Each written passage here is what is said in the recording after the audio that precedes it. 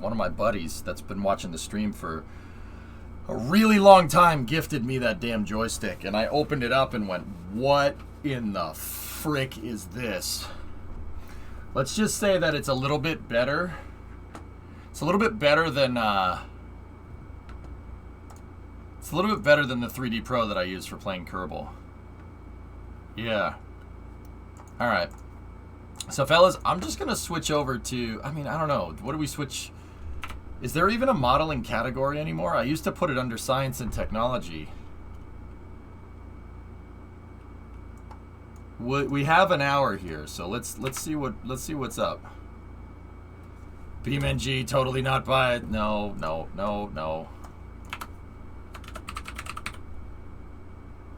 I think there's a game dev category.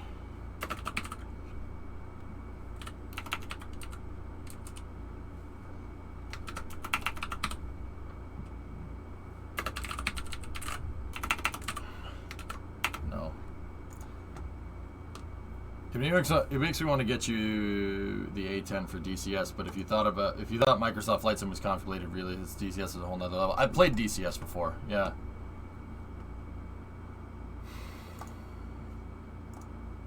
I'm just gonna set us to science and tech, and we'll see what happens here.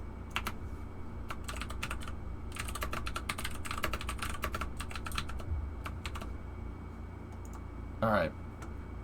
Okay, so. Here, let me put on some tunage in the background. I hope you guys enjoyed Flight Simulator, but now I'm curious about this. I'd have to go and read about implementation and stuff, but let's go over here.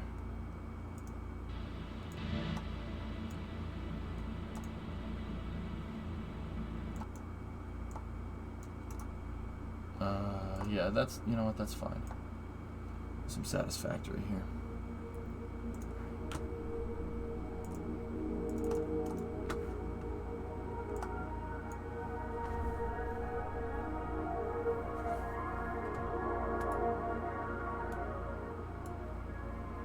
All right, let's screw around here. So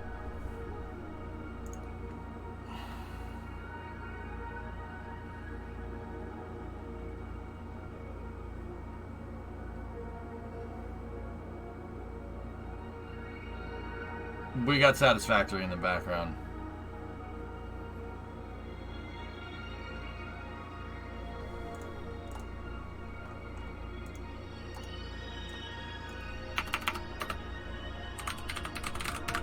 We got to look for some reference real quick.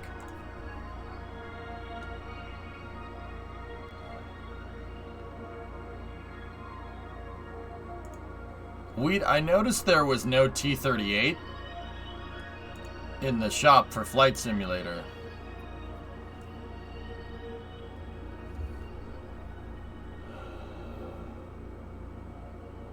So let's mess with this. Let's see what happens. Weed, if I model the T-38, you want to implement it for me? We have the implementation thing over here. Shouldn't be too hard.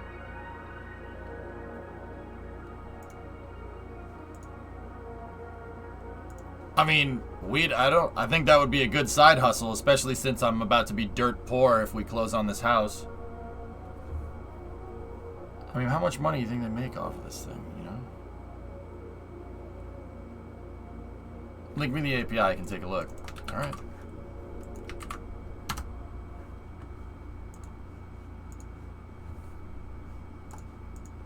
All right, so this blueprint is good, fellas. If I can just get a picture of this that's not...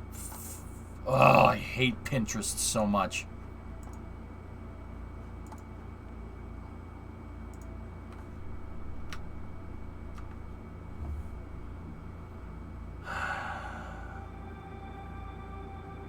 Yeah, this might not be the worst side hustle here. We gotta... This starts with reference, guys. We need good reference. That's really, really important. I don't know if somebody wants me to buy that, so no.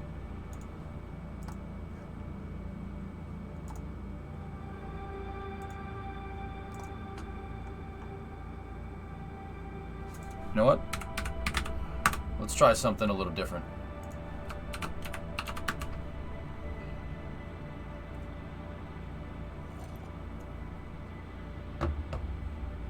This is why I exclude Pinterest from your Google search. Yeah, it's so annoying. T-38 flight into STS-103 flight crew departs with T-38 acrobatics flight. Ah. Well, that's pretty neat. God, I love NASA Technical Resources. It's my favorite website ever. So, Stationeer's back in the rotation after yesterday? I think so.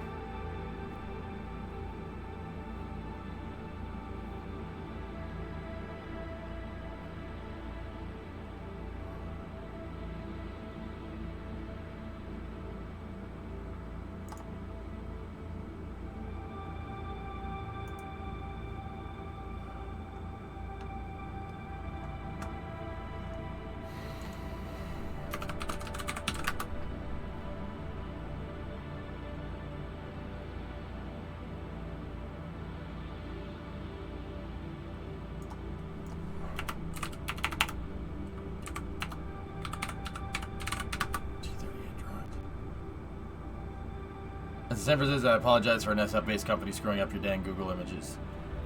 Yeah. You work on this. What's that, W? Oh, very nice. Yeah, Dish. Stationeers is a lot cleaner, man. It's a lot cleaner. Now that... Alright, we'll, I can make this work, guys, but we have to make sure that this is all to scale, you know? But I can make this work. I gotta cut up this stuff in GIMP. Dean's team hooked it up on performance. I was talking with him. I rated him the other day, Yeah. And I was like, okay, cool. And he's like, dude, you gotta use KOS and KRPC, and I'm like, don't do this to me, Dean.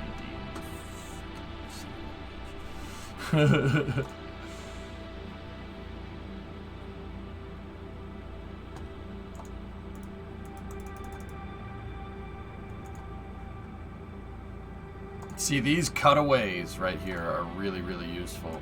This is from the blueprints.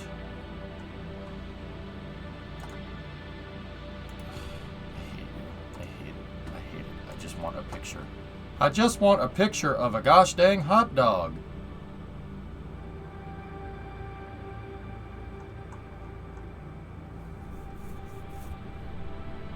Yeah, I think I'm gonna do it now that I was really thinking about it.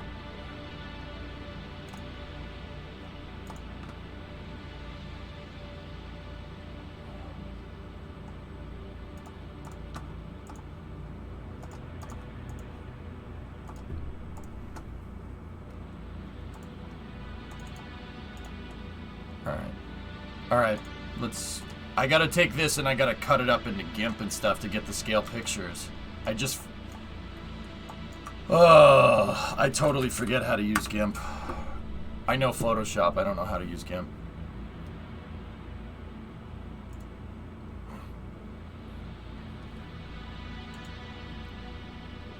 I'll give you the 16 bucks. No, screw that. Screw that bio. See my last. I did see your last. Yeah. Oh, another last. Oh, cool. It's a neat looking plane.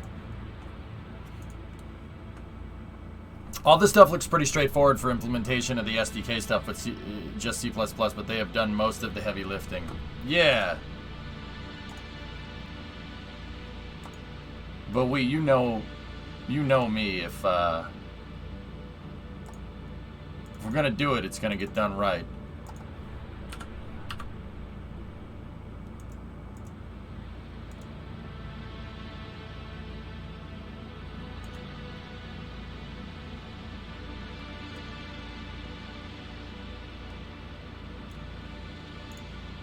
Where did I just download this picture to? It's in miscellaneous. Oh, it's Northrop. Okay, got it.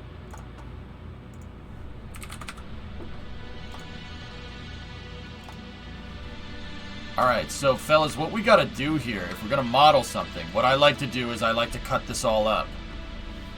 I like to cut it up. So we can have a front view, but these sections right here are super critical to getting this right. What is this music? It's satisfactory. First thing I did was, when I got GIMP, was search on how to make it behave like Photoshop. It's possible, but tedious.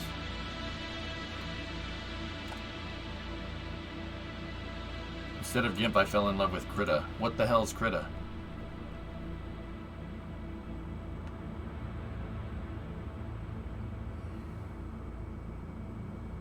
It's a MiG-28, yes. I really wish I had Photoshop, but we stopped paying for the license. No. Is Krita more like Photoshop? If Krita's more like Photoshop, dude, I'm just gonna get that, whatever it is. Is it free?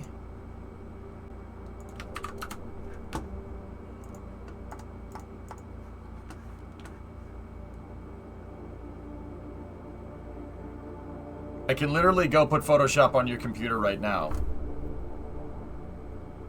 I haven't seen Maverick yet, Conrad, no. Primo, is it a legit license though? I can't, if it's not, I can't get like anything ripped.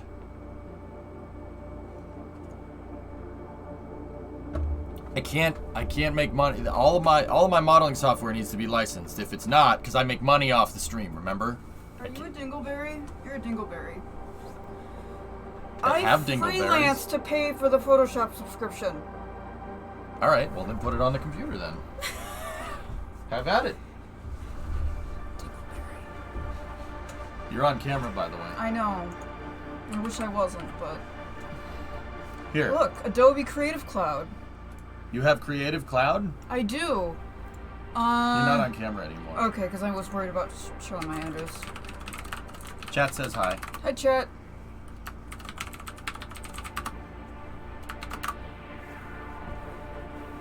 We're still here. Here, we'll go back into mission control, right? I just look like caca, that's all. Here. Hats fix everything. Okay. There you go. See? Chad, I'm a graphic designer and he thinks we don't have access to Photoshop.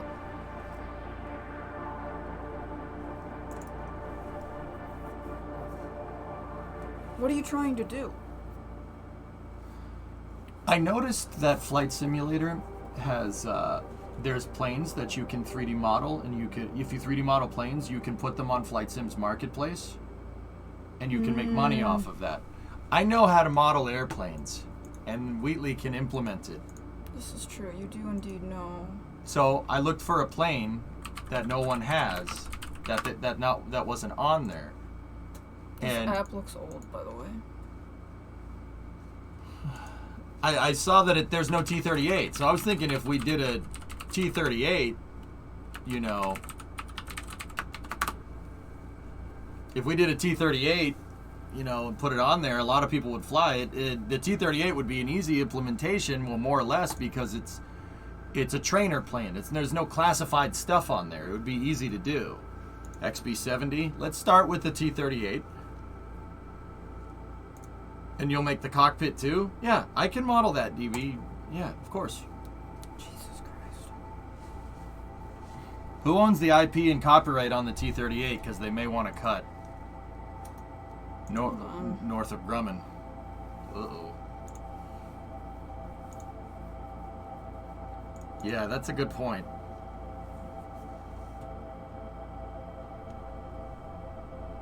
No, that's a good point.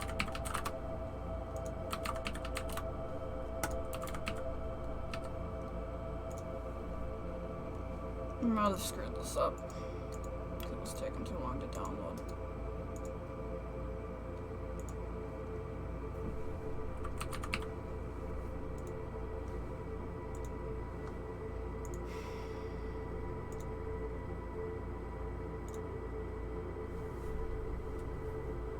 Also, I think it's funny that you're like, I know how to use Photoshop. When's the last time you used Photoshop? No comment. No, like, seriously. I don't know. I don't remember. Because I'm pretty sure it's changed. And I don't know why Creative Cloud is being a piece of crap. What? What's going on? I'm trying to download it. It was going to take forever to install the Creative Cloud update. And now it won't. 1 second.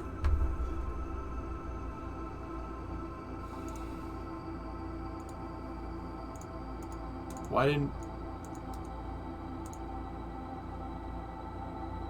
Because I'm a dummy, okay?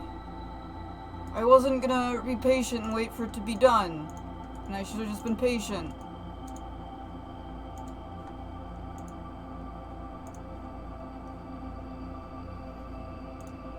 You switched to paint.net? This won't, like, is this gonna show your license or anything? You might have to watch out for it, but... Like, my email is what I'm worried about? Yeah, maybe we shouldn't. Paint.net is not bad. Can we scale stuff in paint.net? Can we do that? So you see how if you click this blue button... Yeah.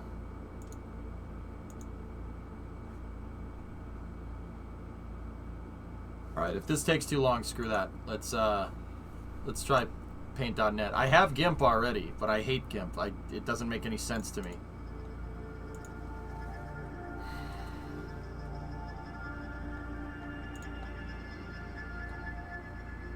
What are you doing? Just trying to see...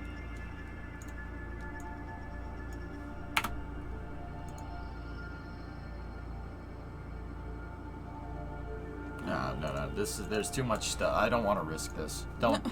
There's too much stuff on there, sweetie. 30-minute, 20-minute. And it's fine as long as you don't show that. Okay. Drummer, what is that? Is that paint.net? Oh, look at that. Can you do layers in Paint? Yeah, you can. Oh. I don't even want to look at your photo program unless you can do layers. Alright, we'll update Photoshop. Look at your photo program. Get your layers.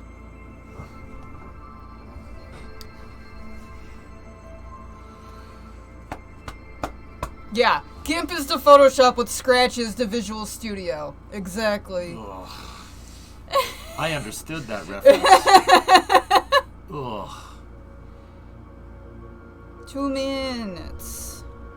Update. No.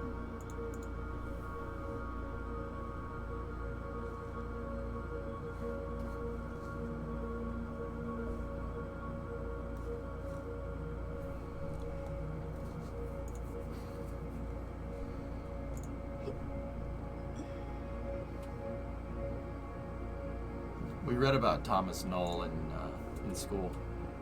See? Oh. Yeah.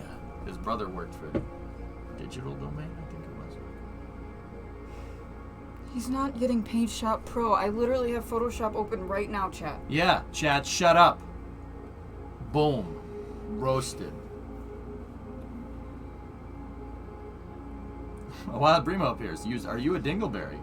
You didn't hear what I said after that, though, did you? No.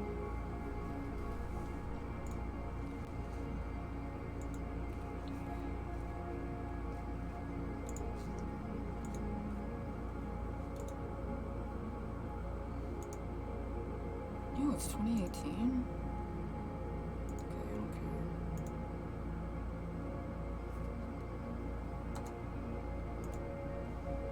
care. It's download. There's a download error? I'm confused. Yeah, I don't understand that either. That's why we just said open.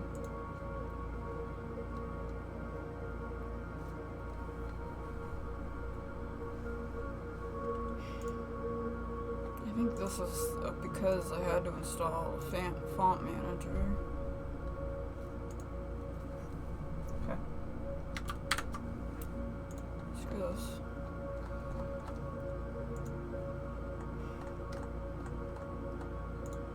We don't need this. This is crap.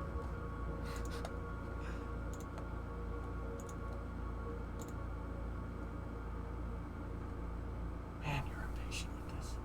No, I just know Adobe's crap. The Adobe Creative Cloud can't reach the internet on this computer that we are streaming from.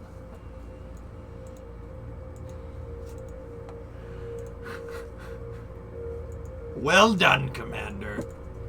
I wonder if it's because...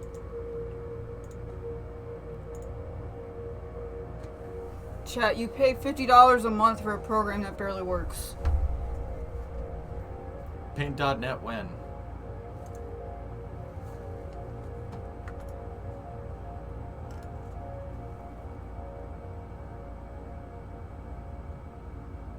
No, wait, this is legit.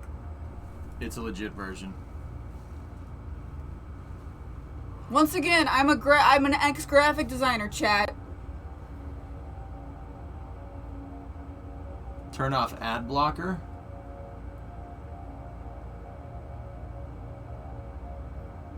If I don't have a Photoshop subscription, I don't have a reason to have a computer. It's very upsetting. Wrecked. Ex-graphic designer. You're a software. I am a software. Software skengineer. Skengineer. Yeah, Chad, shut up. Who's Chad? By the time we get this, it's gonna be ready for Space News. Yeah, I know. You'll have it for another day. Paint.net would have worked by now. We'd be using it. Yeah, but you challenged me and said I didn't have a Photoshop subscription, so this is your fault. Wheatley. It's out of my control. There's nothing I can do. See my last... I have a Brimo on my lap right now. Really? Really? Look at this. There's a Brimo right here. I am indeed here. I insulted her on a deep and personal level. Yeah, probably. Lever.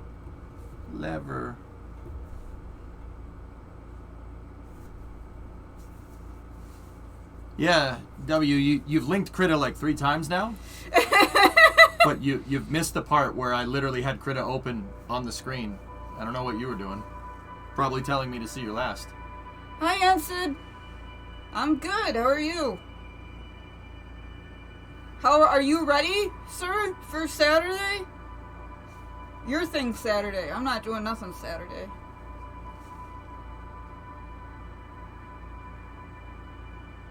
Updating Adobe Creative Cloud, 68%. You should have waited. 69. Nice.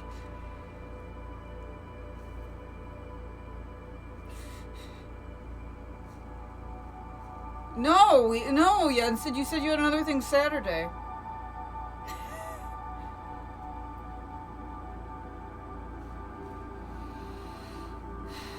%. Yay! Okay, so now that we've updated Creative Cloud, My legs are asleep.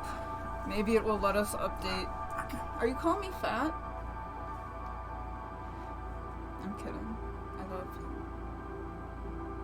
She tried. There was an attempt. Come on.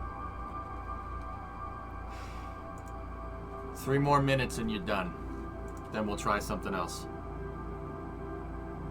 Who is Maya and why are we messing with her? She's a model.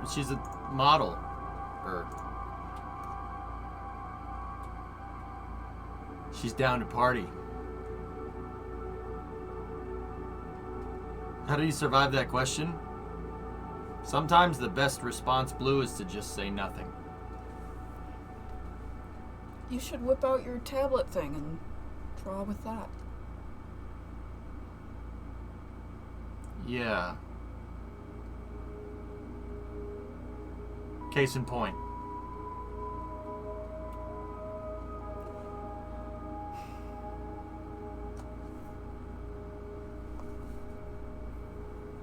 You knew it. Oh, please!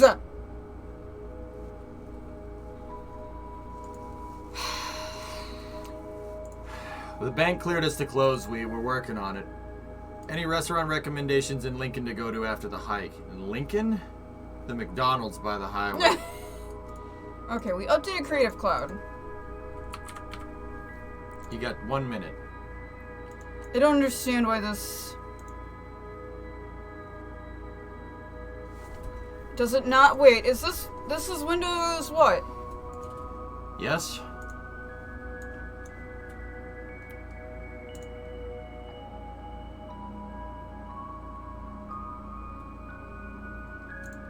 It's not...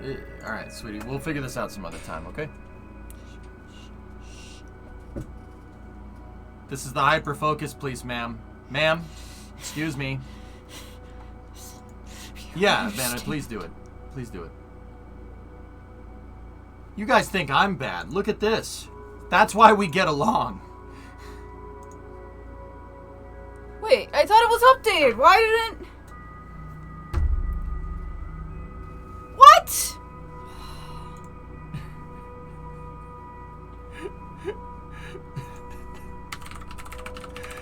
Just got back. Why did Brimo steal your hat? She was worried about how her hair looked. This is... Tell me, please. Thank you, Wheatley. He says let me finish. Yo, stop white knighting. Jesus, man. Can you pass me my coffee, please?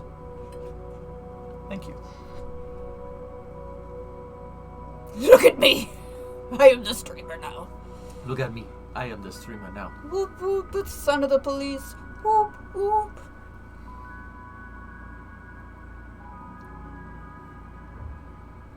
Why is this taking so long? The answer to why am I impatient is because usually when this kind of stuff takes a long time, that means it's broken. You're forgetting to take into account that everything that you try to do on stream, even if it works 1,000 times off stream, when you go to do it on stream, it won't work. This is true. Happens every time. That's a rule of streaming.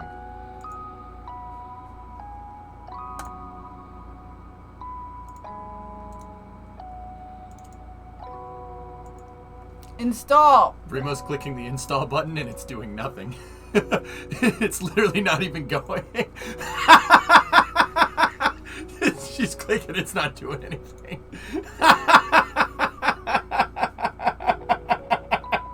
I'm sorry, that's pretty funny. There it goes! Okay. I give up. Bye. I quit. Have your hat back. I quit. This is crap. I don't even have anybody yell at. I don't know who owns Adobe. This is bullshit. Don't forget there's pizza. Love you.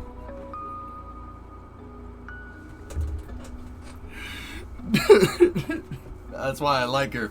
That's why I like Brimo Roundabout. She gets fired up. I like that. It was nice to meet Brimo. Yeah, Echo. Yeah, she's yep. She's just done with that. All right. Let's go over here like this. So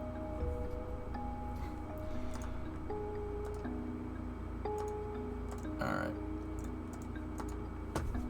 If she comes back in 30 seconds, duck.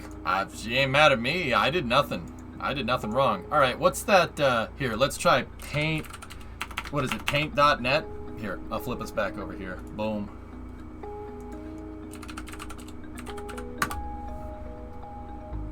Nope.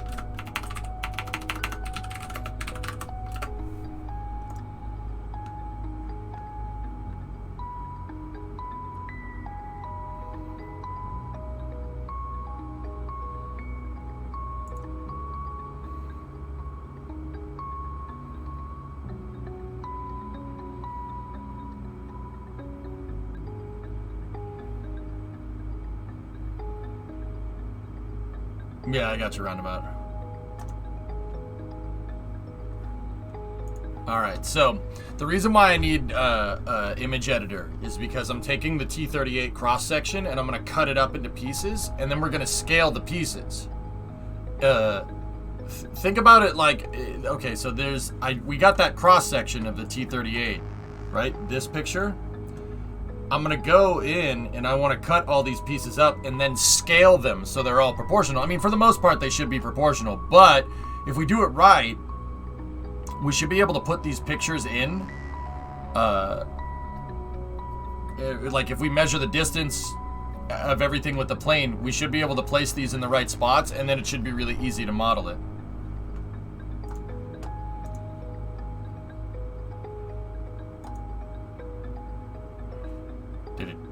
Did it do anything, or?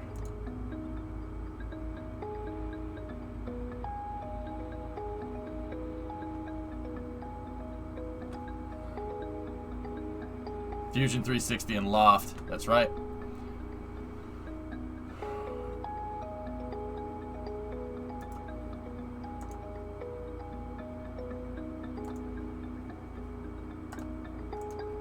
Paint.net installer.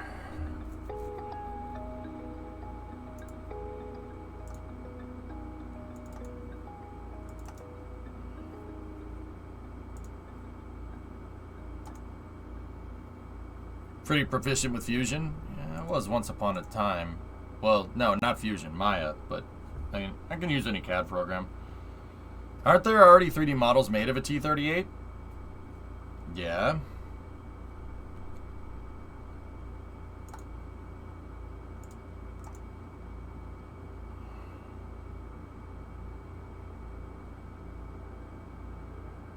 So?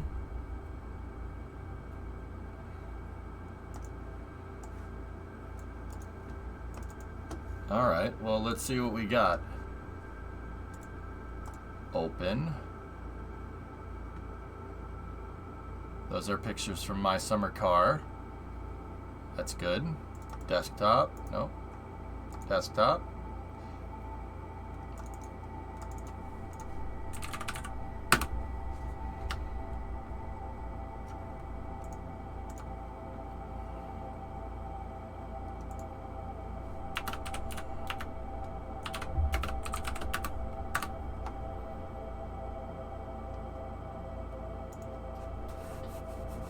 Okay, so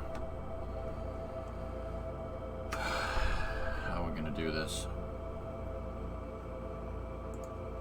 Can I select this and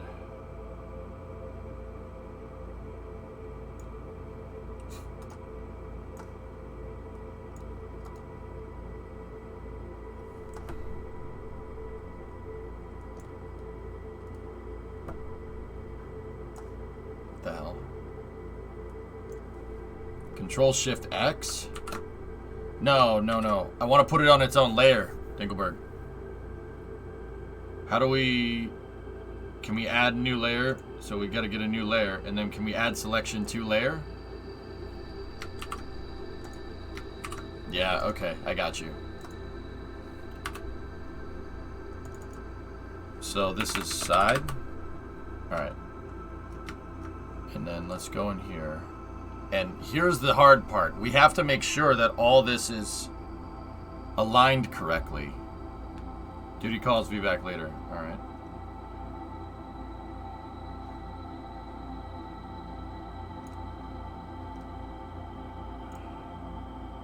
Like, I have to make sure that I have the same selection box for each one of these. And I have to make sure that the cross is centered on the box. This is key to doing the implementation right. Like, that's super, super important.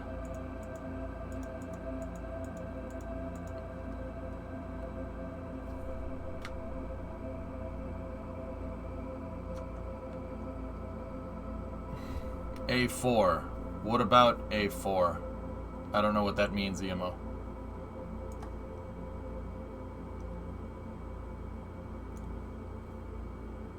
Oh, no, this is a T-38. It's a T-38, dude. Magic wand, pan, gradient, paint bucket. No, oh, no, MiG-28, guys. MiG-28 is what it is.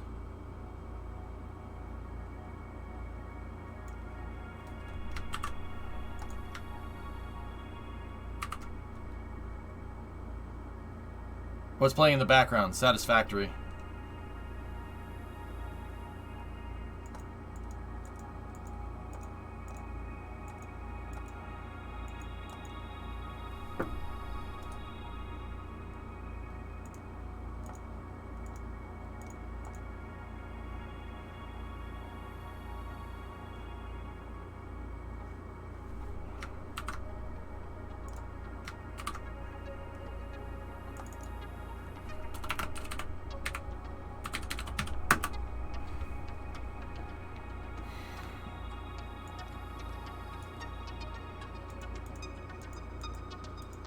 Alright, now I gotta cut up the profile pictures, but we have to make sure that we cut these pictures up with the same... Oh, no, don't do that. We got to make sure we cut them up. They have to be like the same square every time. I haven't had time to watch Top Gun, no.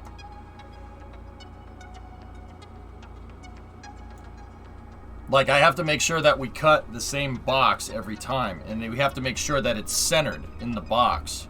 Does that make sense? Like, think about these as a stamp. We have to take this, right? And then we got to make sure that the box that we crop it out of, he looks like Shrek. I have to make sure that it's centered, that's centered directly on the box, each one of these profiles. That's super important. This will make the plane really easy to model.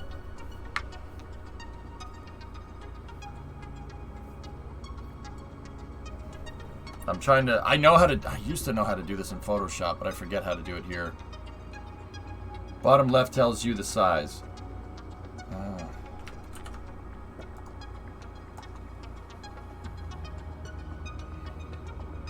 Yeah, the box, the crop box needs to keep the same dimensions here.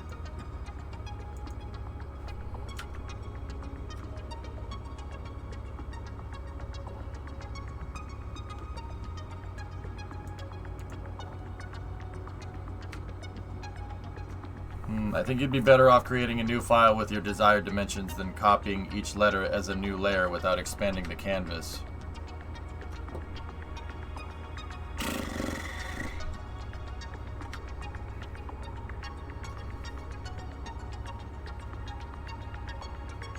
Yeah, Lunchpod. Yeah.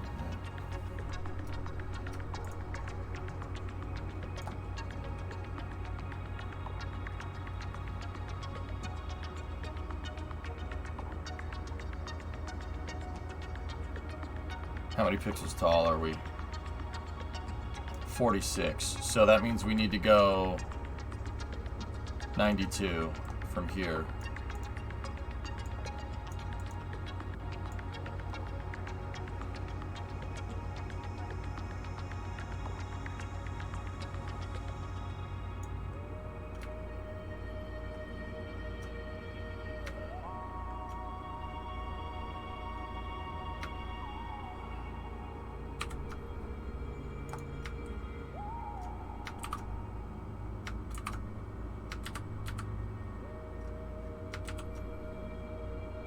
Gotta make a new layer.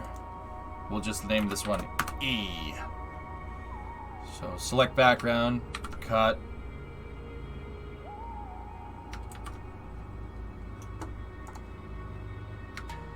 Cut it. Or don't. Copy.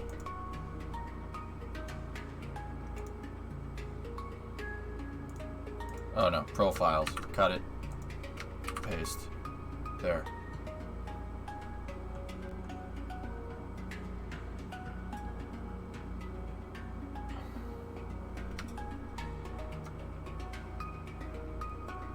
No. No, that's not right. The box isn't right. Oh.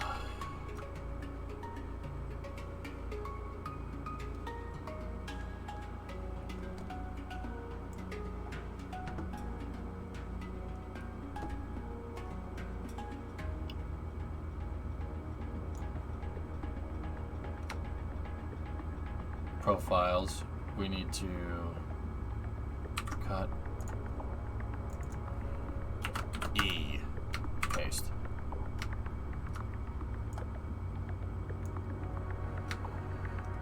Okay.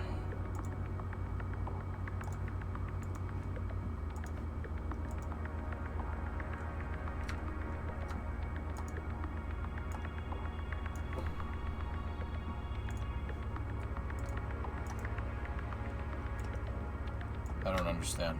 Whatever. Whatever. You can make a small pasteboard that fits... Well, I got the biggest one right here. That's my selection box, so we should be able to...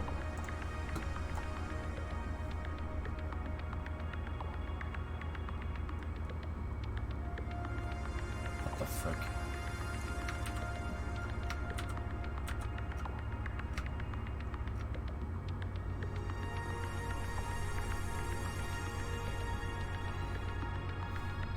Denny, I just got to make sure that the center line, so that center profile line, see where each one of these has the X? If you want to take that and make it, and make these pieces all the same size, and then have that, the X right in the center, like see that box? You got to do that with every one of the cross sections. If you want to do that, dude, that would be super helpful. You got to cut up the picture, though. Here, I'll link the picture if you want it. Here.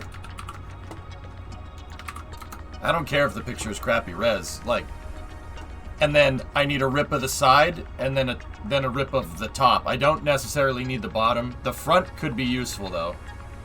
And all these need to be scaled. They all need to be... I mean, I'm pretty sure this drawing is already scaled here, so we should be good. But yeah, if you want to do that, I'll pump back over into Maya. And I appreciate the help, first of all. Don't save. And we'll go from there. Here, let me open up Maya. We'll see if we can mess with it. Because I did this with another project when we were messing with that 737 project. Go up here.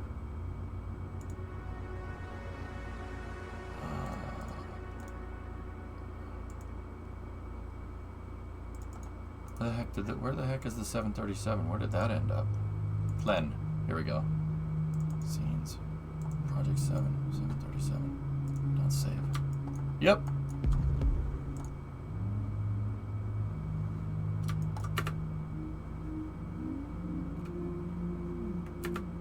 See? I did it with the 737, but I didn't get it all right, so it didn't look exact. But I did a survey, and they told me to give you these. Oh. Thanks. Yep. See the image? See this? I did it before. That's what I need to do right there.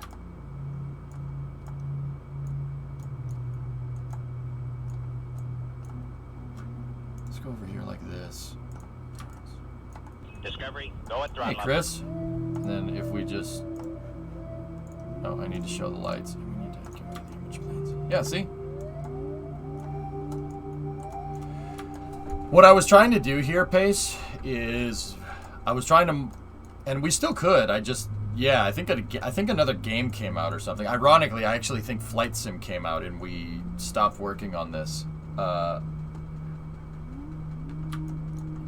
was trying to make a 737, and then I was trying to see how many versions of a 737 you could make by just modeling a 737-100. Like, here, take a look. So if you look at a 7.3, right? If I model a -100, how many different versions could we make? You could pretty much make every single version of it, all the way up to the 900 next generation. Because all the 737, all the different versions of the 737R are just expanded fuselages. There's just a longer fuselage. So what I was trying to do is make this in cut up sections so you can make a bigger one. And then obviously you got to change the engine to sell between the -100 and the -300. The ironic part about this is that the 737 is a shortened version of a 727. It's a shortened version of a 727.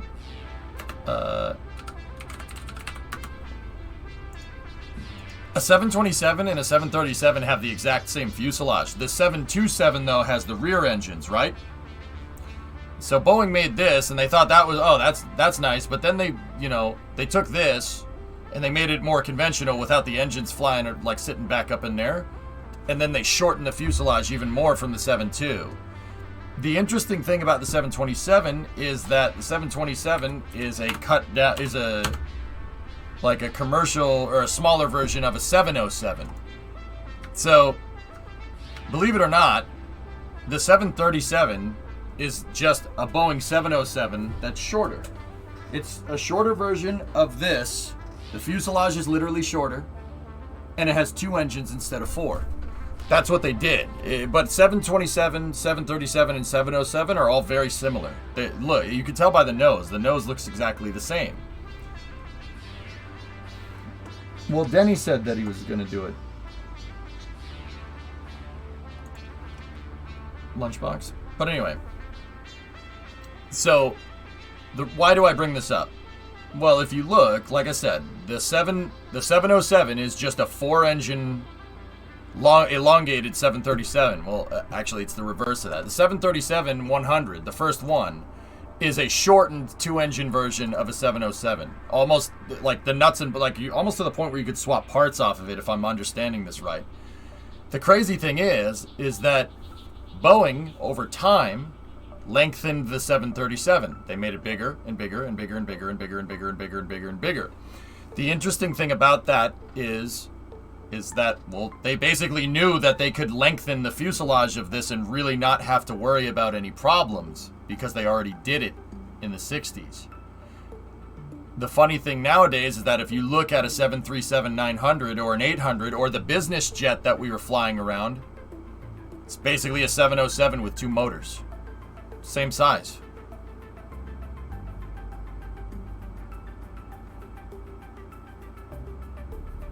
Denny, okay, he's done that.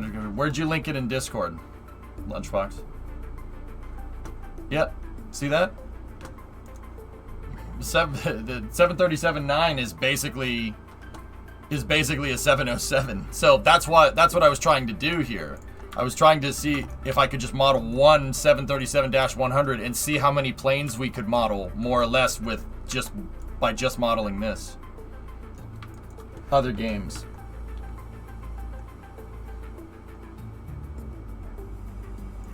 I see the tag.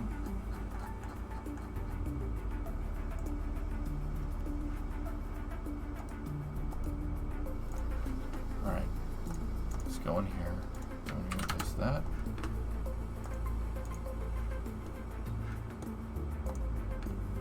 See last. What's up, geek? Here's another picture that might help along the way. The only issue is that it's in Russian. I can read that. That's no problem.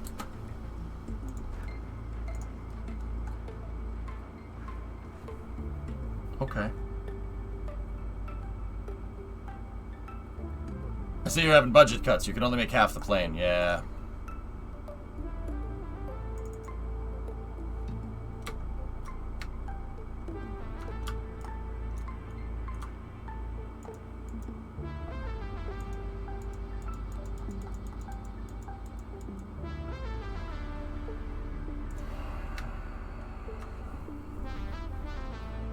I guess this will have to do.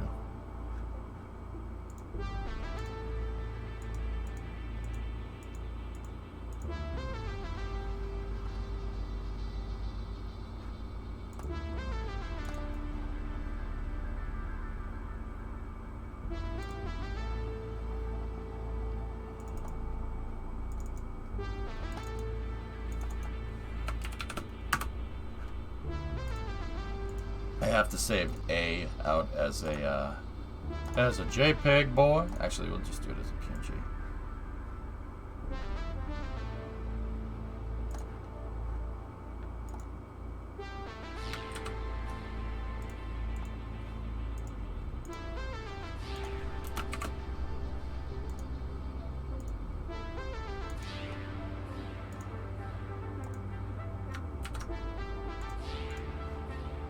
See, this will help.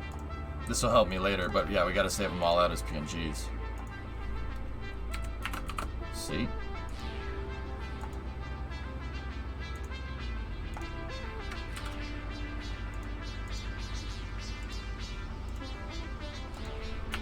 D.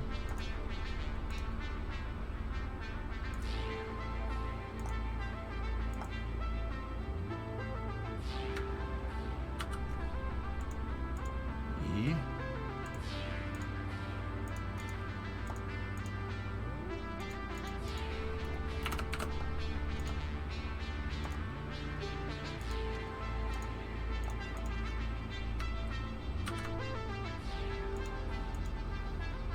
You can get link perms from the moderators if you want to post photos.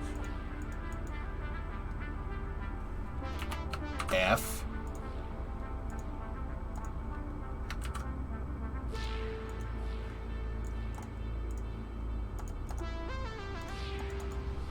G.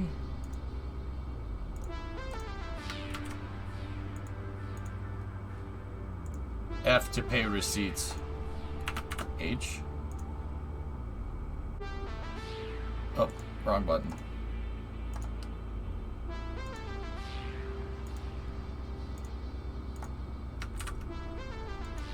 I feel like a speak and spell. Do I look like I know what a JPEG is?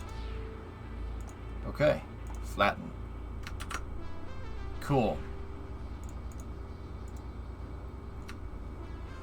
Who needs perms? MCP, I think, said. I'm amazed how cheap the wholesale cost of a 737-800 is. I heard it's like 20 million engine and interior. Yeah, no, 737s are great planes. I don't care what anybody says.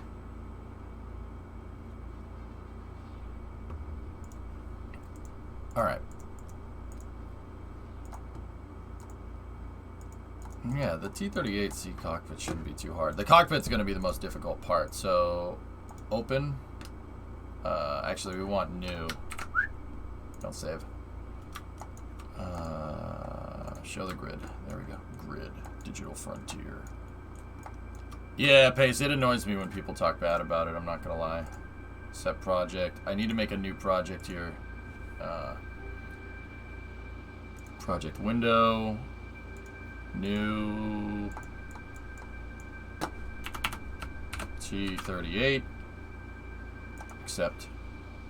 And then we need to set the project to T-38. Set. There we go. And now what I'm going to do is I'm going to go find those images, right? Desktop, rocket research, miscellaneous, T-38 cut.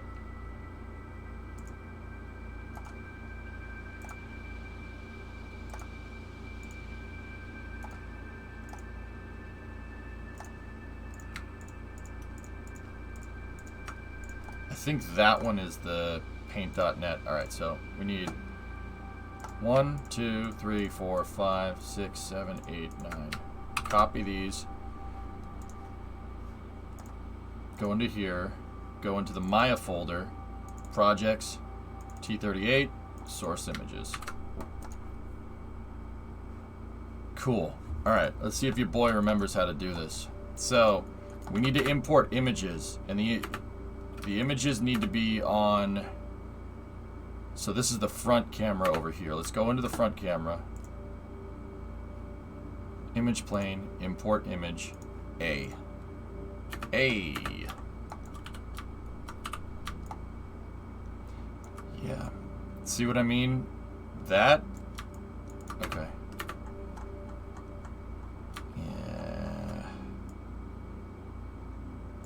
Yeah, the resolution got messed up.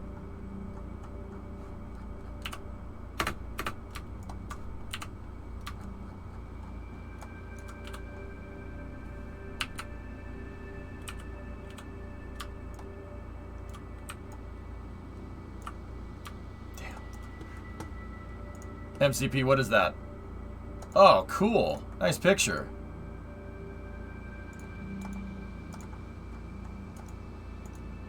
It's a frickin' plane fuselage. Are you gonna print a plane? Something like that.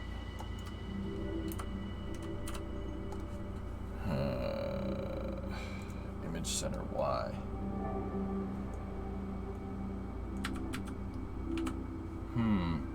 Why can't I open up the central pivot point on this thing? I don't understand. See, this is why I needed the... Oh, there it goes.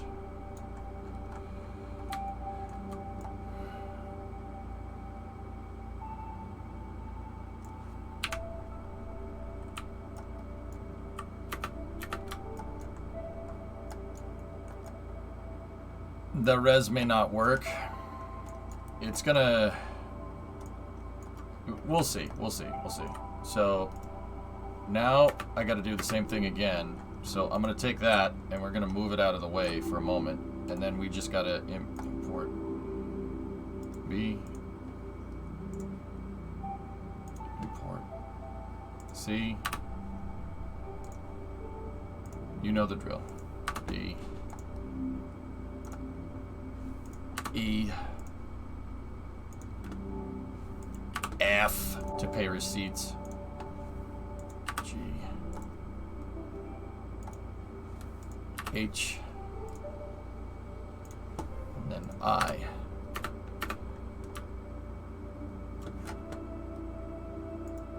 What's that, Forge?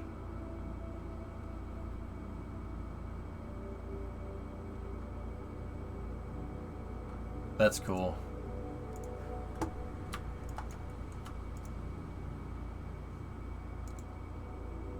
You know what? If I snap center pivot, we might be able to get this done correctly. Let me go in here and set my... Oh, we gotta set scale. Forget where to do that.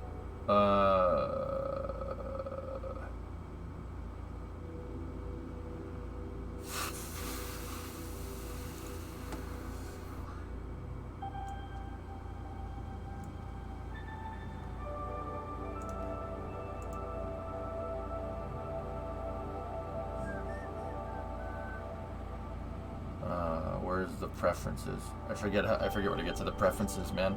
It's been so long.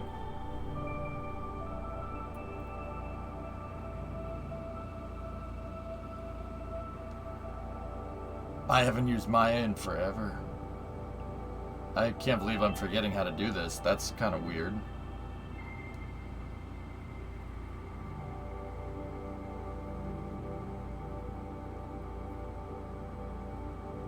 Ah, settings prefs. There we go. I found it. We're down to the centimeter. Ooh, okay.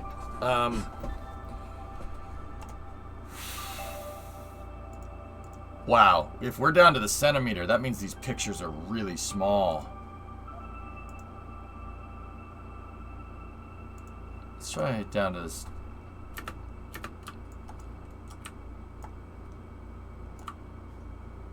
All right, let's go into the outliner here.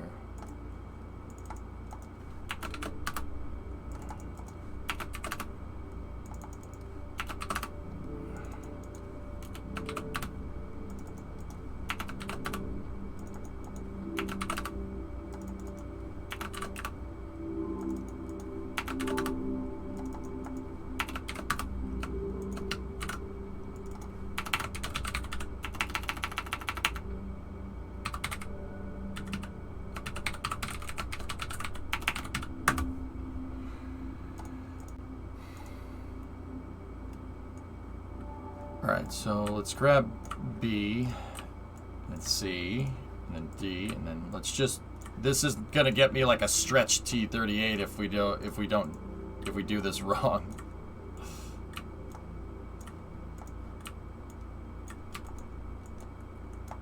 See, it'll look like the X-59.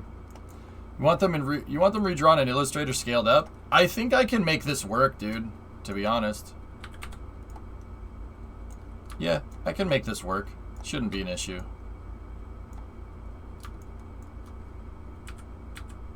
We're gonna have to, you don't want to scale them all. We're gonna have to scale them individually. Now that's a cool plane. Alright, so let's look at some dimensions of the T-38. Let's see.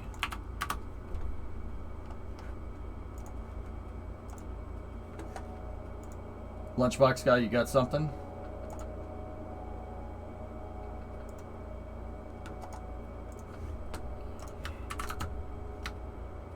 Yeah. See, we gotta get distances. If I can get distances between A, B, C, D, E, F, G, then we should be okay. But I'm also gonna need this side profile, dude. I need the side image if we can't get distances, so I know where to line these images up. You know what I mean? I need the side profile. And then ideally this one as well. And they all need to be the same shape. The side and the top view and the front view need to be the same, so we could put it in, we could import each one of these into the front, side, and top. And then I can use these to line up. It'll basically give us the shape. It'll be really easy.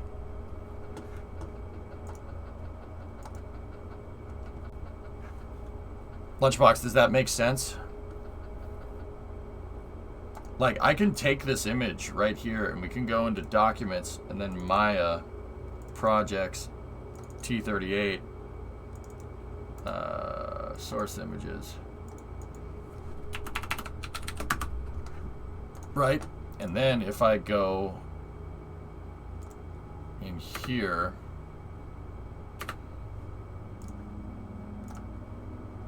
import all.png. But see, this is what I mean about everything. We needed to make sure everything gets lined up. Because if you look, what image do I have in the center here? That's image plane D in the center. Here, let's move that back a little ways. And then I'm going to set the alpha gain on it so it's not hurting your eyes. This is a T-38, fellas. Let's get in here like this.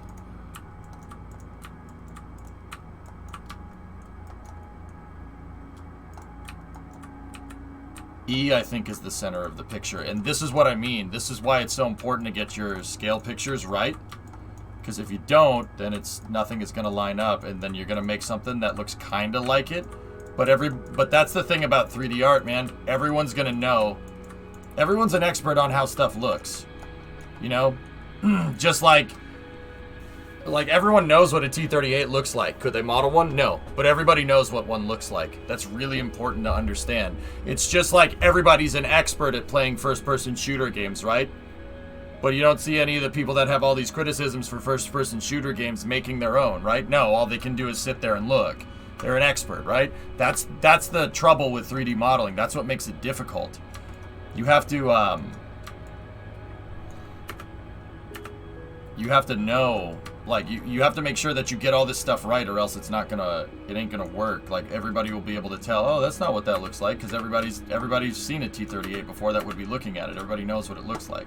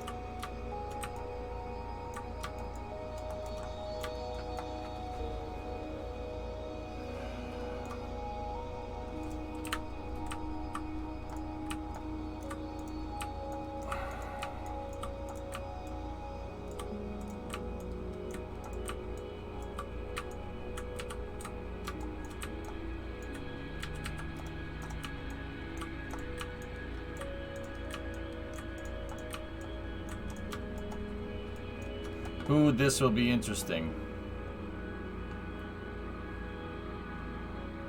Okay.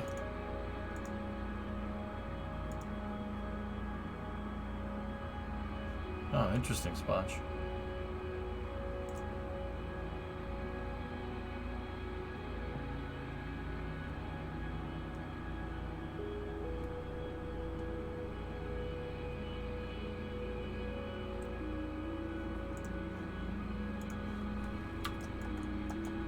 Alright. You want the cut-up versions? The cut-up versions would be a little bit easier on the eyes because I could just have the cut view, and then we could put the side view on the side camera. You know what I'm saying, Denny? If you want to do cut-up, do it. I would appreciate it. It would be easier.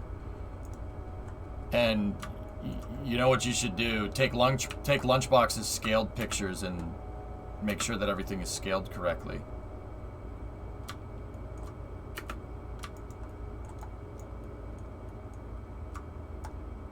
See, because look at picture E, versus the cross section of E. They're not scaled. We'd have to make this a little bit smaller. We'd have to go up like this. I mean, we could always, like I said, we could always just do this manually. It's not that big of a deal. But it wouldn't be exact. Give you a second? Alright, cool.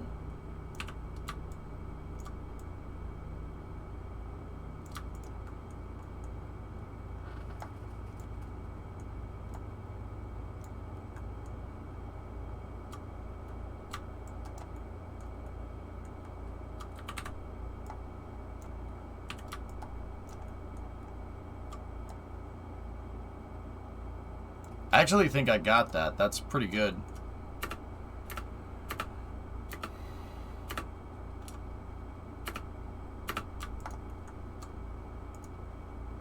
Alright, now it's just a matter of lining all the places up. So we can line up D with D's. Oh, nope. C can go here. And once again, if we did this right, if we did this correctly, all of these cross sections should align perfectly. It should look like a 2D, like if you tried to make like a T-38 out of paper, out of like folded paper and stuff. That's what it should look like. That's the real easy way to do this. You can do this with anything. As long as you have the cross sections, you can do it with cars, you can do it with planes. It's really, really easy. And this makes you finding the shapes so simple. Making a T-38. I'm just messing with this, guys. Like, no guarantees that this will ever get finished or anything. Honestly, I just wanted to see.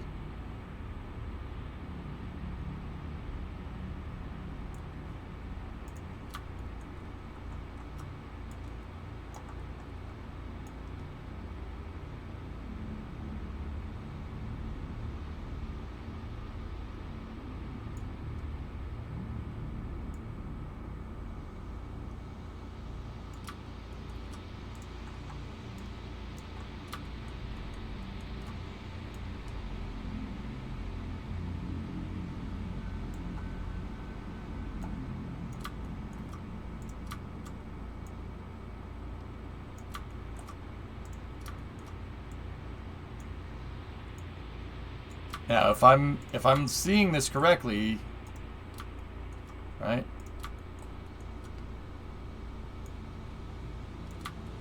If we're doing this right, all of these should line up perfectly. Like, we shouldn't have to make any modifications to the image or anything.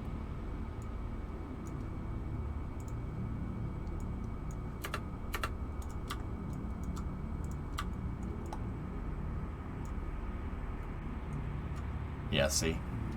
Not right. Yeah, this is why you need the images to scale. Look. If we tried to model this right now, it would look bloated. It would look ridiculous. Want me to go to Intrepid and do some LiDAR scans? Oh yeah, they do have a T-38. Takes me back to Maya Mondays. Yep.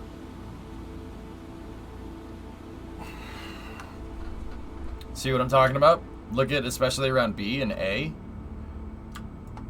That's not right. No, Mikey, no, that is so not right. Even G and H. This is not scaled correctly. The images that Lunchbox did, AB, the ones that are going this way, those are scaled right. But if, like I said, Denny is cutting up this picture right now, we have to make sure that the pictures match correctly, because they don't right now. Which means that this image back here might be slightly stretched or something.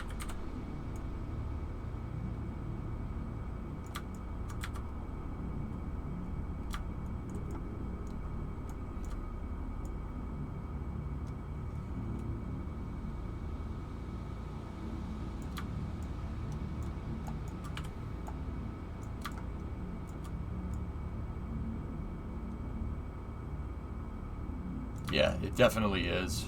She's stretched just a little bit. And I'm not sure that picture is to scale, because if you look at G, right, and then you look at H, yeah, see, that picture's no good. Something is weird about that picture. And like I said, yeah, we'd have to, I'm just going to get rid of it. It's not correct. Yeah, the original picture is skewed. It's not a perfect line drawing, which is fine. That does happen. But we're gonna need a good line drawing for this. The nose is not down the center line. Yeah, I can see it. I don't know, Denny, what do you think?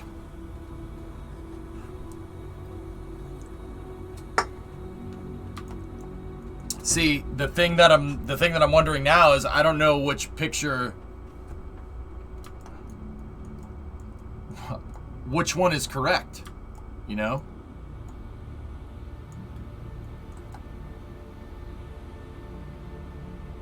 Which one is right? I don't know. And this is why that's one of the reasons why we kind of, the progress got stagnated on the 737, because I noticed that these pictures weren't scaled correctly. Neither most likely. Well, yeah. If we were going to do this for Flight Simulator, guys, if we were just going to make it for a game, I wouldn't really care. But if we're going to make this for Flight Sim, it has to be right. It has to look exact.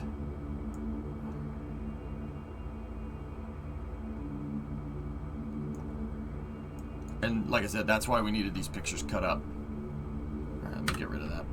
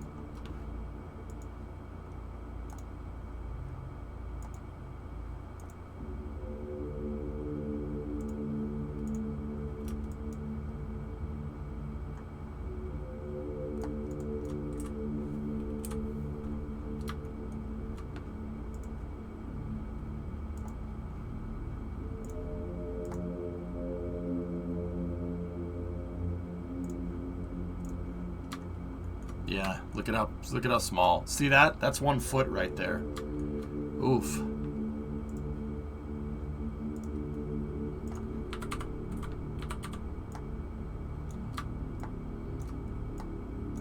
What's the dimensions on the T-38?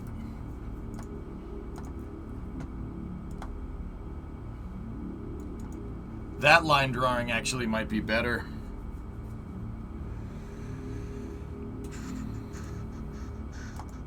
It's quite high res too. Save. I'll put that in. We'll put that in there. That's the one off the wiki page, dudes. So it's 46. Okay. Alright, let's go back over here.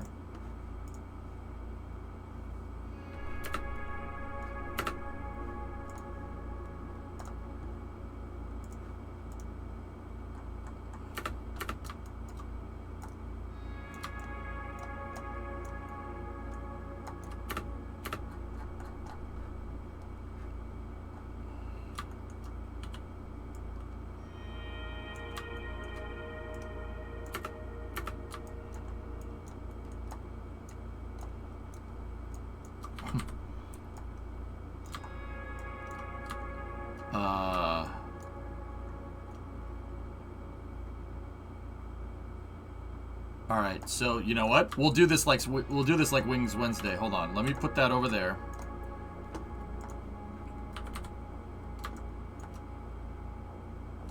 Right.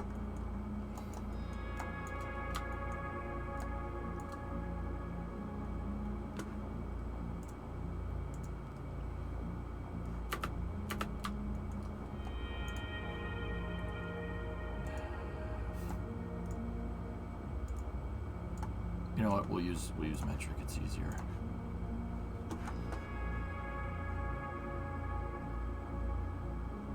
Yeah, I know Lunchbox. I saw it. Lunchbox said in Discord he 100% can't use it. It's not. It's a crappy line drawing.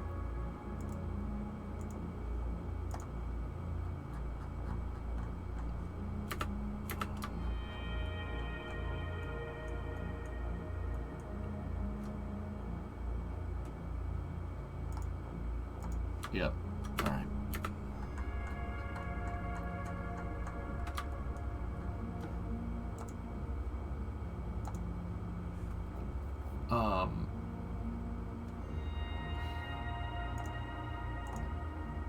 Let's just use meters. Meters will be fine. Alright, so let me modify.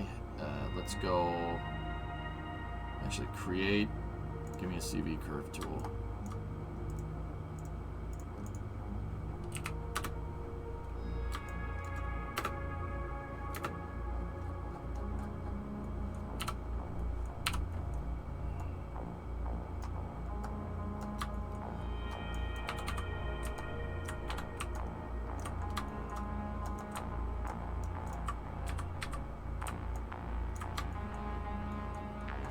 Alright, so if it's 14.1,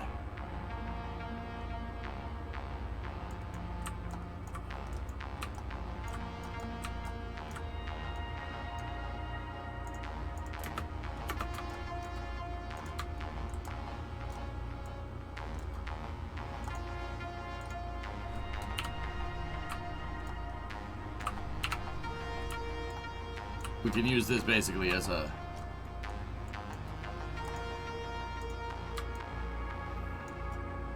So that's 1, 2, 3, 4, 5, 6, 7.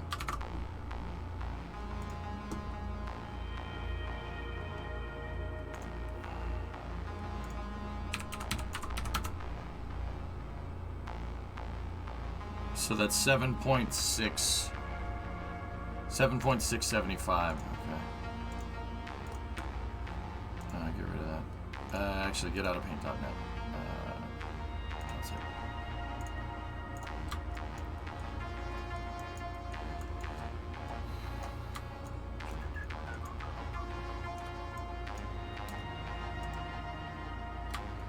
I sent you the images. You want this one from the wiki cut up too?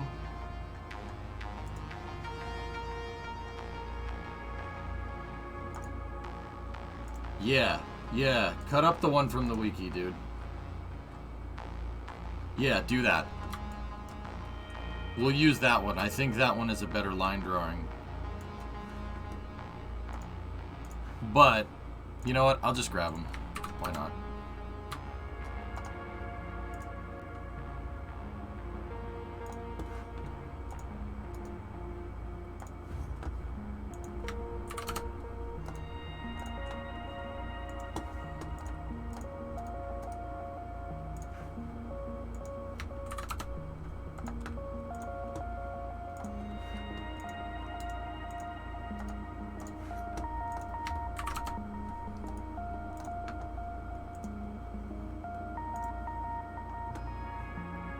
They're off, like Lunchbox said. Okay.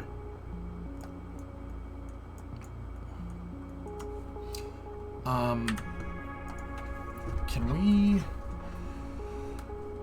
Where's the measuring tool? I forget.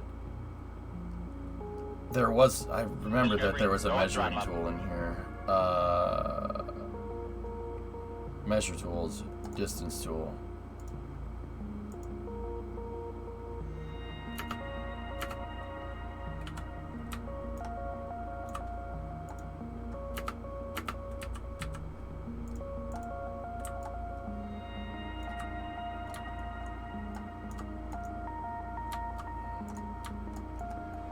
Huh.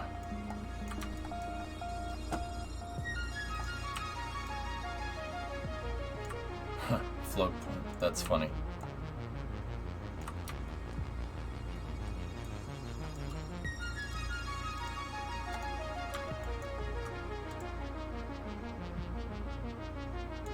So let me go over here, set this back to centimeter for a second, save.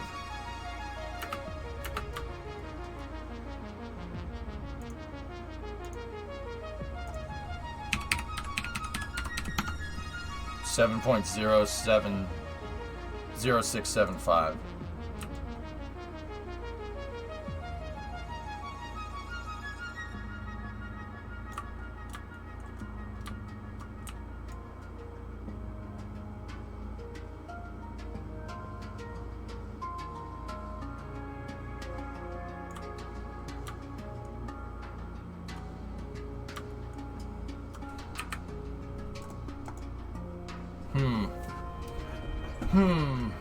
Hey, Aldesert, 21-month resub. So your workflow is inevitably masterful. Also, the T-38 is super cute. Thanks, man.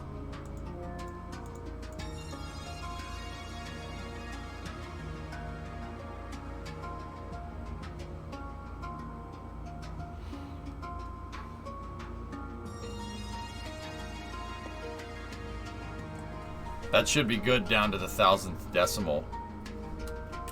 Okay.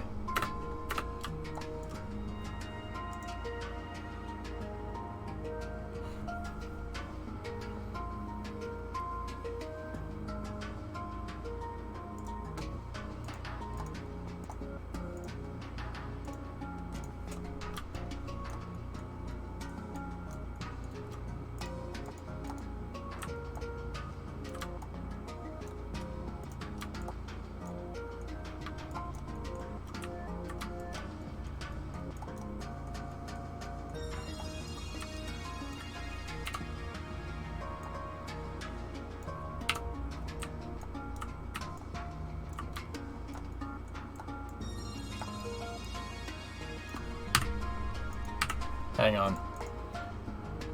I screwed up an attachment point. Measuring tools, distance tool.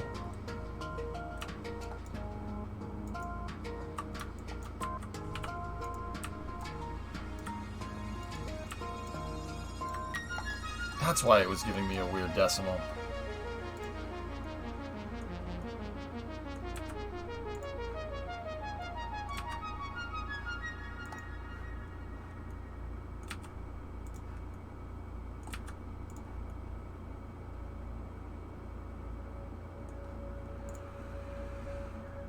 Let me switch this back to centimeters.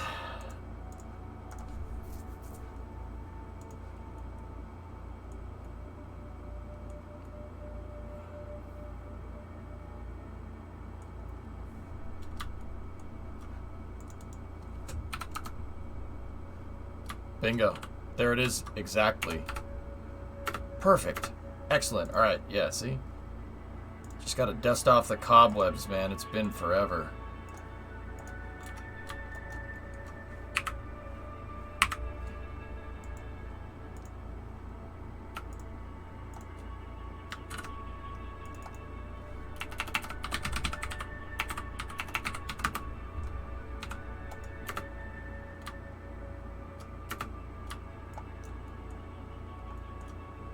What do you recommend to learn to make stuff on your 3D printer? GIMP is free.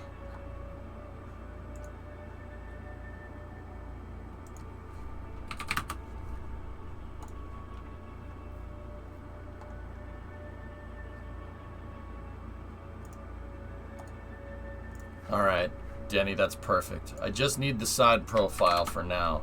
This will work. Alright. Go over here like this. And then we want, get rid of that side picture.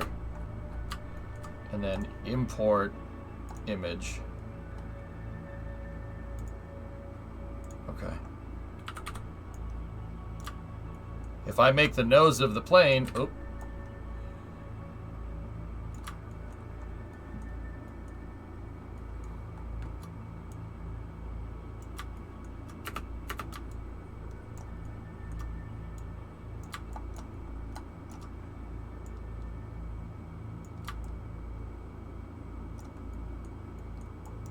Cool. There it is.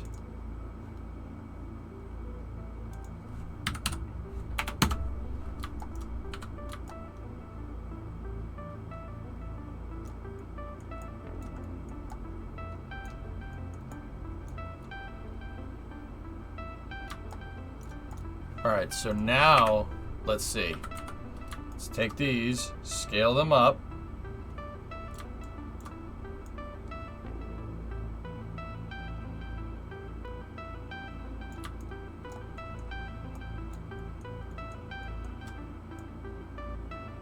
Interesting.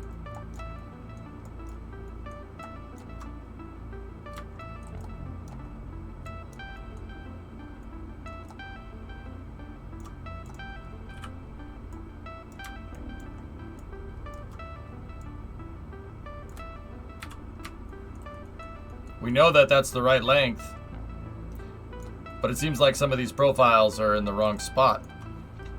Hey Andy, thanks for the raid. What are you doing? I'm looking into modeling a T-38. Your entire base is ruptured. Sounds like a personal problem. This is close, fellas. Yeah, that's really close.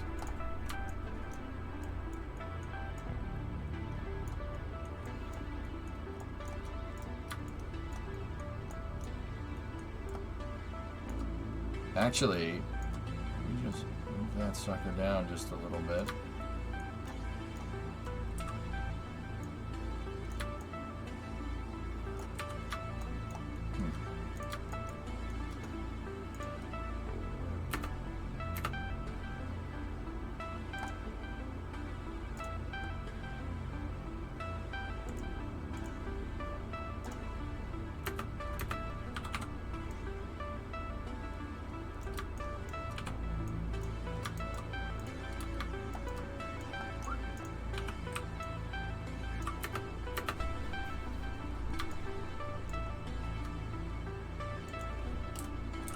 Like this, ready?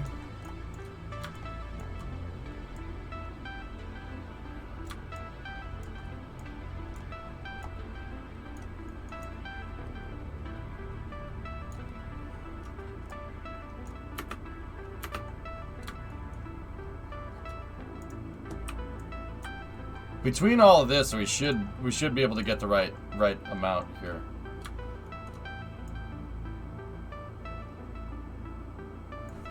All right. Let's take that.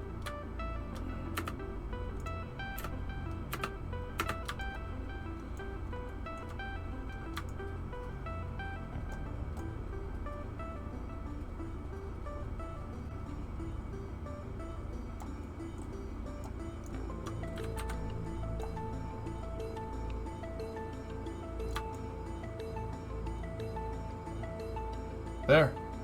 Okay. All right, now take this, center pivot that right there. Okay, so now give me these. They're all on their own group, so we're gonna have to scale them. And we should be able to scale them to line up.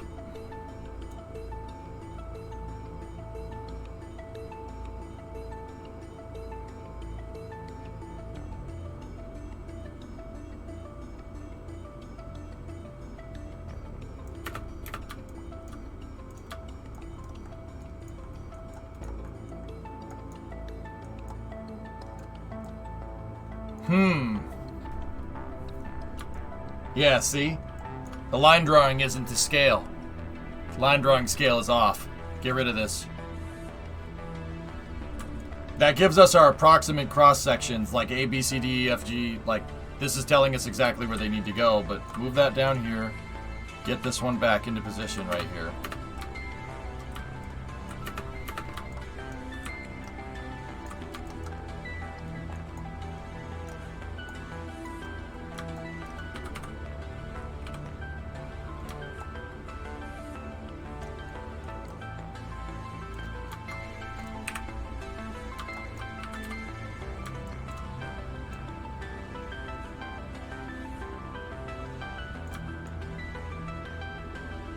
Check that out.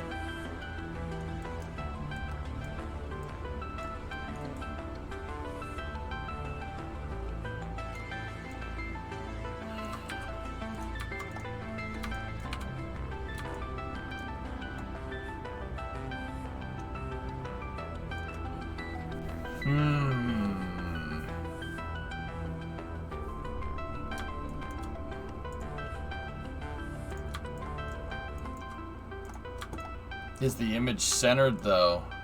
That's what I'm wondering, because we made the nose go right to where it needs to go. But is the plane centered on the image? I don't think it is. Hey Red Munchkin, what's going on? Andy had a raid in there too. What's going on, Andy? How are you? Was he playing Stationeers as well?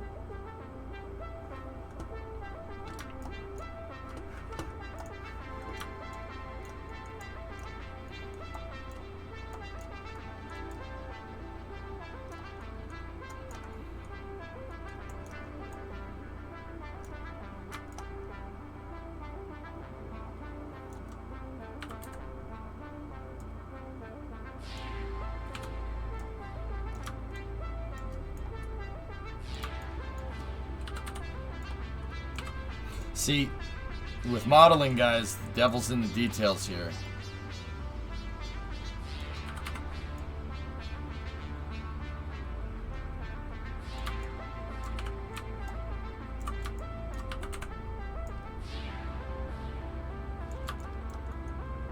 last please. What's up? Working on my first mod. Any idea what it is? It's the flying bread box. We were multiplaying space engineers. Lots of fun. You were multiplaying space engineers. Cool. Bread.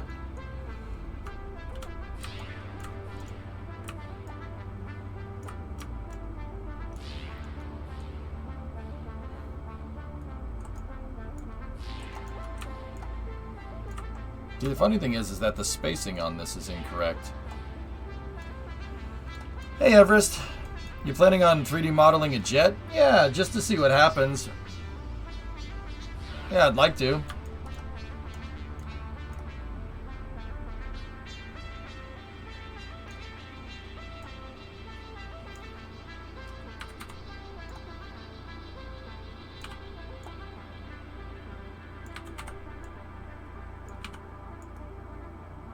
That could be what's throwing us off, guys.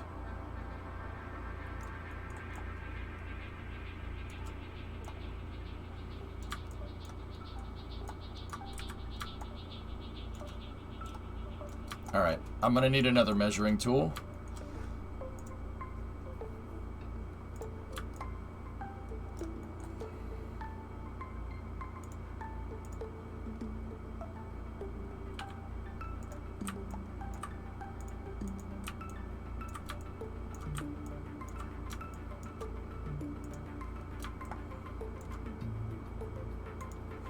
Actually, you know what? Get rid of that.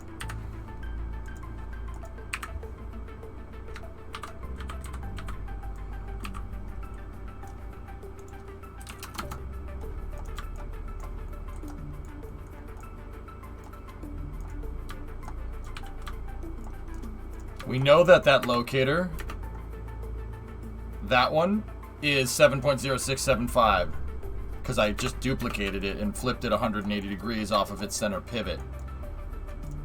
So now I got to get the plane to fit in between the locators. You see how the nose of the plane is at the front locator and the engine is not. I got to scale it down just a little bit. Oh, I go just a little bit more.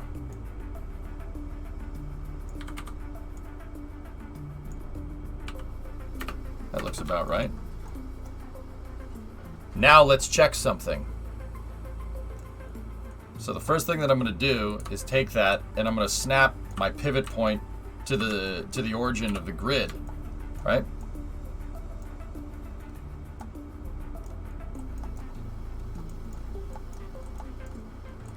Now I'm wondering what happens when we line up the fuselages now. Yeah, they don't line up at all.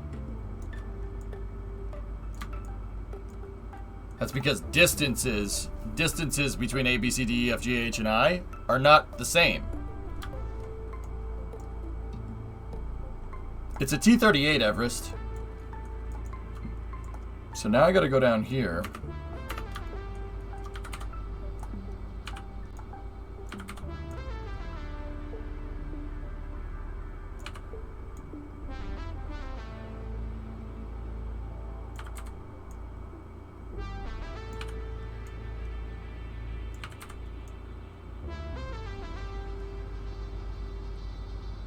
See, and there, right there is how you can tell that this image is skewed.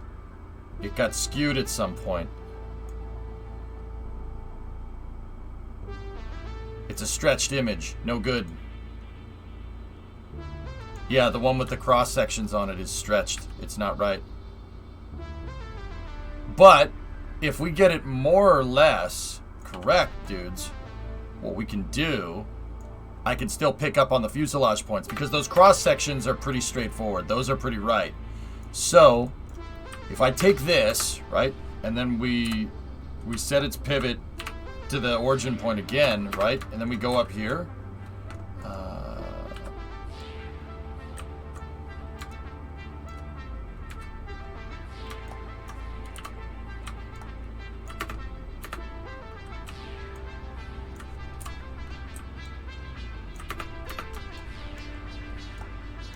Now, if I line up the cross sections, they should line up with that, and we know that that line drawing is right. They probably did it on purpose. That is a possibility. Unfortunately, that is a possibility. So let me go into my outliner here. Let's find image A. And let's move image A to that point right there.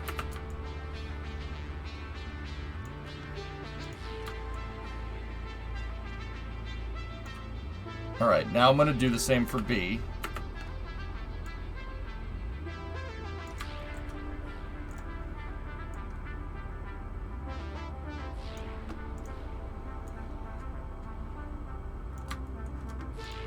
Yeah, I mean, they probably skewed the image because they didn't want people buy it, like they wanted people to buy it or something. They probably did that on purpose, just added a slight skew. But we figured it out, so it doesn't matter. So I can just unskew the image or compare it to another one to get it right. Joke's on them, bruh.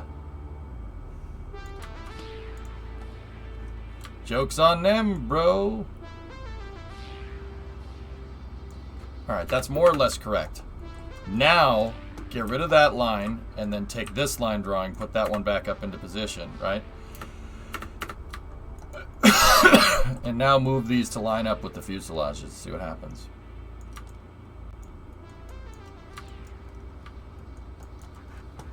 DB, what's that? Oh, that looks amazing, dude.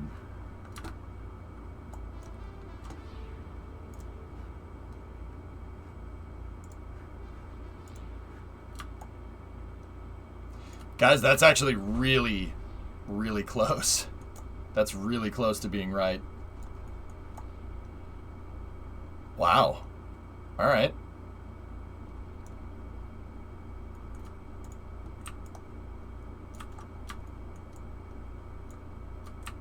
Yeah. See? Tricks, man.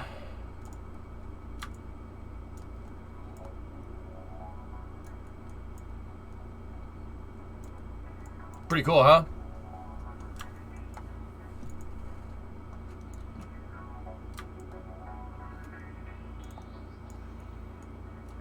So now what I could do is just scale these to the line drawing, and it would pretty much get it exact.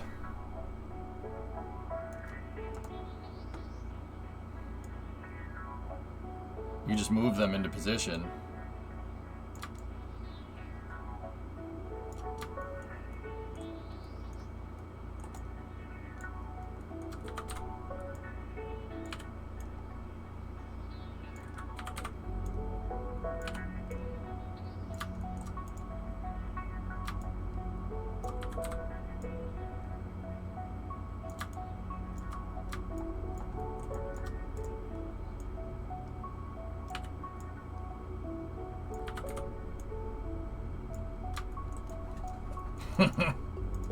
That's pretty funny.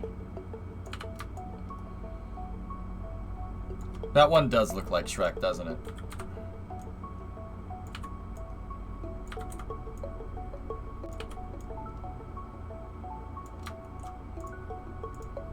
See, you gotta be careful about using the right line drawings here. You gotta make sure, because people will skew the images because, like I said, they want you to buy it or something stupid. Or just somebody doesn't know what they're doing when it comes to editing images. That's fine.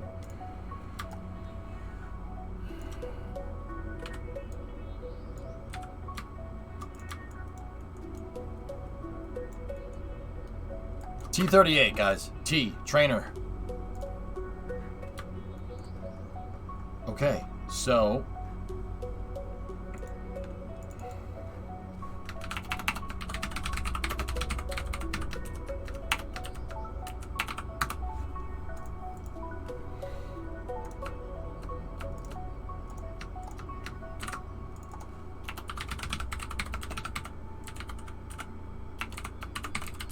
distance marker group, add selected layers, non-visible.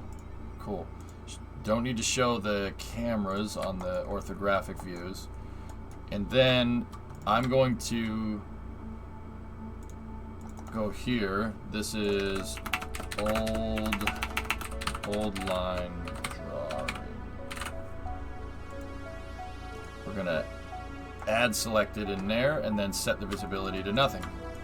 Okay. So let's save our work. T-38 _ 1.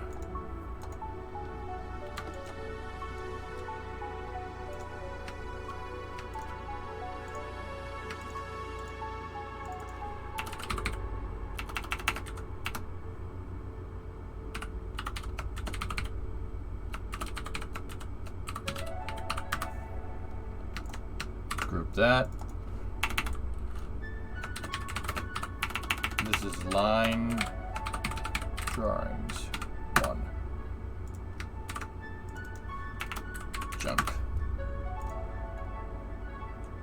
Okay. Well, that's pretty neat.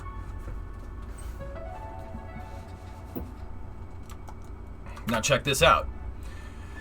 Now that we got this all figured out, I could turn back on the distance markers for a second here, but what I want to do is we're going to go into the top view, import.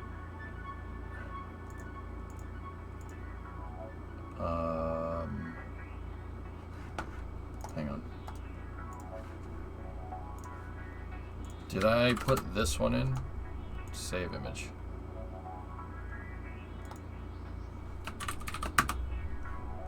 Let's put the top and the front view.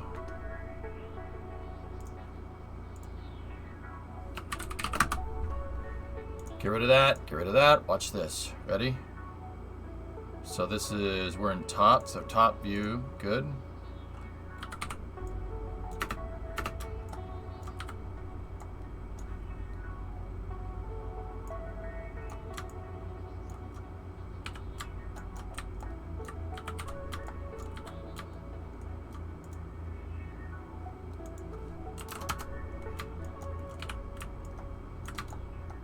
So now what we need to do, or all we need to do, is just scale this picture up and then scale it to the side view, because the side view is already scaled correctly.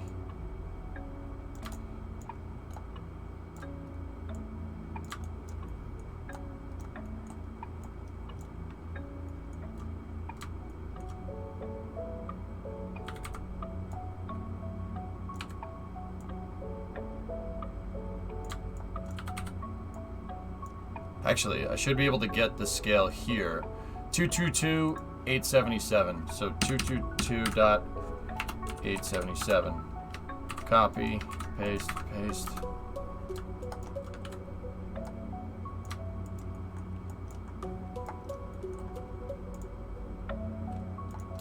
They're not exact.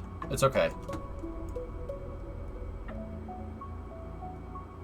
I'm using those lines up at the nose cone to line everything up. It's not... Actually, oh yeah, no it is. It's right. Excellent.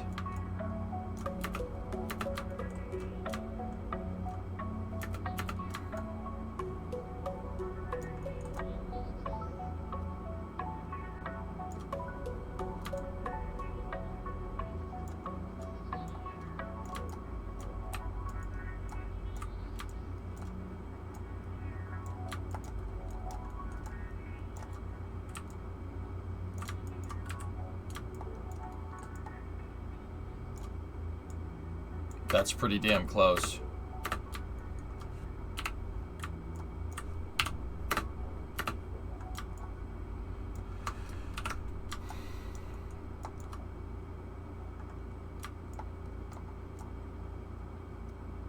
This is how I reverse engineered some stuff in AutoCAD in college. Yeah, see?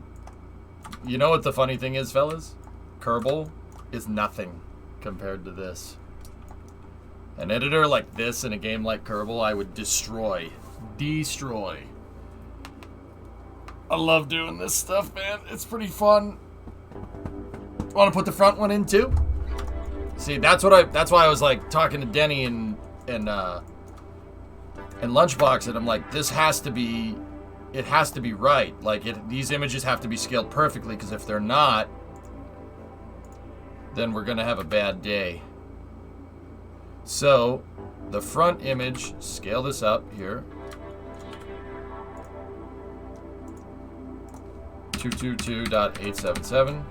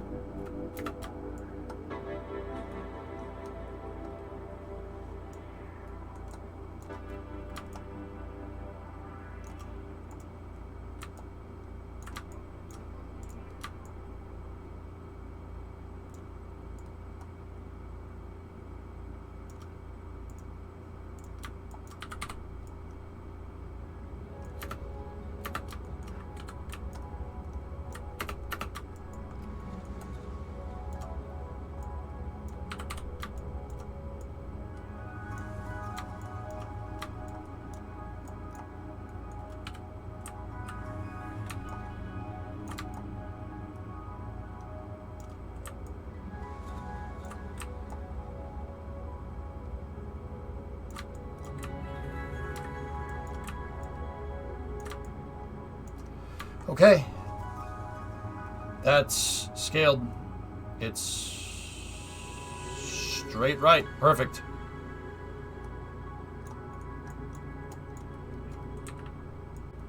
Denny, thank you for your help, as usual. Do appreciate it. Set the alpha gain on that to 0.5 so it's not hurting our eyes.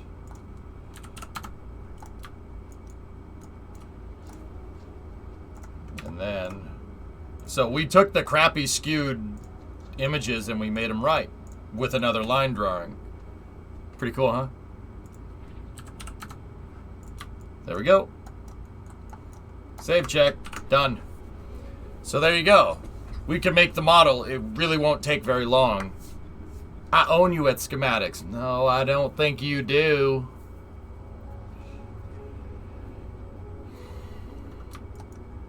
Okay, now make it. Huh? It's 5 o'clock, dudes. Don't you want a space news?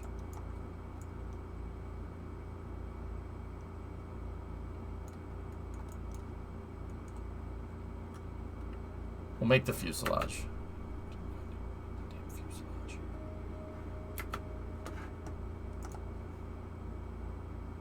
NASA picks crew to simulate trip to Mars. Cool.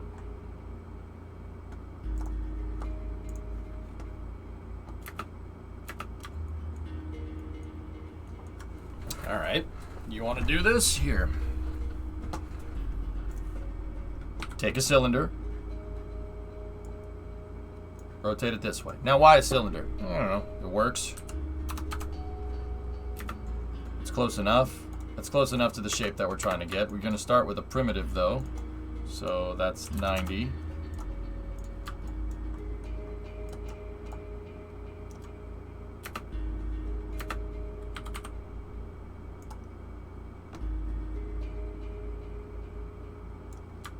Extrude said cylinder.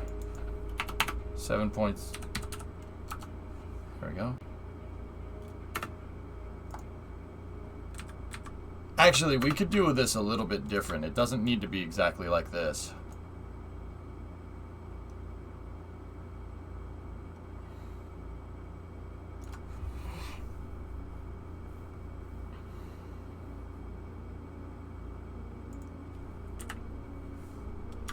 Imagine if Kerbal could import Caldia 3ds Max models. That would be really cool.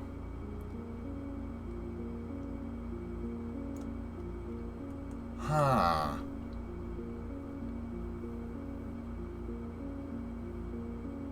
Would it be easier to loft the cross sections? We could do that. We could loft the cross sections and then convert it. We can convert it, but yeah, lofting the cross sections is using surface modeling, which is a little bit different. But yeah, we could do that.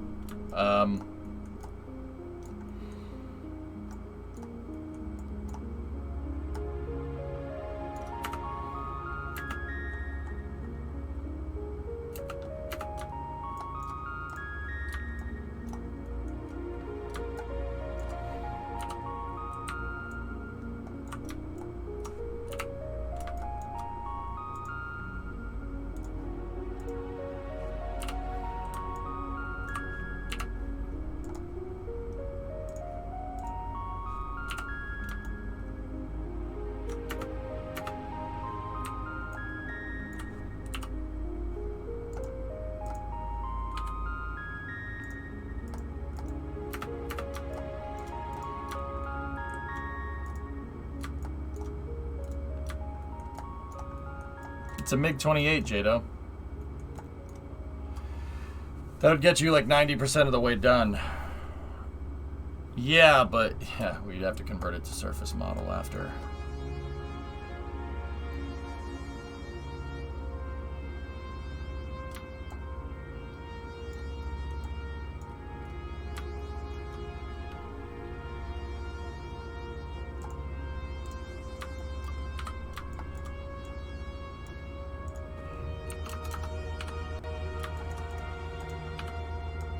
How many control vertexes are on this thing, or on that curve? Okay.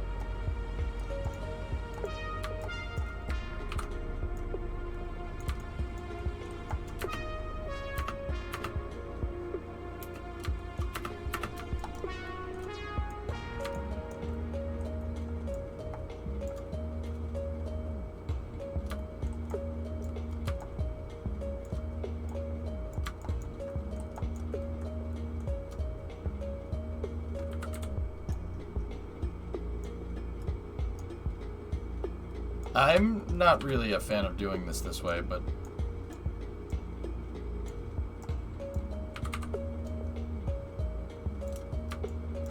that gives us a very, very weird shape.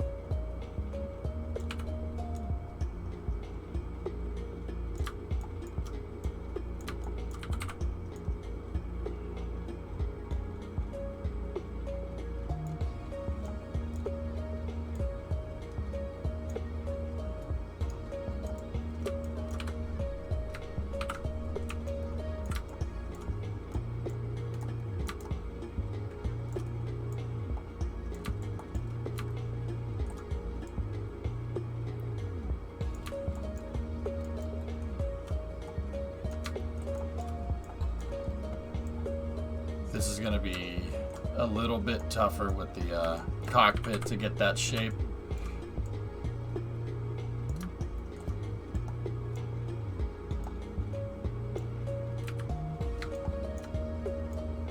Yeah, I kind of prefer to do this with polygons.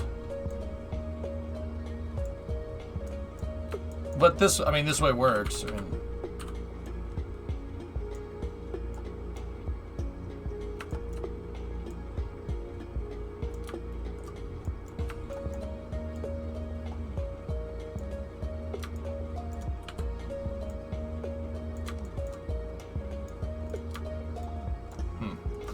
personally, I'd take a cubic cylinder and extrude it to each profile, but this works too. That's how I would have done it.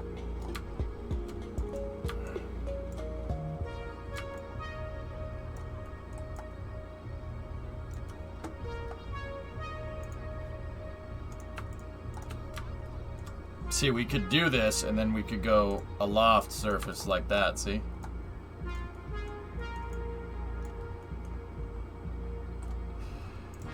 Thanks. I hate it.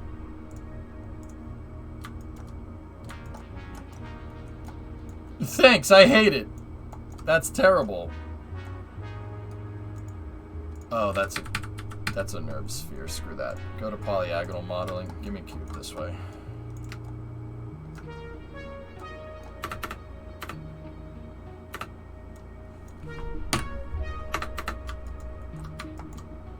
We'll do this the old school way, yes.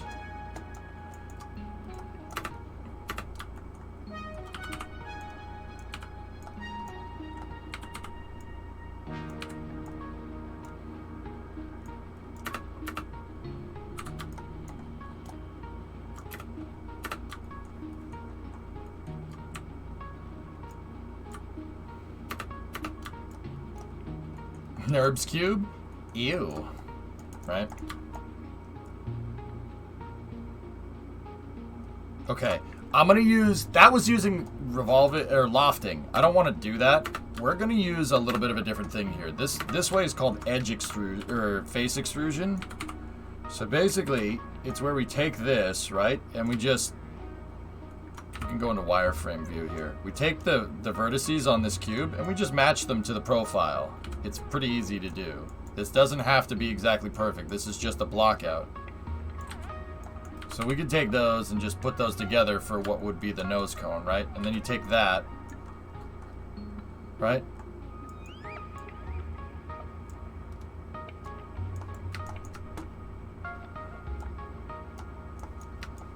And then we could just extrude this way.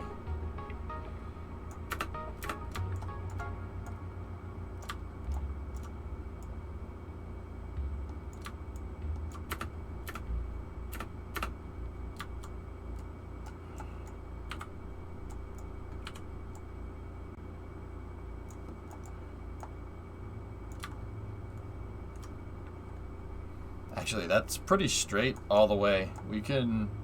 Actually, no, you know what? That'll be fine. Let's just go with this. Let me go face extrude like this. And then extrude it again. We'll extrude again like right here. This doesn't have to be exact. This is... In 3D modeling, what we're doing here is called a block-out model. It's just... Well, it's a blocked-out model. It's just simple. The idea is that you take the blocked out model later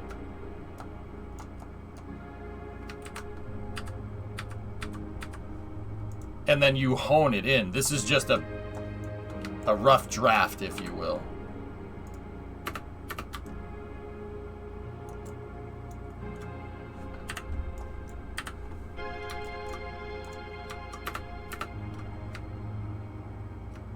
Did you see Terran update at the Cape? Terran update at the Cape. Yeah, Builder. I've been covering it on Space News almost every day, dude.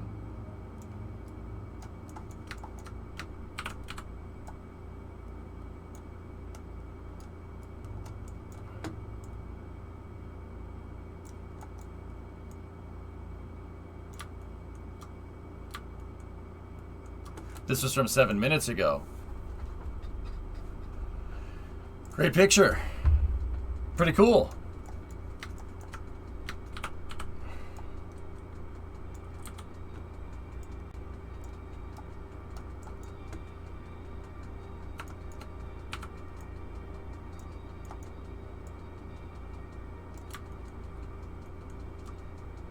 See, this is where this is going to start to get a little weird because of the cockpit.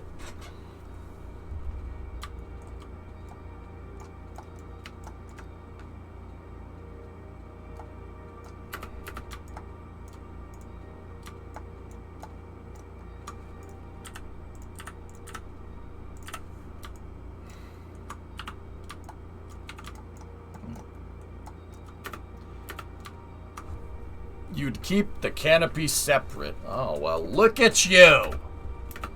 Yeah. Discovery, go at throttle up. We could do that.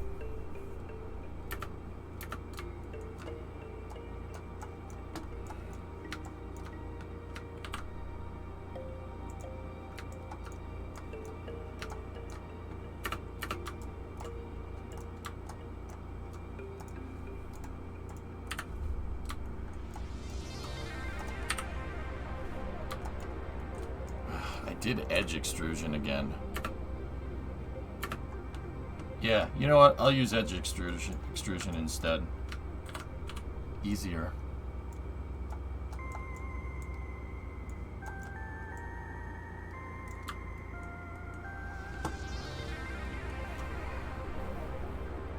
Well, with a blockout Model S, it's really just we'd get the profile. What I would do is I'd make it one shape and then we'd cut it up. I mean, but that, yeah.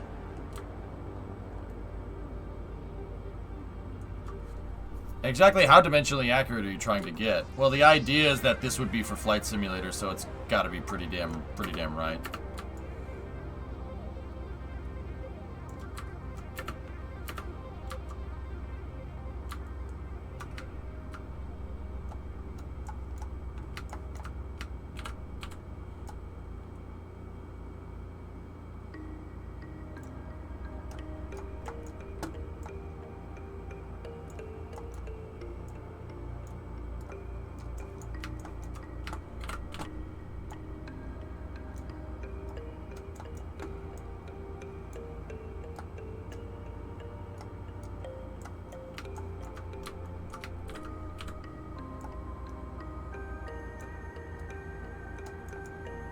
Hey, it's 5 o'clock, guys. We should probably,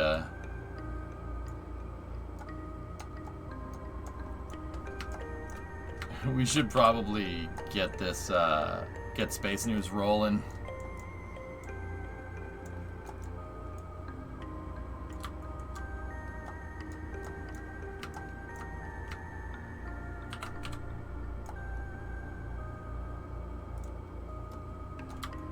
I'll get the edge of this, the rest of this kind of like blocked out here, and then we'll go from there.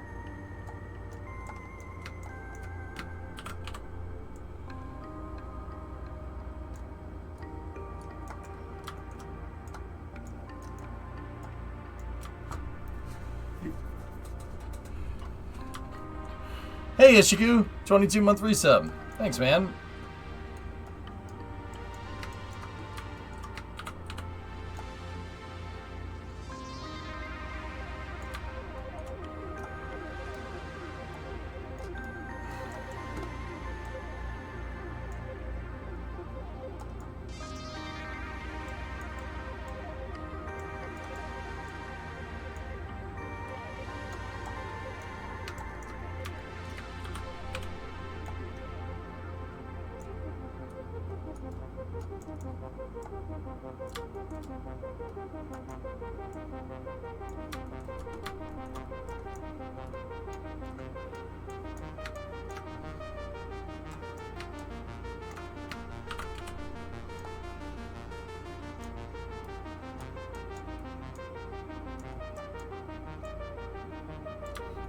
Yes, now the V-stab I might keep as a separate object here.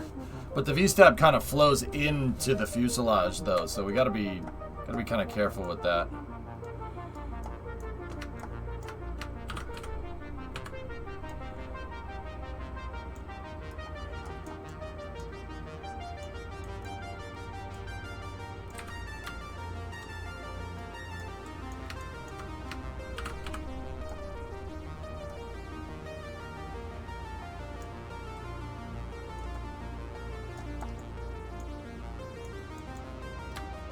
Hey Matt, what's going on? Thanks for the raid. Blue Shift Aerospace is doing an engine test live if you care. I mean, of course I care.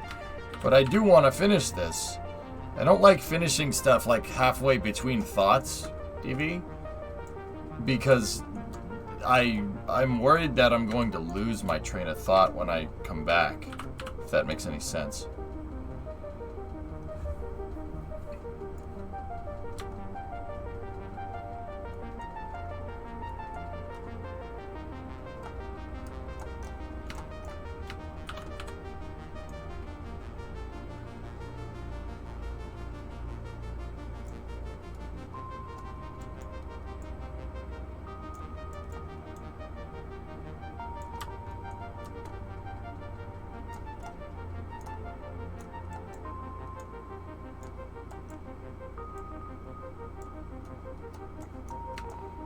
Like, I don't like being in the middle of something and then, like, messing it up and losing my train of thought completely later. It's really annoying.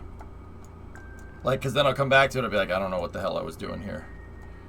That's why, like, when I'm messing with stuff in KSP, I try to leave, like, not cryptic messages, but I try to make, like, the UX, I guess. So, like, when I get back into the project, I'll be able to remember what I was doing. It's so stupid.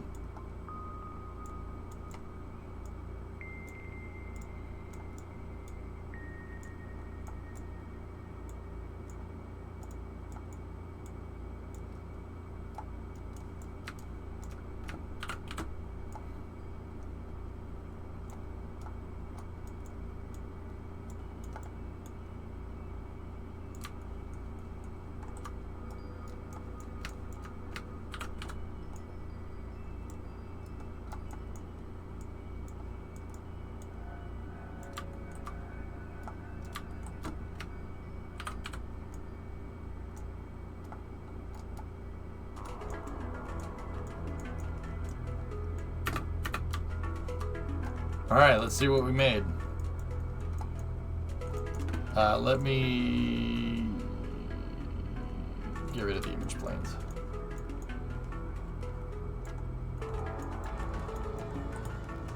That looks right. That looks pretty good. No, I don't hate the loft method is fine. It's just not the method that I would do for this. Yeah, that looks pretty good. We got the shape.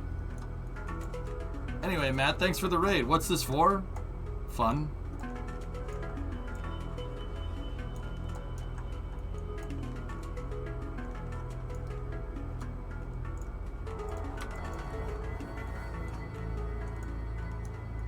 Yeah, not bad.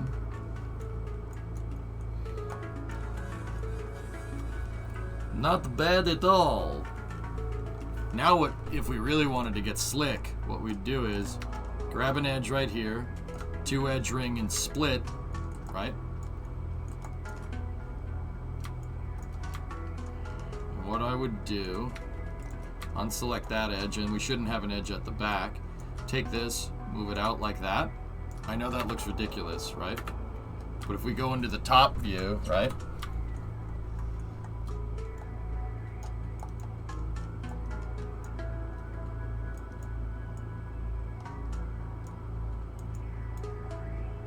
Just forget about the nose cone for a second. And it's also important to note that I'm only modeling half of the plane.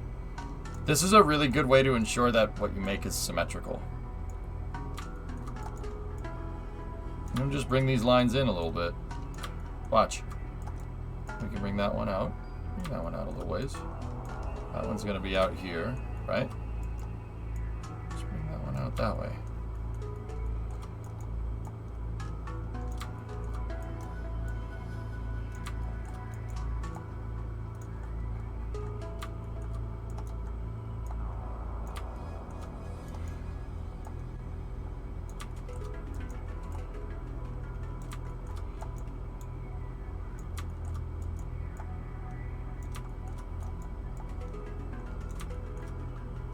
Man, this thing is a really weird shape.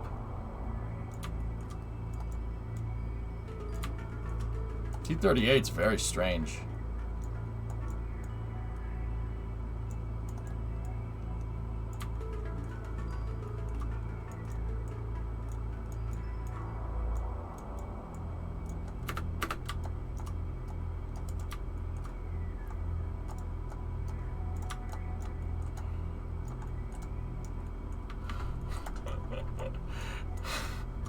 Now let me get rid of my image planes again. Yeah, see? Not bad. What is that, an F5? No, it's a T-38.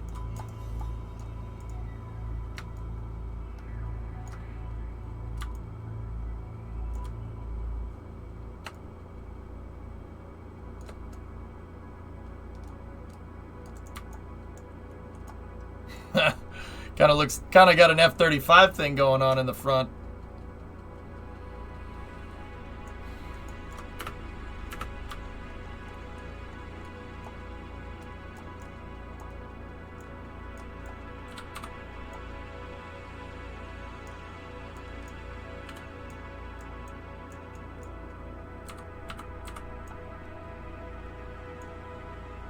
That would be nice if that's what we were trying to do.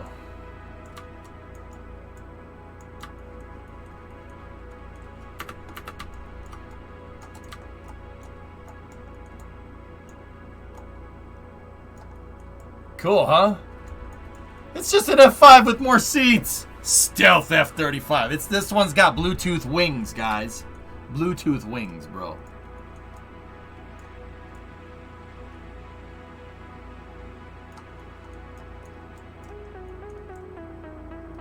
See, look at that.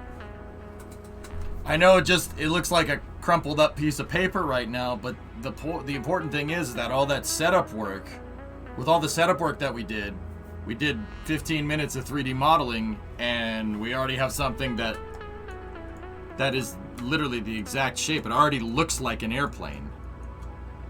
Add another edge loop. Yes, we can add another edge loop here. And then this is where the image plane pictures would come into the fold here.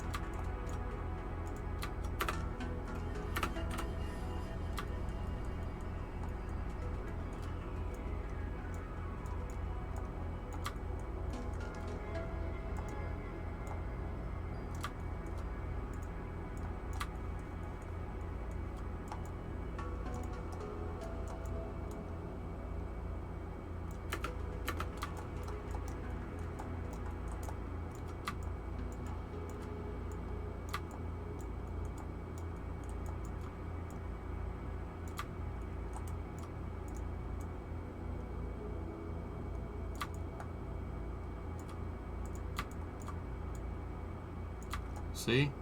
Now it's just lining everything up.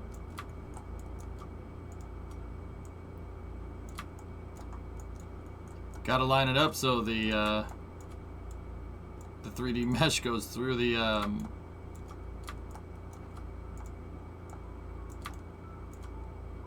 match it. Basically just got to match the line drawings.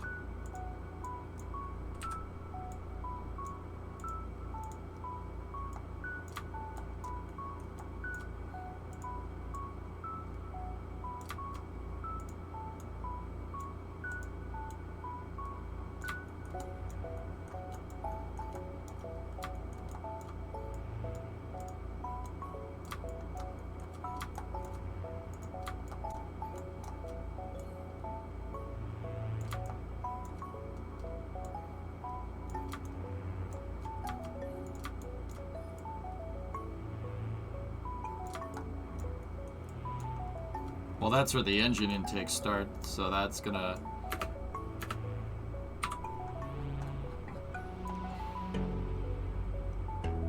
That's more vertical right there.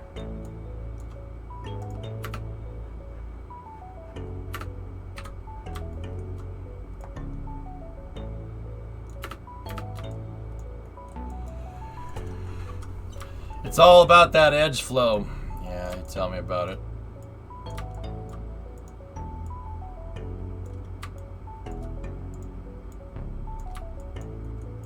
See, now we're gonna have to add more holding loops in here to get this right, but it's already in the right direction, fellas. Like, we're already doing what we should be doing. This is actually pretty good. It's coming along okay.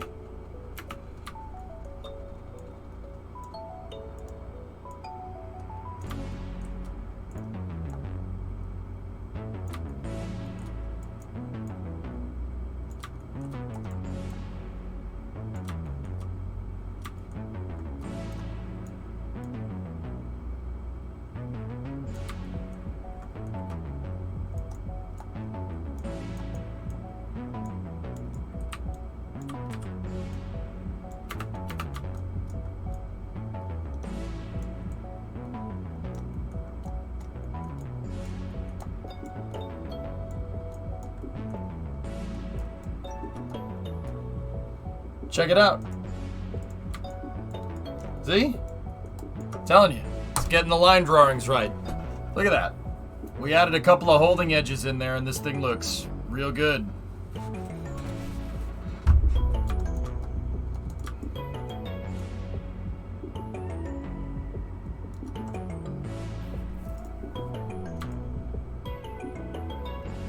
We got to put another one up here. Now add another edge loop.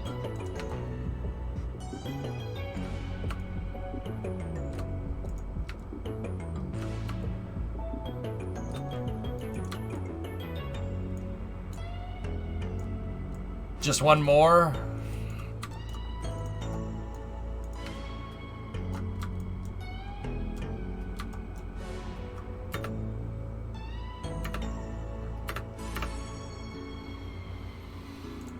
Okay, last edge loop.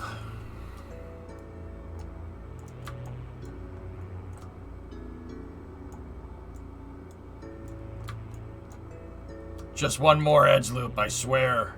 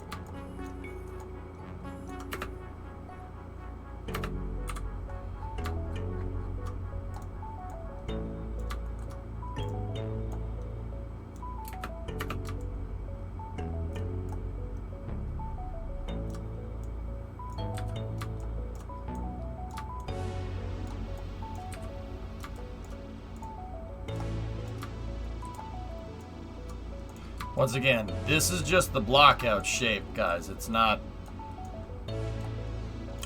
supposed to be too crazy. So if some of the stuff doesn't exactly line up, that's okay.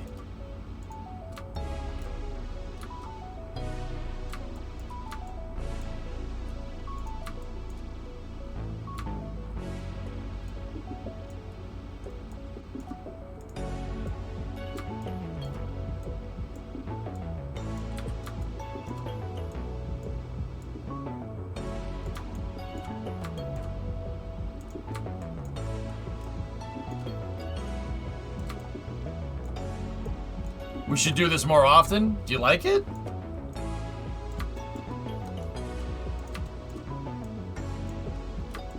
You guys enjoy this? You gotta tell me. Tell me if you enjoy it.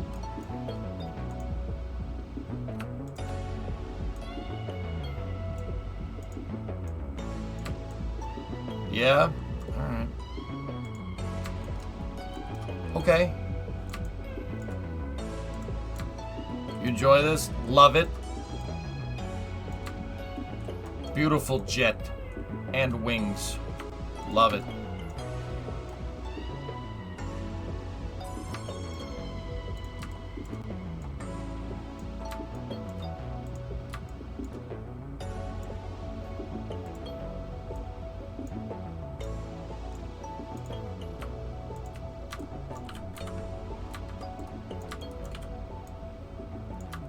Thanks. I hate it. Yeah, I know. Remember, people don't like modeling, but...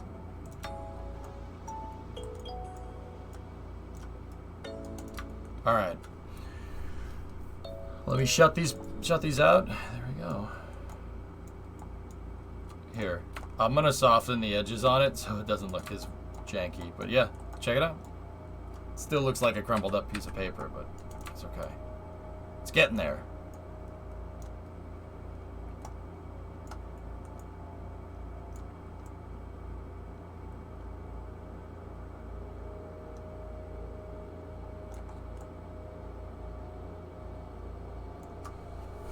But yeah, see, this is a blockout model. It's supposed to look like a low-res version, if you will. Yeah, it's not supposed to look crazy. Put wing. All right, whatever. Dick, I know what you're doing.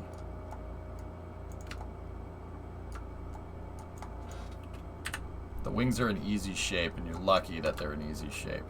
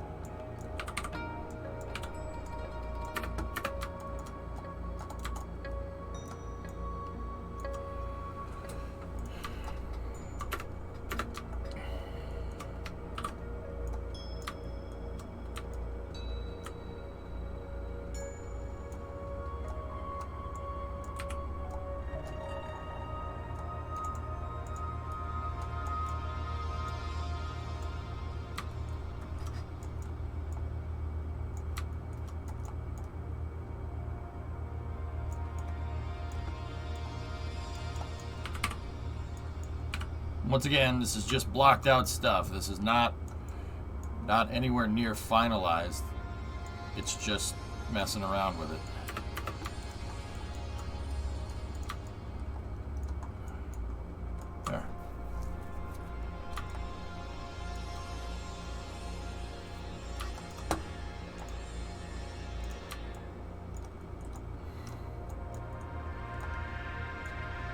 We gotta, we gotta really sculpt out that area and get it right. But yeah, there you go. She looks a little weird without the stabilizer.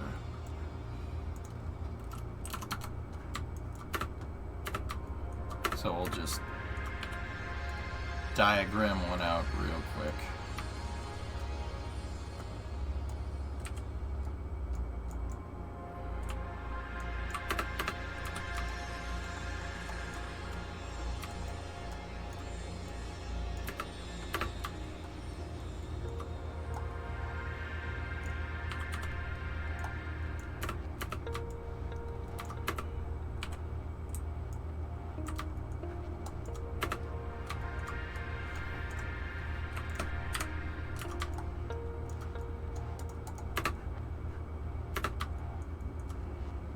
All right.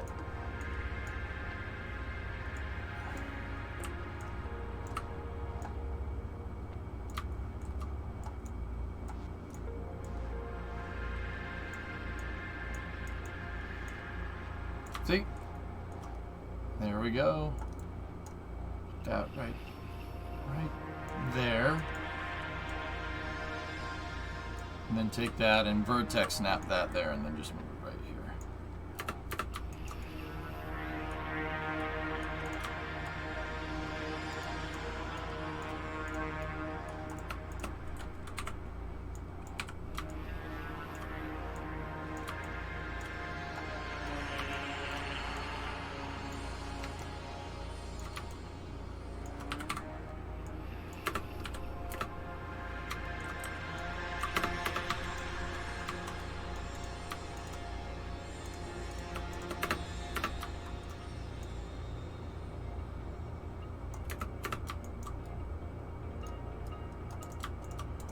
All right.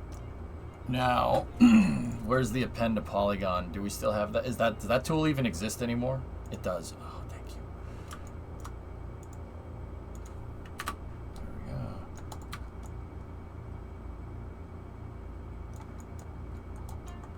How's that, fellas? Not bad, huh?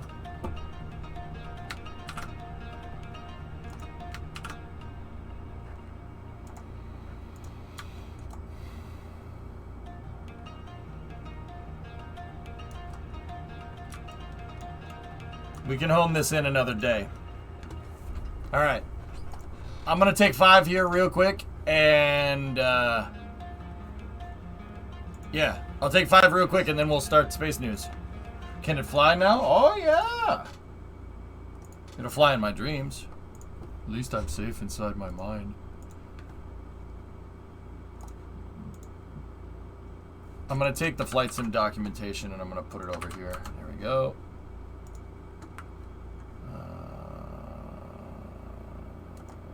Take the T-38 image.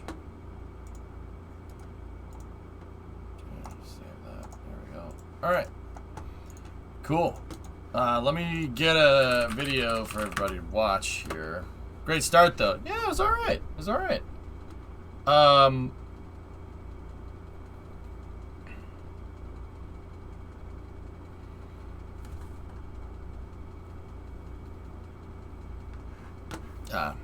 Yes.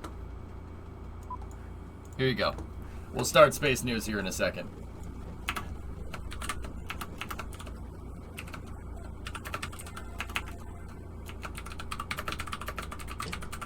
The original machine had a base plate of pre-famulated amulite, surmounted by a malleable logarithmic casing, in such a way that the two spur-ring bearings were in a direct line with a panometric fan. Yes, that was once me, extolling the virtues of retroencabulation. Now, I may not be the dashing young on-camera narrator I once was, but if history tells me anything, it's that the Battle of Hastings was fought in 1066. But that's not the point. The point is that encabulation has a rich, sumptuous history with a delicate, flaky crust, relatively unknown to emergent cybersecurity personnel. Allow me to elucidate. The discovery of encabulation was quite accidental when engineers in the skunk works at Mutual Polydynamics coupled a transcendental Hopper datoscope with a spiral decommutator via the application of anhydrous angling pins. resulting in a device that allowed frenetic mastication at alarming speeds. The device was kept secret for many years, owing to the horrific accident that occurred shortly after its inception. Howsoever, the U.S. Department of Defense and the National Guard soon realized its potential as a weapon of choice, leading to its next iteration, the hydroencabulator, which they nicknamed Fat Boy Slim. Understanding the grisly bare fact of the devastation that would result from its deployment, the project was retubed and transmogrified for industrial supplications. This version, known as the pseudo-encabulator, was the infernal Faustian engine that allowed post-war America to realize its aspirations and become the domino player on the world stage. Everybody was encabulating. I do not understand you. Well, I knew you wouldn't, but if I'd have told you before, the answer meter on the other side prenulates the canoe to spell hepulous, and that's the entire secret. There you have it. During the tumultuous 60s, the psycho-funkadelic vinyl encabulator emerged as the long-haired hippie people's answer to their parents' aging technology, scarving a resonance groove in the hot wax of a new generation of encabulators.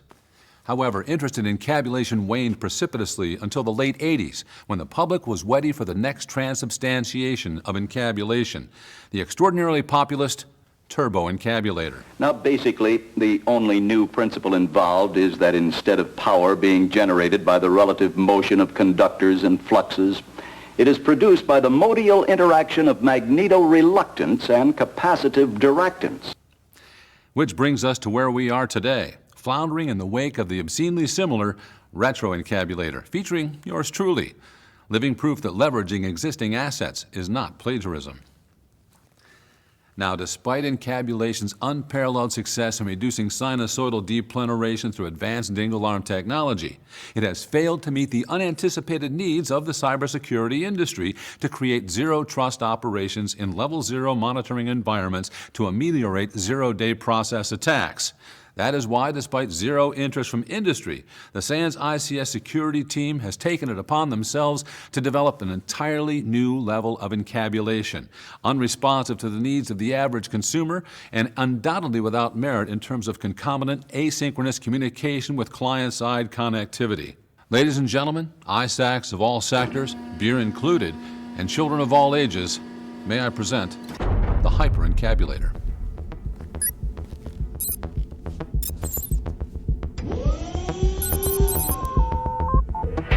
The hyper-encabulator is nothing less than a key ruminant in the advancement of retrograde phenomenology, by which we can achieve results that are plastic, spastic, and cynosynclastic without sacrificing both normative reality and AI-informed modalities. You'll note that the hyper-encabulator utilizes indiscrete modules, making possible virtualized environments that include PLC-controlled stand-up reheaters, as well as Ruthenium-based cloud benders. It also includes a dedicated OT Security Operations Center access panel, known as the SOC drawer. The primary modules of the hyper-encabulator are stackable, DIN-rackable, and unhackable. And please note the complete absence of side fumbling, owing to the maintenance of tolerances allowing a tight conniption fit. Please take little note of this module. The open-source digital ghost daemon, which allows transparent OT invisibility owing entirely to the manipulation of airborne particulate matter and single-surface reflective devices. Or, for criminal infrastructure sectors where the dependability of supramotive Wendelsprecks is essential, our handsome ransomware hypervisor is perpetually alert to SQL injections of Gates tracking chips and quantum IoT identification dots. Moreover, whenever a pen test is elected to assure the integrity of a safety instrumented system, our Purdue model modal module defeathers and plucks clean every proverbial fox in the henhouse and keeps would-be intruders wondering which metaphor got mixed first. As you can see, the hyper-encabulator has reached a high level of development. Whereas previous dissimilar devices operated under the concept of manumatic stressor reduction and macroeconomic supply chain SBOMs, the hyper-encabulator operates totally under the principle of colonic effluvium expulsion and audible gaseous eructations. Thomas Edison once said that invention was 10% inspiration and 90% perspiration. If that's the case, Thomas Edison should have invented deodorant. But I regress. In the near future, hyperencabulation will ultimately replace all traditional cybersecurity safeguarding processes with osculating segmentation and entropic astrogation, making what was once thought to be impossible probable. At SANS ICS Security, when we're not innovating, we're encabulating.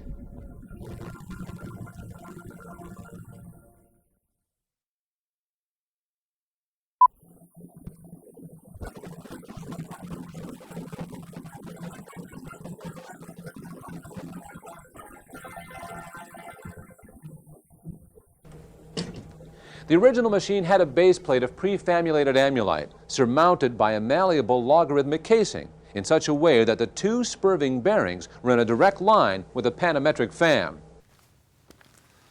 Yes, that was once me, extolling the virtues of retroencabulation.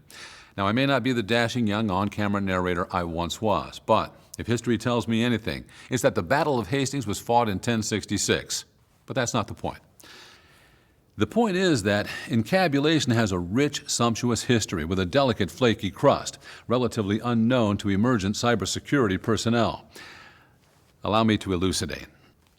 The discovery of encabulation was quite accidental when engineers in the skunk works at Mutual Polydynamics coupled a transcendental Hopper datoscope with a spiral decommutator via the application of anhydrous angling pins, resulting in a device that allowed frenetic mastication at alarming speeds.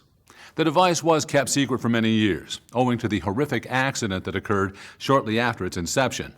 Howsoever, the U.S. Department of Defense and the National Guard soon realized its potential as a weapon of choice, leading to its next iteration, the hydroencabulator, which they nicknamed Fat Boy Slim. Understanding the grisly bare fact of the devastation that would result from its deployment, the project was retubed and transmogrified for industrial supplications. This version, known as the pseudo-encabulator, was the infernal Faustian engine that allowed post-war America to realize its aspirations and become the domino player on the world stage. Everybody was encabulating. I do not understand you. Well, I knew you wouldn't, but if I'd have told you before, the answer meter on the other side prenulates the canoe to spell Hepulus, and that's the entire secret. There you have it. During the tumultuous 60s, the psycho-funkadelic vinyl encabulator emerged as the long-haired hippie people's answer to their parents' aging technology, scarving a resonance groove in the hot wax of a new generation of encabulators. However, interest in encabulation waned precipitously until the late 80s, when the public was ready for the next transubstantiation of encabulation, the extraordinarily populist turbo-encabulator. Now, basically, the only new principle involved is that instead of power being generated by the relative motion of conductors and fluxes, it is produced by the modial interaction of magneto-reluctance and capacitive directance. Which brings us to where we are today, floundering in the wake of the obscenely similar retroencabulator, featuring yours truly, living proof that leveraging existing assets is not plagiarism. Now, despite encabulation's unparalleled success in reducing sinusoidal depleneration through advanced dingle arm technology, it has failed to meet the unanticipated needs of the cybersecurity industry to create zero-trust operations in level zero monitoring environments to ameliorate zero-day process attacks.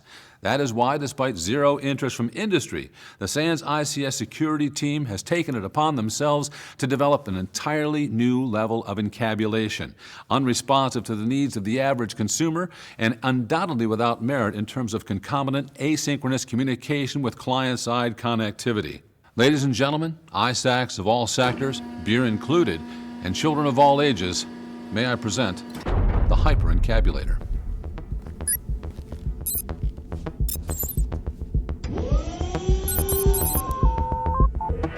The hyperencabulator is nothing less than a key ruminant in the advancement of retrograde phenomenology, by which we can achieve results that are plastic, spastic, and cynosynclastic without sacrificing both normative reality and AI-informed modalities.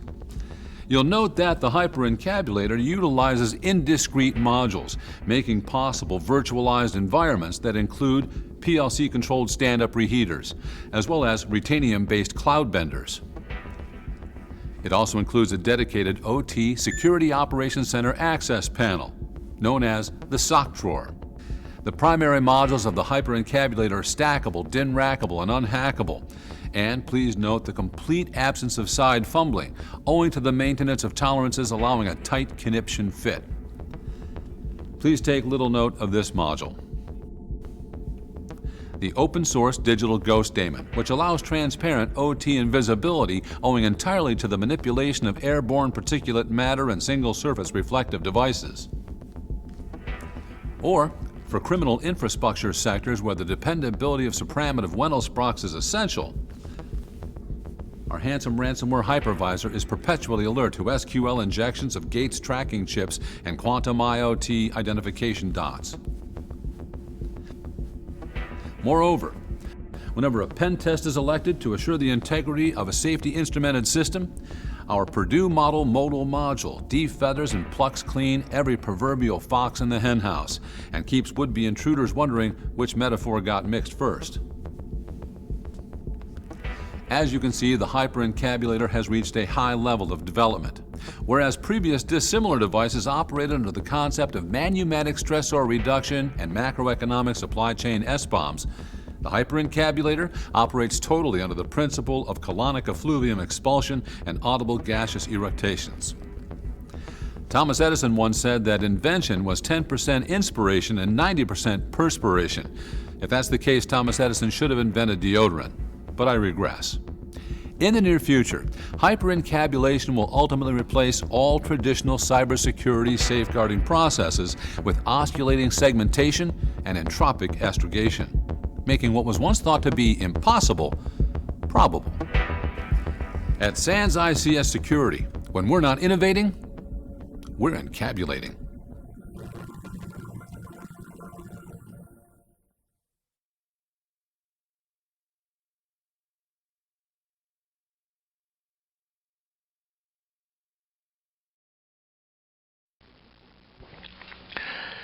The missile knows where it is at all times. It knows this because it knows where it isn't. By subtracting where it is from where it isn't, or where it isn't from where it is, whichever is greater, it obtains a difference or deviation. The guidance subsystem uses deviations to generate corrective commands to drive the missile from a position where it is to a position where it isn't, and arriving at a position where it wasn't, it now is. Consequently, the position where it is now the position that it wasn't, and it follows that the position that it was is now the position that it isn't. In the event that the position that it is not the position that it wasn't, the system has acquired a variation. The variation being the difference between where the missile is and where it wasn't. If variation is considered to be a significant factor, it too may be corrected by the GEA. However, the missile must also know where it was. The missile guidance computer scenario works as follows. Because a variation has modified some of the information the missile has obtained, it is not sure just where it is. However, it is sure where it isn't, within reason, and it knows where it was. It now subtracts where it should be from where it wasn't, or vice versa. And by differentiating this from the algebraic sum of where it shouldn't be and where it was, it is able to obtain the deviation and its variation, which is called error. Error. Isn't that nice?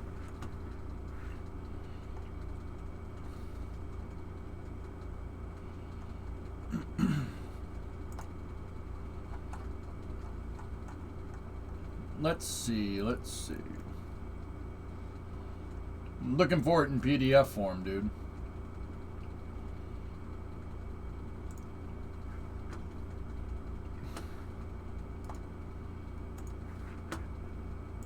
This is PDF form. Let me see.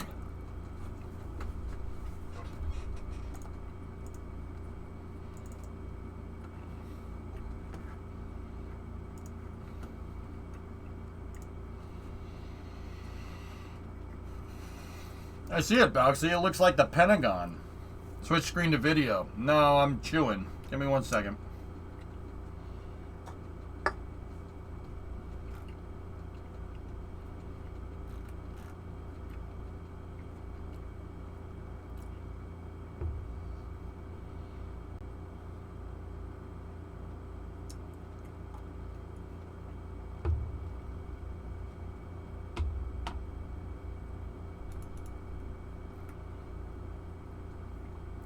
But it has 8 sides, so octagon. Oh, yeah.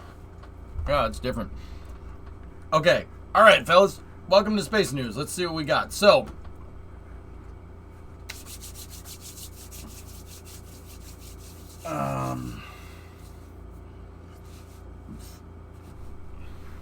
Discovery, go at oh. Hey, Fozzie, haven't been around so much. You didn't hear anything back on the transmission? Oh, but you've been karting. Oh, that's cool, man. Excellent. That's awesome. Okay, Phil, is this the Aviation Week article? Is this behind a paywall? I'm not sharing something if it's behind a paywall. But there are some really sick pictures in there.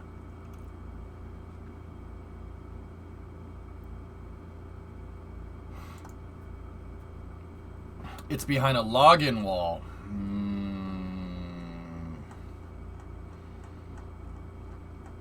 I don't think so. Here. No, you only need an account. Here, what we'll do is we'll show you that. Ooh.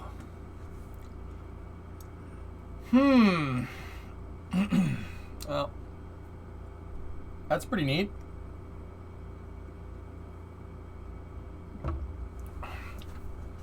Okay, now I have to download that PDF. That's a lot of fairings, dude. SpaceX has 18 fairing sets, 36 half in its fleet, and plans to qualify them for 15 flights, up from 10. Damn. So, alright, fellas, you want to know how big these fairings are? Okay, so look at the guy right there. A school bus can fit inside of these. Are they reusable? Yeah, some of them have flown, like that one. Wow. That's impressive, dude.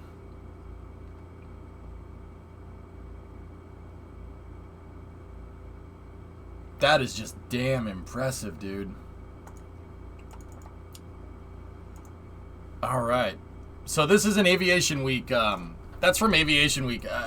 You need to log in, so I'm like hesitant to go and do that. But we got... We'll go into that article maybe a little bit. I don't want to... I'm like hesitant to share the whole thing because I don't know if Aviation Week is cool with that stuff. But there is...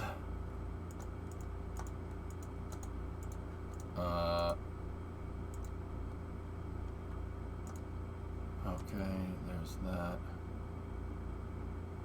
There's that. Yeah, there actually really isn't much space news today, dudes.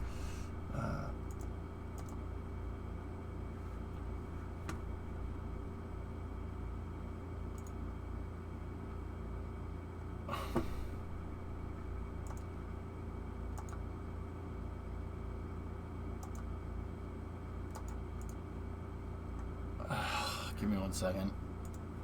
My alerter's going bananas. We could just read the small part with Bill on the shuttle reuse. I figured you'd be interested in that part. Yep. You could talk about Bechtel again. Yeah. I said my piece yesterday. I don't want to talk about it again. You know?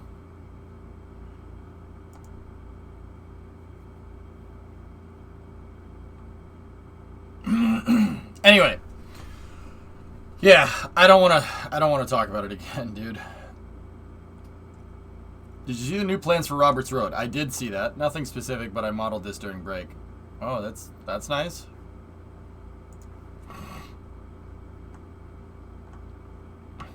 Let me get to the NASA spaceflight stuff. We didn't see the footage from yesterday, and that's what we'll do. All right. So, I had a lengthy thing yesterday on the GAO, or the OIG report, not GAO. It seems like they rushed awarding the contract for the mobile launcher and then went with the lowest bidder, which is dumb. But that's easy for me to say in hindsight. So, and the mobile launcher is going to end up costing insane amounts of money. It's almost like NASA awarded this contract without any oversight or any project management. The mobile launcher is like going to end up costing like $1 billion to build one launch pad, which is unbelievable. Okay, Thomas, I have the relativity space thing. Builder linked that a little bit earlier. There's the Troptics thing from Astra. But yeah, I don't really want to talk more about it, fellas. I said my piece yesterday, and that's it.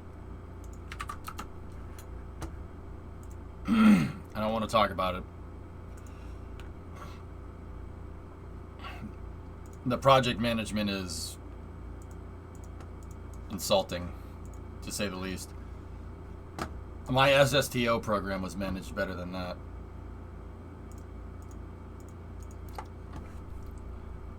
Alright. So, let's see what's in this Aviation Week article. Like, I'm hesitant to share all of it, but...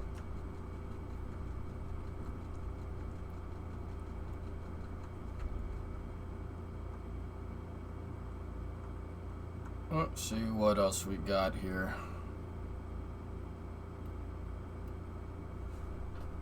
Yeah, at least something got built, Hellfish, right? It's better than real life.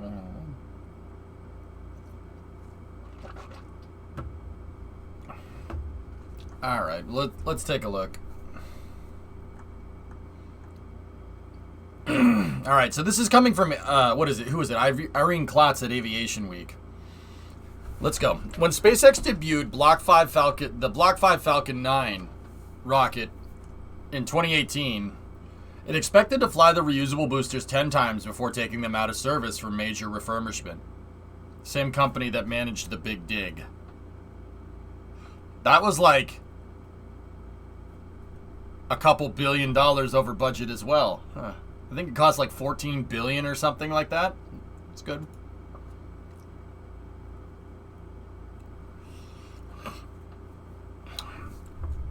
But last summer, the company quietly moved the goalposts. We got to 10 flights and the vehicles were still looking really good. So we started the effort to qualify it for 15, said John Edwards, SpaceX Vice President of Falcon Launches and Falcon Engineering. Meanwhile, the time between Falcon 9 launches continues to shrink, with SpaceX now aiming to fly from one of its 3 launch sites at least once every 5 days. On April 29th, the company launched a booster that had landed just 21 days earlier, besting the previous turnaround by 6 days. This month, the Falcon fleet leader will attempt a 13th flight. Yikes. I want to know who authored the article. I gotta see.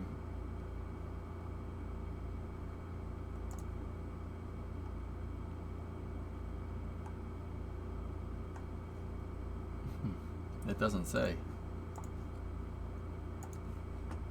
Yeah, it is Irene Klotz. Okay, cool. The space launch industry is still a long way from airline-like flight operations, but momentum is growing. SpaceX established in 2002 to fulfill founder, CEO, and chief engineer Elon Memelord. Heady plan to colonize Mars is not the only space company building reusable hardware, but for now it continues to be the industry juggernaut. In this 2-part series, Aviation Week shares an exclusive look at how SpaceX is turning the long-held wish for operational reusability into reality and what other space companies, including Boeing and Lockheed Martin owned United Launch Alliance, are planning. The SpaceX way. This month, SpaceX plans to launch a Falcon 9 for an unprecedented 13th time. If it lands successfully, extending an unbroken string of 49 successful touchdowns as of June 8th. Oh, you jinxed us! Why would you do this? No! You jinxed us! And 123 successful landings overall. The fleet leader could fly 2 or more times before year end. The operational 21-member fleet, consisting of 10 single-stick Falcon 9s, 2 converted Falcon Heavy side boosters now flying as single stick, and then 5 Falcon Heavy side boosters and 4 Falcon Heavy center cores, includes 2 other 12-flight boosters and another that has flown 10 times. We don't need a huge fleet in order to do the launches that we're doing, says Richard Morris, SpaceX Vice President of Production and Launch. Our goal is to be able to launch at a 5-day rate or faster. Jesus Christ, that's insane, man. That's absolutely nuts, dude. To do that, we look at every piece of the processing flow. Booster maintenance, launch pad, recovery team, fairings, and look how to optimize and speed that up. We have this approach where we iteratively improve processes and shrink the time from launch to launch. That's how we've been able to do this. Yeah, see? See that right there? That's what the shuttle program was doing from 1981 to 1986. And then they stopped doing that right there. That's how they got the shuttle to launch 9 times in 1985. 9 shuttle launches in 1 year, that was the record. No, we never even came close to that ever again. As per my comment above, has any refurbishment been done yet? Well, let's read. 9 shuttle launches. Can you believe that? They never got that close ever again. They could have. They should have. Yeah. And guess what? In 1986, they were aiming for 24 launches. 24 shuttle launches. So once every 2 months. Yeah. STS-51L was on January 28, 1986. Guess what, fellas? The shuttle had already launched and landed in 1986. Crazy, right?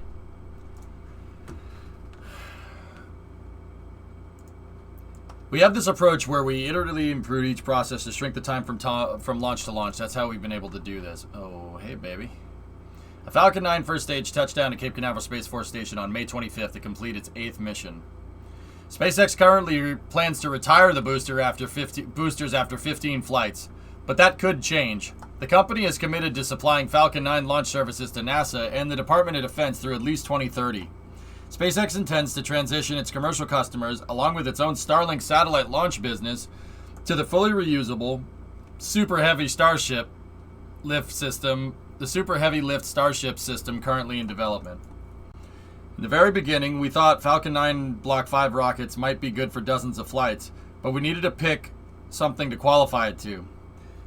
We wanted something ambitious that gives us a reasonable target, so that's where the 10 flights came from. What Bill says about the article might make you mad. Yeah, alright.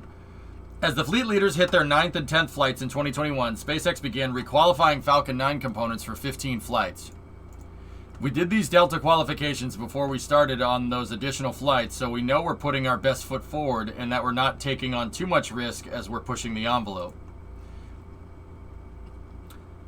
The testing entailed putting every flight component, including batteries, flight computer, avionics boxes, and propulsion components, onto a shaker table for vibration testing to 4 times the fatigue life of what the hardware would experience over 15 flights. Damn, dude.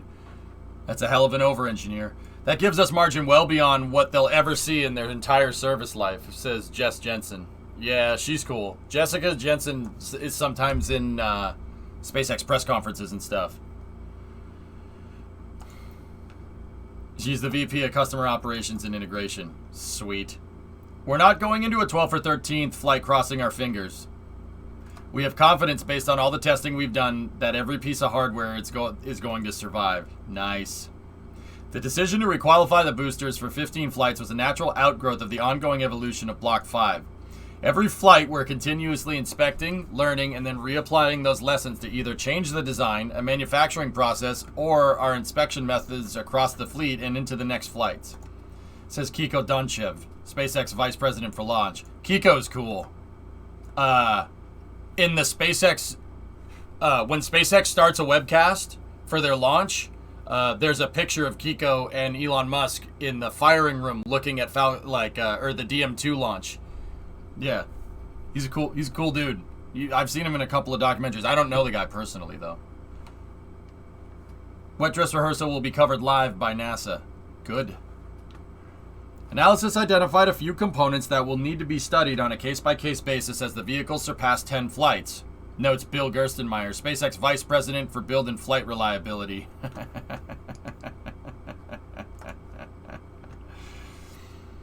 As we start getting into the 12th and 13th flights, we'll take a more invasive look to see if there's any life degradation in those areas. Says Gerstenmaier. Bill Gerstenmaier, yeah, who joined SpaceX in February 2020 after a 42-year career at NASA. Yeah. All right, Phil, let's see what he says. I'm covering it, hell, it's fine. So far, we've been pleasantly surprised we're not seeing a lot of degradation in those areas, so the analysis was conservative, but we're watching. She keeps spelling Bill Chadstenmaier wrong. Yeah. Proactively, SpaceX has been replacing some components, including the booster's water-cooled engine boots. Ah.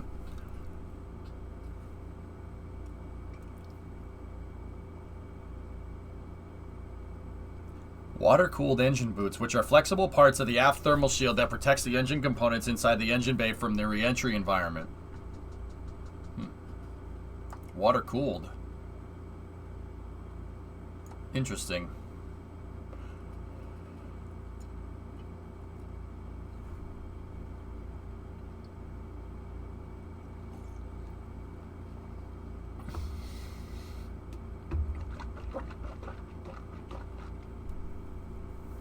Another area of interest is a movable transfer tube that funnels oxidizer down to the engines. It moves up and down, and it looks like there's some wear there. There are 3 seals there, and we can actually pick up a leak between the seals.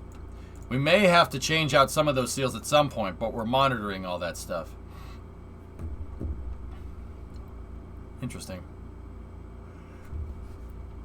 What we're more cautious about is the unknown unknown. Something where the analysis says that we have a lot of margin, but the operational environment is different than what we have in our models, and we don't know that. Yeah. We continually keep looking. Yep, you gotta learn something after every flight. Yeah. See, Bill knows what's up. He knows what's up. That guy ran the shuttle program for a long time. SpaceX has 3 classes of inspections. A class is performed for every mission. B class involves periodic maintenance, which is now performed every 6th or 7th flight. All right. And C class, the most thorough maintenance process, is used for fleet life leaders and for all crewed missions. A lot of the work we're doing is preventative stuff, like inspections. In theory, you could bypass those once we've learned everything that we can learn, but as of now, we don't really have to go there. We have the time to do these inspections, so we don't want to de-scope these quite yet. Smart. Gerstenmaier is looking to shift the reliability focus from inspections at the end of the process to how the vehicles are manufactured and assembled. We're trying to change the beginning of the process so that a high reliability product comes and then you don't have to worry about doing the inspection at the end. I can remove inspections and I'm not increasing the risk because I have a much more repeatable, reliable process that actually puts the hardware together. Yep, that's right. Yeah, he started on the shuttle program doing wind tunnel testing, Kuro. Yeah, Gerst. And then he worked the entire shuttle program at NASA, and then a little bit after, until 2020, when Jim got rid of him and hired Doug Lavero. True story.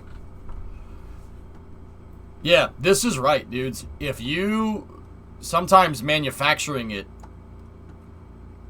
you can retire risk by putting it together. And the same is true for KSP. To be honest with you, you can retire risk by how you put it together. I'll give you a good example. Kraken bearings, the hybrid tech. The hybrid tech is a good example of manufacturing that will last a lot longer, so I don't have to worry about it. I know they won't drift. I know they won't drift over time. Hybrid tech is a perfect example of exactly what he's talking about. Dropping requirements that have outlived their usefulness is an important part of SpaceX's improvement process. We're kind of in a continual learning mode. We let the hardware talk to us and tell us what's going on, what's changing, and where it makes sense to remove stuff because it's just taking time and that's the right thing to do. For example, the company changed its requirement to perform a static fire every time an engine was removed. Now we have to drop 3 engines before we go to a static fire because we determined we can put the high pressure joints together, verify that they're leak tight, and also verify that everything works. removed like 14 static fires out of the flow that would have been required under our old criteria, and all 14 of those flights launched on the first attempt.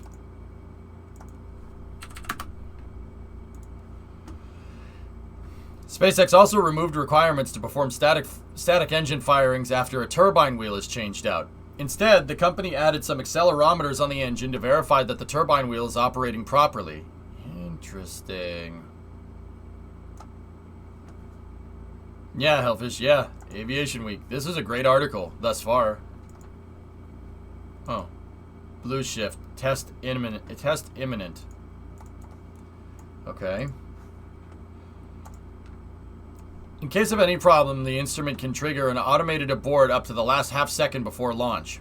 We use the actual launch countdown to effectively replace a portion of the static firing. The inability to drop requirements was the primary reason why NASA's space shuttles were never able to come close to projected flight rates. Yep.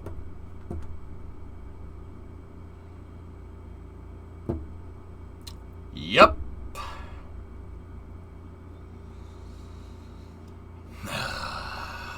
He's right.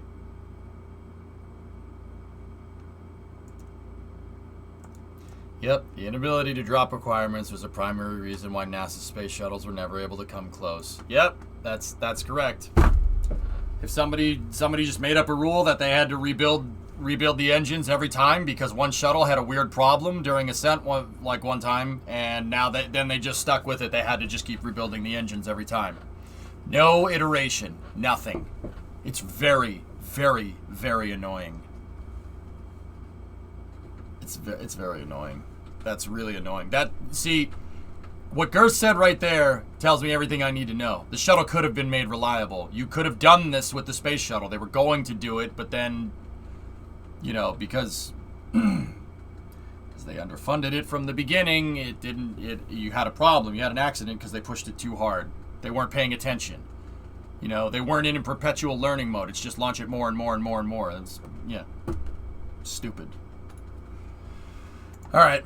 During the space shuttle program's peak years of 1992 to 97, NASA flew 7 or 8 missions per calendar year. In 1984, it flew 9 times. False. 1985. It was 84. They flew like 7 missions.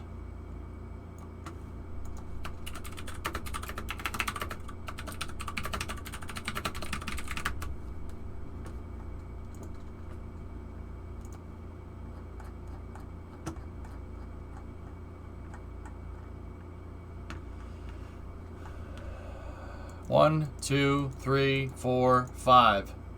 1, 2, 3, 4, 5, 6, 7, 8, 9.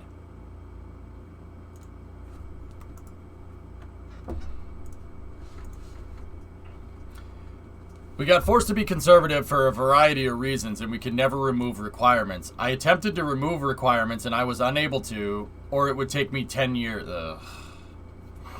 Oh, there you go, W. For example, early in the shuttle program, NASA needed to pull the shuttle main engines after every flight for inspection.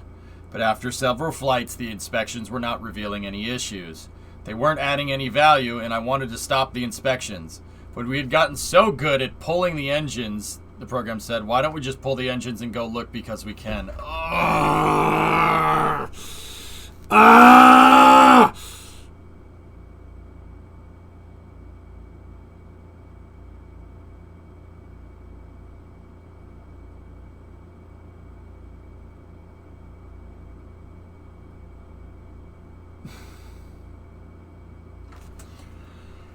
See, I told you. You just gotta inspect them every flight. How does that make you feel? Annoyed? It's what I've been dude, it's what I've been saying. The AR-22, that AR-22 engine that they put on the test stand was a shuttle-derived motor. They fired it 10 times in 10 days. There's no way Aerojet missed the mark by that much. I've been saying this for freaking years. The shuttle engines were originally engineered to fly 55 times with no refurbishment. There is no way in hell that Aerojet, I think it was Aerojet Rocketdyne, I think I forget if they had merged by then. There is no way in hell you design an engine to fly 55 times with refurbishment and get it so ridiculously wrong that it has to be taken apart every flight. There's no way I knew it. I fucking knew it, man. Ugh, it's so annoying. Yeah, the one time you don't pull them is when they break. Yeah. Okay. At the end, we were tearing apart these shuttle engines for inspection, and we ended up operating at the low end of reliability. We actually wore out components during testing and put more life on them than we did in an actual flight. Oh my god.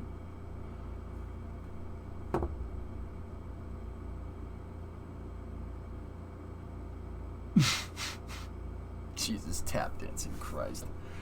Oh my god, that makes me sad. If you got hardware that is ready to go fly, you're better off not tearing apart to inspect it. To understand if it has a problem, you use the reliability of the hardware to drive you, and you only inspect when you start getting out to that later life period. We weren't allowed to do that with the shuttle.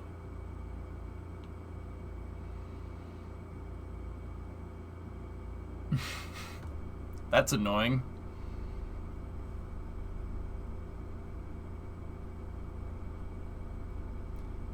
That's why NASA should never own a rocket after SLS, ever. I disagree, Galaxy. Yeah, I disagree. Completely. At SpaceX, we see the benefit of removing a requirement, and then if we remove too much, we can add it back in. No harm, no foul. The same thing happens to guns during Swedish military service. We get more wear and tear on the guns cleaning them than actually shooting them. That's really, really upsetting.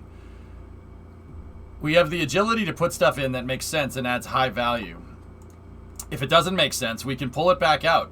It's a very small engineering team with very low overhead that can respond in the appropriate way to what the hardware is telling us to do. NASA used to operate in a similar fashion. See, Bauxy? But as the agency matured and encountered problems,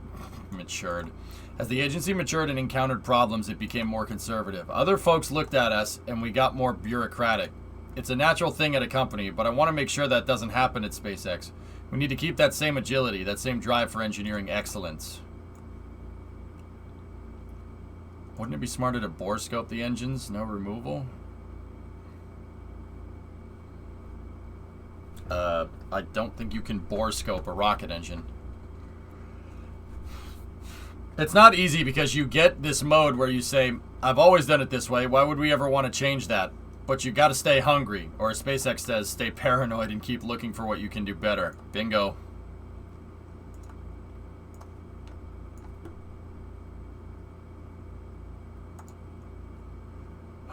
For example, the Block 5 launcher, unveiled in 2018 as Falcon 9's final version, has continued to evolve. Hardware changes included an upgraded aft thermal shield and a modification to the upper stage so it can dump propellant if an umbilical separates from the quick disconnect plate. It's hard to imagine how the quick disconnect plate might accidentally pop off, but we knew that the result would be catastrophic, so we implemented the change. Most changes at this point are intended to improve system reliability and/or rapid reuse of the vehicle. SpaceX continues to make operational changes as well, thanks largely due to data collected during the Starlink deployment missions. In addition to spurring SpaceX to dramatically increase its flight rate, Starlink launches provide a relatively low-risk test bed to better understand Falcon's flight envelope. If there is something we don't fully understand, we will test it offline to understand the risk, fly it on a Starlink flight to gain real test data, and then apply learning to our other customers. Pushing the envelope from a performance standpoint actually makes us more reliable for crew and other missions because we've been able to kind of experiment with our hardware a little bit.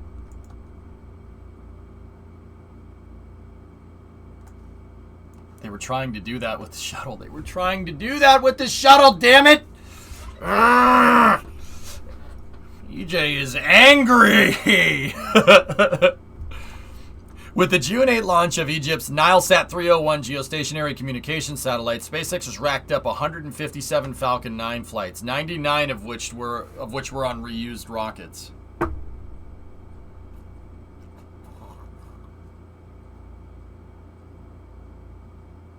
Yeah, Buck. Yeah. Unbelievable. 1/3 of the Falcon 9 missions were devoted to deploying the Starlink satellite network, which is designed to provide high-speed, low-latency internet connectivity worldwide. Starlink missions are our own highest heating missions, and we're flying our life leaders on them, so that's where we're learning the most. SpaceX is using the Starlink missions to modify Falcon 9 thrust profiles, provide more insight into vehicle reliability and operating margins. Engineers also applied lessons learned from 2 premature engine shutdowns during the Starlink launches in March 2020 and February 2021. Yeah. In both cases, the remaining 8 Merlin 1D engines compensated for the malfunctions, but the boosters were lost during landing attempts. Interesting.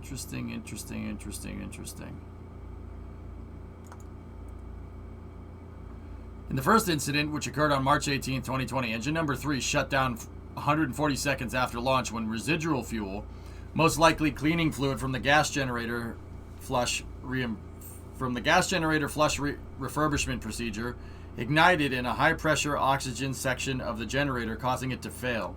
It was the first failure of a Merlin 1D engine, which debuted in 2013.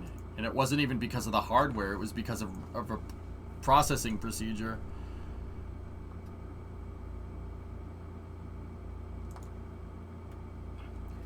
An earlier Merlin variant, the 1C, failed during SpaceX's 4th Falcon 9 flight in October 2012, which was the company's first cargo resupply run for NASA.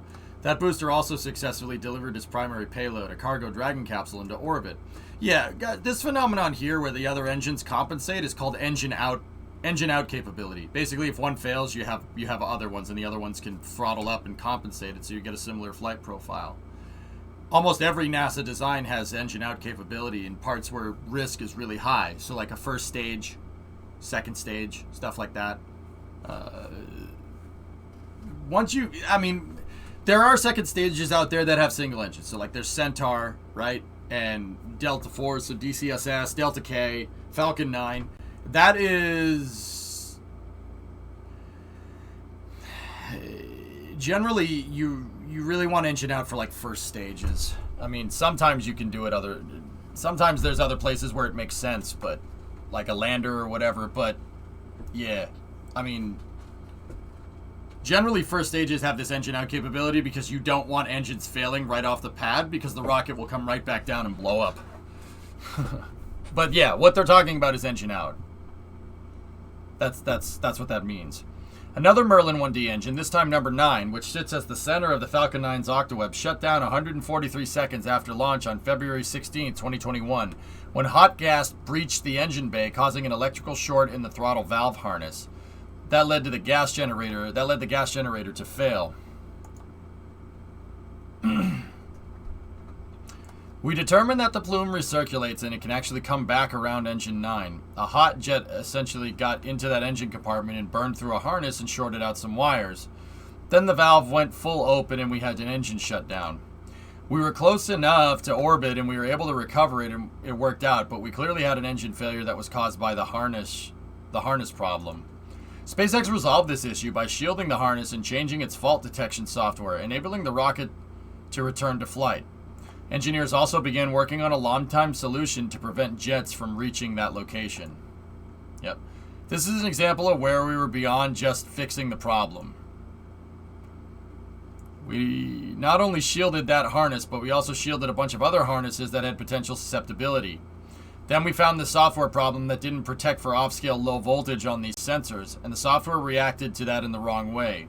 So we fixed all that software as well. We made other system changes that were unrelated to where the failure occurred. If a vehicle gives you a problem, it's an opportunity to use imagination and prevent a future failure you didn't even know was coming. You not only fix your first problem, you fix 2 other problems that you haven't even encountered yet.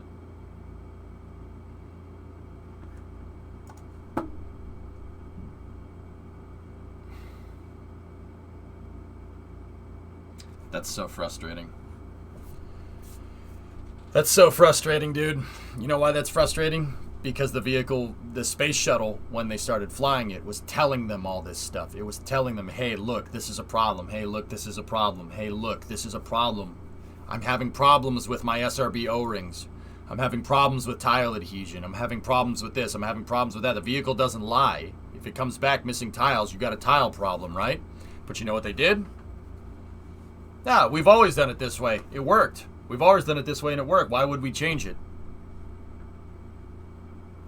True story.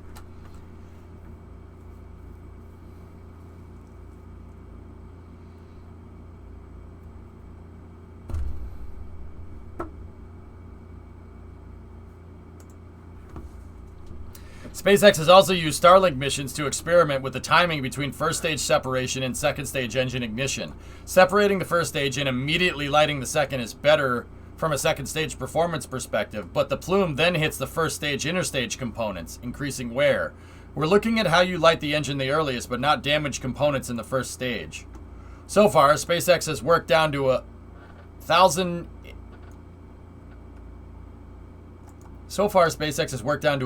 inch separation by decreasing the time between first stage separation and second stage ignition in increments of 0.25 seconds.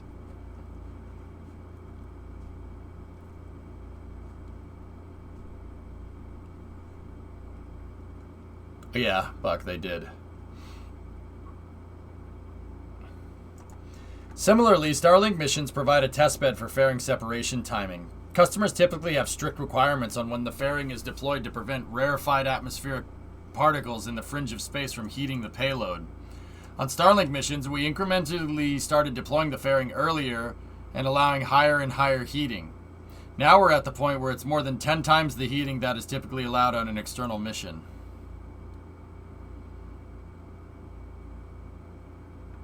That's interesting that that would be measured in inches.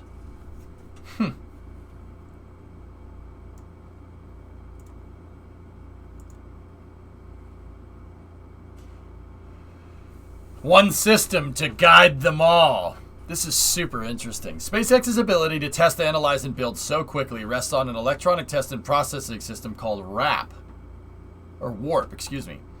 To build a rocket, technicians input data into a computer, a process that Gerstenmaier can monitor.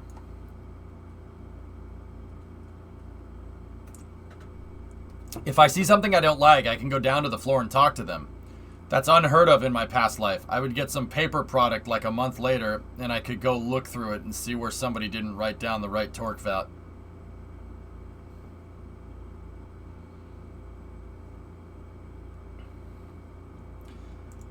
The data system includes an automated data checking process called Hyperion that takes data coming back from a rocket to make an initial cursory check to see if all parameters are correct. It errs on the side of calling something a failure. That then forces the engineer to go look and understand why a particular measurement is out of spec from the previous flights. They have a freaking... Oh, man, that's cool. See, this right here is invaluable. Hyperion. So, SpaceX gets the telemetry downloaded from a Falcon 9 mission, and then they take that data, and that data goes back to SpaceX HQ, right? It gets uploaded to the SpaceX servers, and then that, whatever Hyperion is, it's basically a neural net that compares it to the data sets. That's a neural net that compares data sets together automatically, which is freaking so smart. That's so cool. Oh my god. It's a data logger, but then it compares data logs over every single flight, and from all that data that you get a nominal window. You get a nominal window of performance. If you're comparing every single flight to every single other flight with all the telemetry. Oh, that's so cool. And that's only going to get better over time. The more they fly, the more reliable it'll get, especially when checking data. And then the more that you can learn. That's so well. Oh my gosh. I cannot believe how smart that actually is. That is... It's not even a neural net, just differential analysis. Yeah, there you go. Yeah, it doesn't even have to be that complicated. You're right.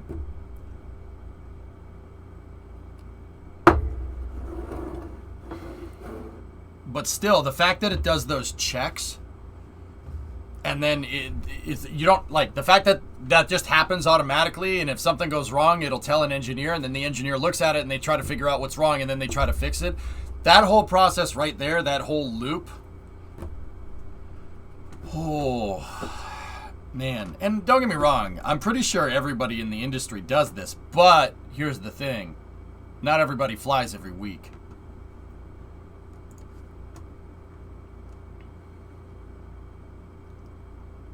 Another electronic tool handles workflow, which in effect lets SpaceX know when it is ready for flight.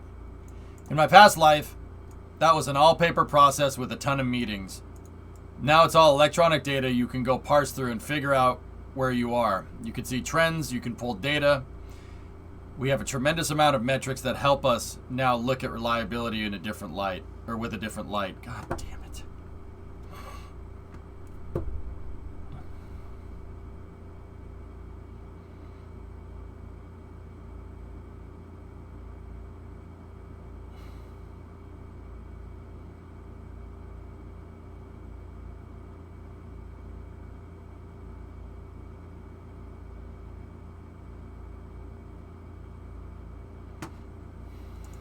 So you know what this tells me?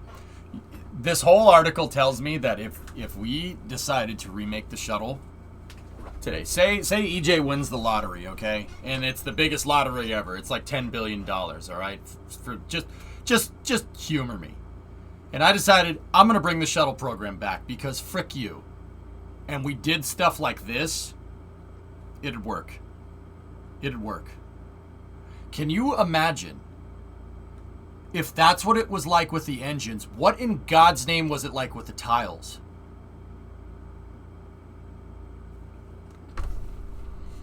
Oh my God.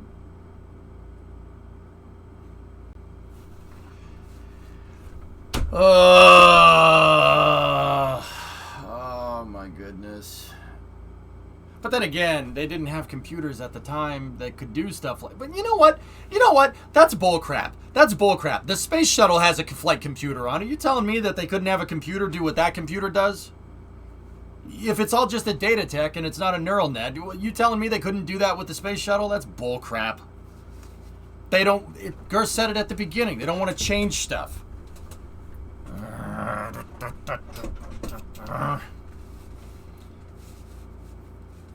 Think about how we're using this now. That is how far ahead of the time the shuttle was. Yeah.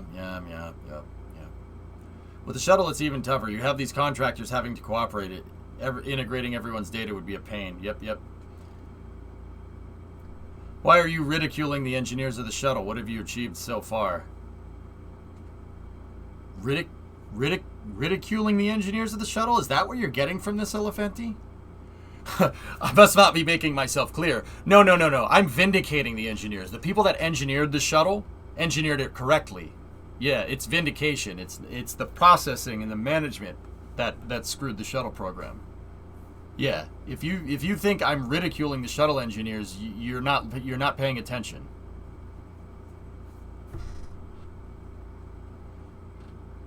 Yeah, I know, Crash. It's pretty crazy. They have computers now and are still super snail pace. Yeah, whatever. Yeah, they have computers now and are still super... Yeah, it's ridiculous, man. Ridiculous. Anyway, let's keep going.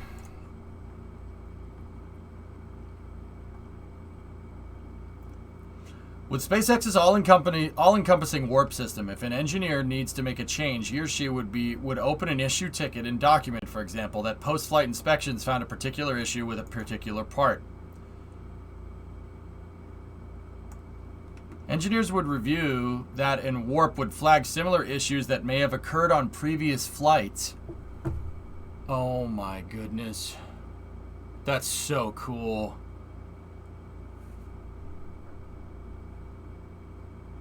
Yeah, floating, that has something to do with it, yeah.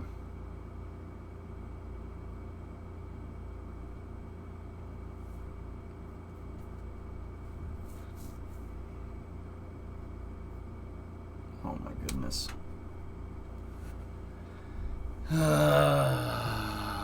That's really cool. You do that roundabout? Oh, that's good. Yeah, like I said, I don't think this is anything in particular. Like, I don't think this is anything that isn't outside of the norm for modern aerospace engineering. The thing is that SpaceX flies. They fly a lot. They have the data to back it up. If you're comparing one flight against 10, all right, that's going to be, you're going to get a more accurate, analysis if you're comparing, instead of comparing one flight to one flight. You know what I mean? It is, Alexi, yeah.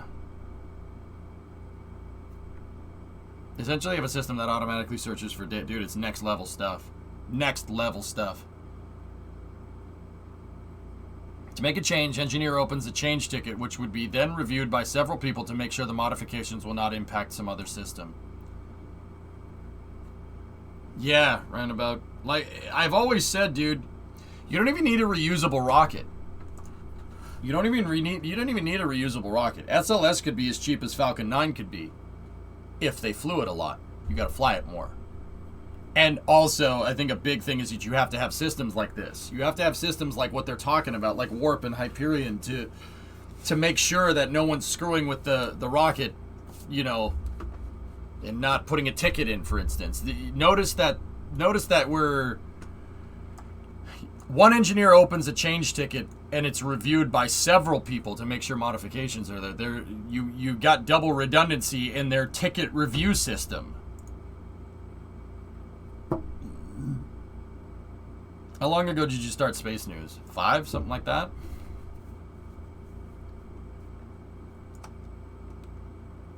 Warp then automatically kicks off the planning process by listing new parts to be built and issuing work order instructions. Fuck you.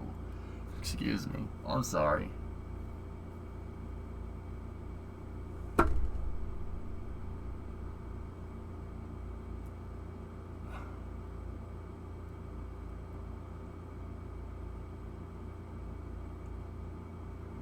It's all in one huge enterprise system that SpaceX built. I'm taking the time out.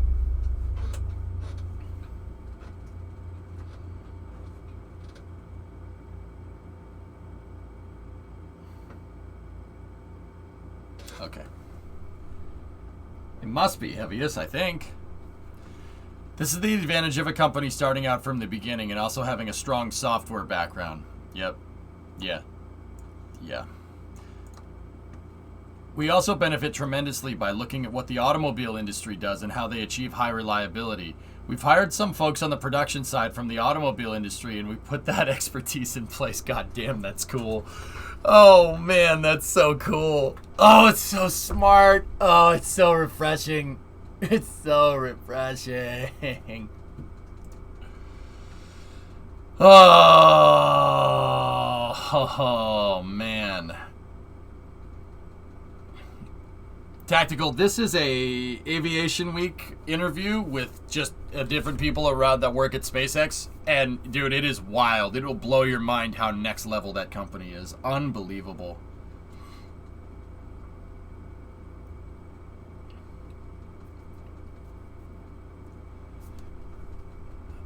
For Starlink, SpaceX is tapping best practices from the commercial electronics industry. We're building 20,000 home user KU band phased array antennas out here for the Starlink system per week. That's unheard of.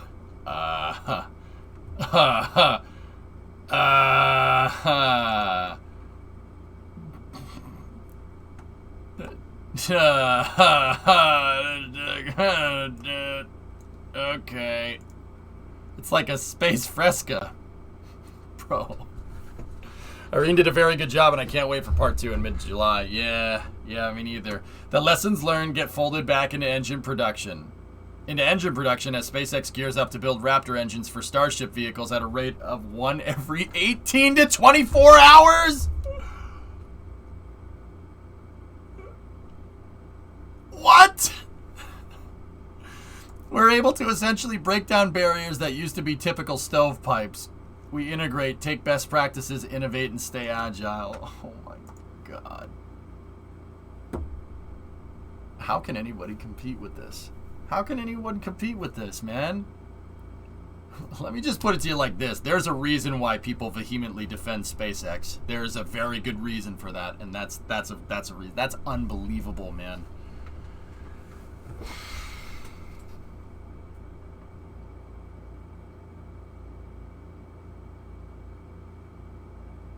Dude, I have no words.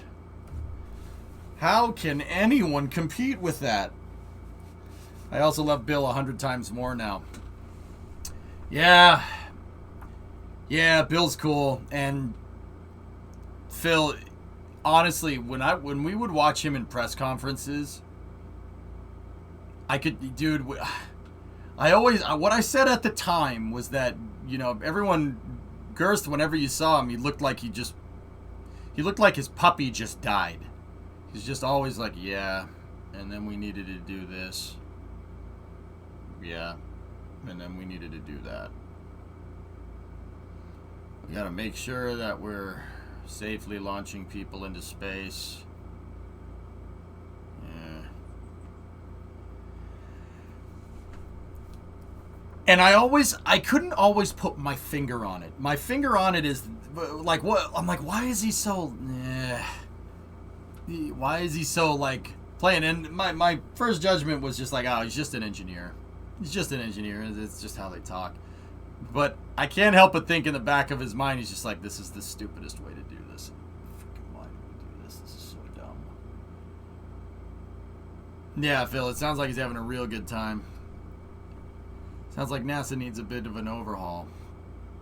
Yeah. Yeah. Yeah, they do. He's being crushed under a mountain of paper. You know that that's what was going on, Cooking Fat.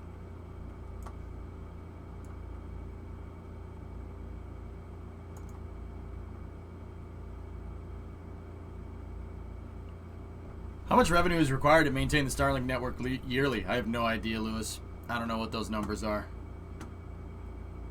NASA's somewhat hamstrung by their government status, to be fair. Yeah, roundabout...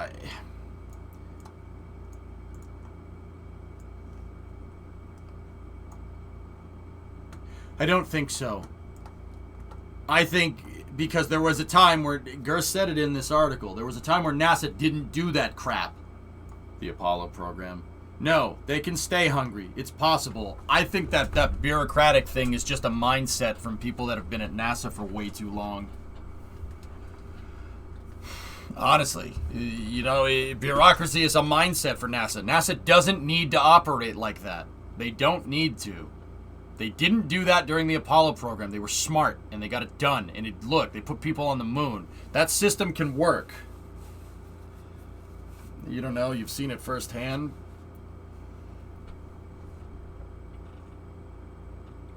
And we need to go back to... NASA needs to go back to doing things how they did it during the Apollo program. Whatever project, whatever management structure they had then, they need to go back to that.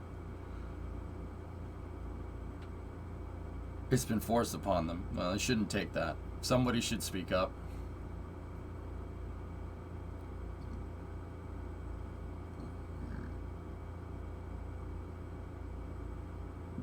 Somebody should speak up. I mean, roundabout, like I said, that's why I like Jim so much, because he was the one that was actually talking about this kind of stuff, but it looks like he tried to take on a freaking mountain of crap with a freaking garden trowel to try and move it, you know what I mean? Yeah, brownies. Yeah, I know what you mean.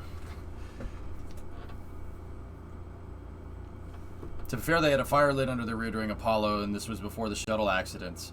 So Apollo 1 just didn't happen? Floating? NASA killed 3 astronauts on the pad during the Apollo program. You know what they didn't say? Oh, this is not safe. We can't do this. You know, we're gonna probably... No, they said, frick that. We screwed up, and we lost 3 astronauts because of it. You know what we're not gonna do? We're not gonna stop. We're not gonna stop just because they wouldn't have wanted us to stop. They kept going, and then they put someone on the moon. You know what I mean? What do you think Jim's reaction was when Artemis 4 was not happening until 2028? Yeah, dude, that whole freaking thing needs an overhaul. It's unbelievable. It's unbelievable. I mean, like I said, I don't like it when people knock NASA. It really pisses me off. And they say that, oh, commercial. I don't like that crap, because NASA can work. It can be put to work. You just need... Yeah, It can do it. They can do it. But I understand where those people are coming from, too. Apollo 1 was the first thing on my mind when you started reading about over-testing. Interesting, huh?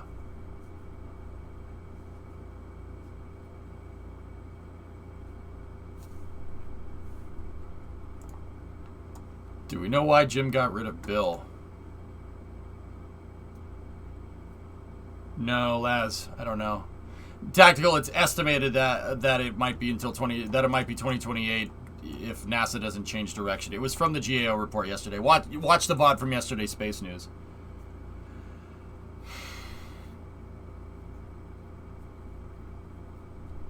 Yeah, no, Roundabout, that's stupid. Yeah, that needs to change. That needs to change if NASA's going to survive. And, yeah. Because SpaceX will eat their lunch from now on if they keep doing crap that way. They need to go back. They need to go back to how they were doing things during the Apollo program. And I don't. Here's the thing, I don't know how to fix that problem, guys. I don't have an answer. And even if I did have an answer, how would we even start implementing that answer? It's impossible. Well, I'm not going to say that it's impossible. Nothing is impossible. It's only impossible if you tell yourself it's impossible, let alone breaking the laws of physics. Don't just decide that you can fly and then jump off the roof of your house, please. They need to have a rapid capabilities office at NASA like the Pentagon. Yeah.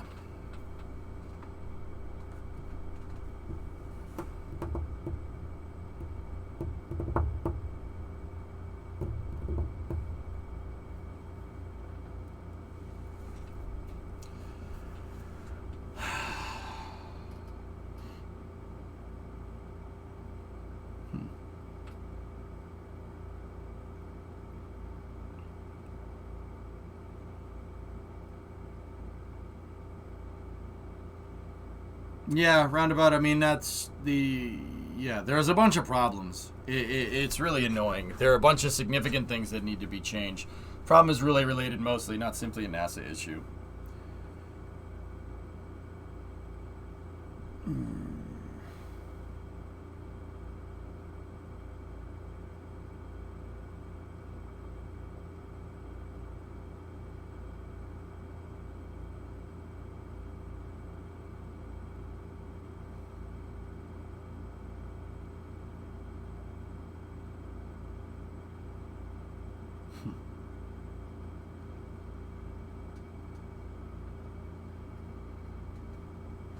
Now, Roundabout, NASA has great project management. I read about it all the time in my systems engineering book. They clearly know what needs to be done.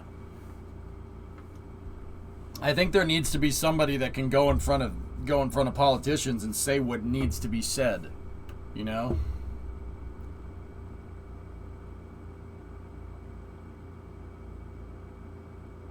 I think it's a little bit of both, Hellfish. But yeah, I don't know how to fix that problem, so I'm going to shut up and you nominate me. Dude, I'll go up there and I'll say what needs to be said. I don't care. I'm not going to make any friends, that's for sure.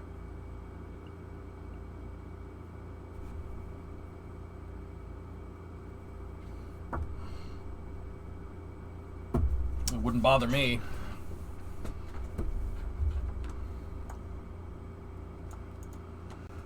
Wouldn't bother me at all, actually. But anyway, let's get on to the next space news. Okay, so this is coming from Relativity. Check out this thread of behind-the-scenes snaps of Stage 1 in the hangar at Complex 16 in Cape Canaveral. Special shout-out to John Krause Photos for capturing the progress on our world-class team.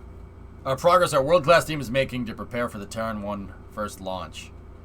Hey, this is a great picture.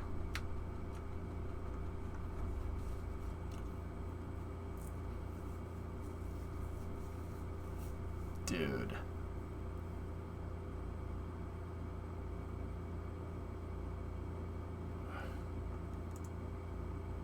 That's cool.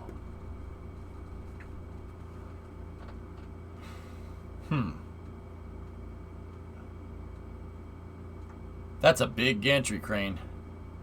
That was a big gantry crane. Where is this? Launch Complex 16? Down at the Cape. See that rocket right there? 3D printed. Yeah. Terran 1, 3D printed, dude. That's pretty freaking cool.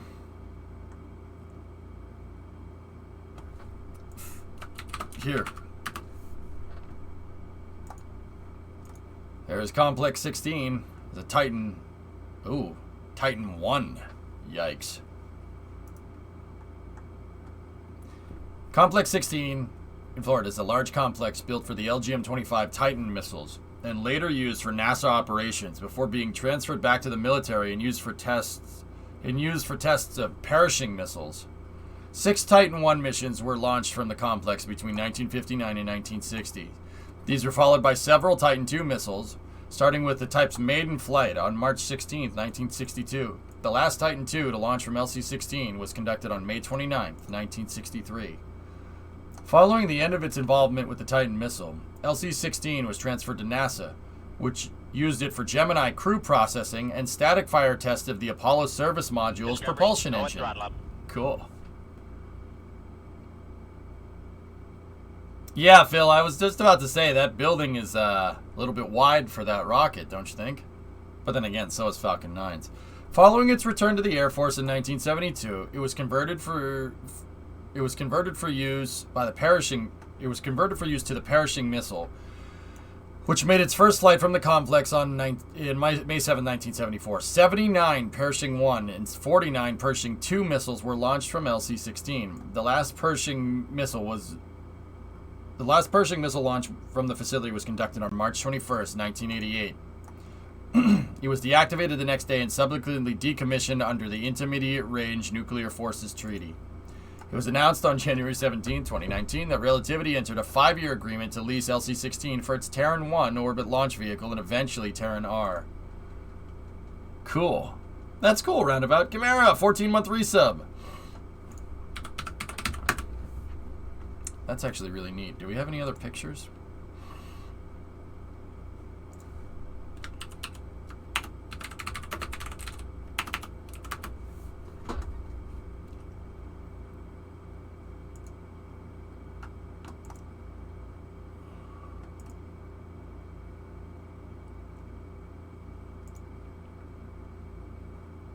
Look at that picture.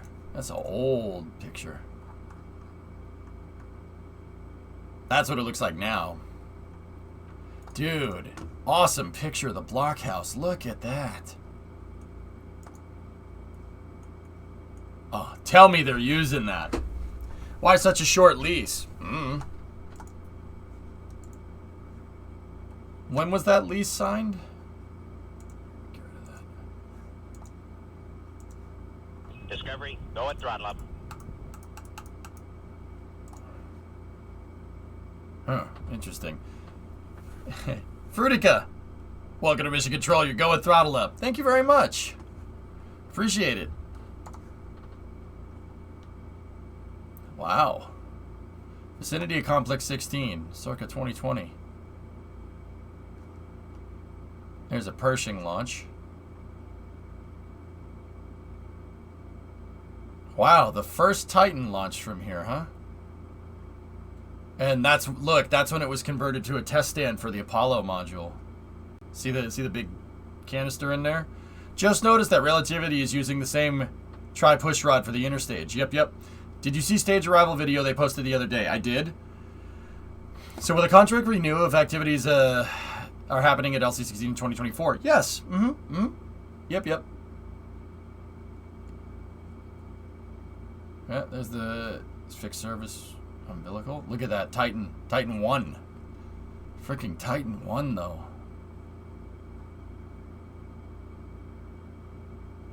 Launch pad construction, huh? Oh, there's the blockhouse. Cool.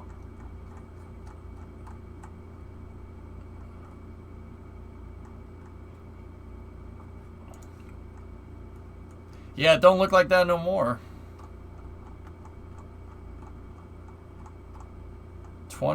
16 is right here.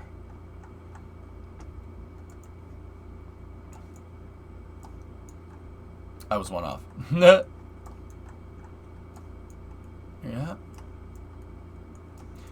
Let me peep this. I've never really looked at this up close. Okay, so there's the blockhouse. There's the controls for the pad. It looks like they are using it, which is that's pretty freaking cool. Okay, so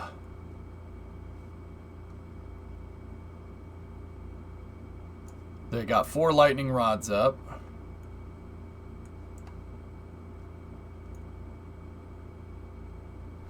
Relativity is. So the blockhouse is the control room. Yep. Greetings from Germany. It's 12:58 a.m. Slept the whole day. I think my sleep schedule is American now. It's 7 at night, Fruity. I think you're past American, man.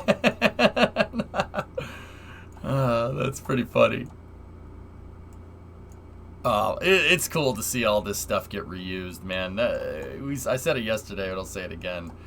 Yeah, okay, so check this out. That was radiused right there. That road is radiused like that on purpose. You notice how it's like a weird turn, right? It doesn't look like this or anything. It's so they could take the missile and move it, the Titan missiles, and move them into position.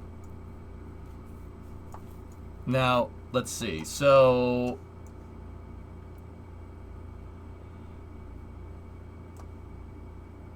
I love how Relativity just expanded and upgraded the roads. That's really cool.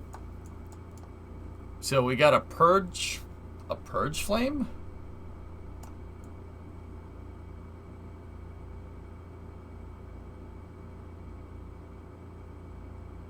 Anyway, Fruity, thank you for the sub. I do appreciate it. Danke schön, mein Freund. Yeah. Probably not saying that right, but that's okay. You know what I meant. I don't know why they would have a purge flame there. I thought it was a... Oh, is it a methane rocket? I can't even keep track, Phil. Terran's methane from the ground up, isn't it? First and second stage. Okay, so because there's a purge flame over there, you have methane right there, and then that means over here is liquid oxygen. And then those are nitrogen containers. And it looks like we have a gas purge sound suppressor right there. But I could be wrong. It could very well be the first methane rocket to fly into orbit. Yeah. See these trailers that have the tubes, the long tubes in them? The nitrogen. Those are pneumatics. And it looks like they are building infrastructure into the blockhouse. So yeah, they're gonna use that control room. That's freaking cool, man. That's really cool. 'Cause yeah, if I was using one of these pads, we'd use the blockhouse. That would be sick. They're super freaking close to the rocket. The blockhouse is basically an armored bunker. The rocket could crash right into it. It'll bounce off. Yeah, it's less than 1,000 feet. 750 feet. Oh, man. That's really freaking close. I love it. I love it. And the cool thing is that these blockhouses have a periscope in them, so you can look out and see the rocket. I think that's what one of those things up there is. That's awesome, man. Really, really freaking cool. Now, that begs the question, fellas. I'm looking at all this, and you can clearly see that they trimmed all the pad out, they installed new facilities, everything looks really good. What I'm wondering here, what's this? What you doing over here? Looks like they're grading out a lot of extra land over here. Can I help? Check page 16. Oh, okay. Looks like they're grading out a lot of land over there.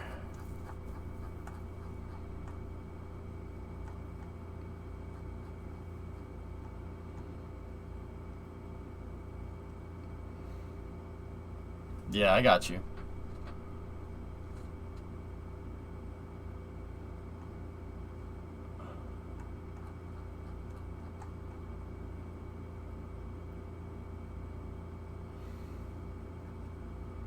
Alright, I'm not sure. Yeah, anyway. So check that out. I wonder what they're clearly grading something out there. It's that same soil that we see at Roberts Road. You grade something out here when you're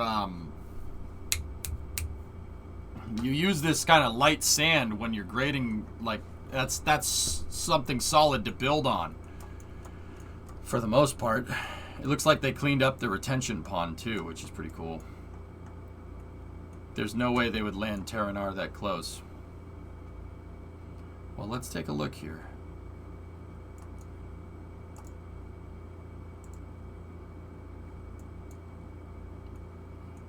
Interesting. All the pads have that, except for in this one. What's this one? That one has another stand out there for whatever. That looks like that was added after the fact. There's Complex 34 right there.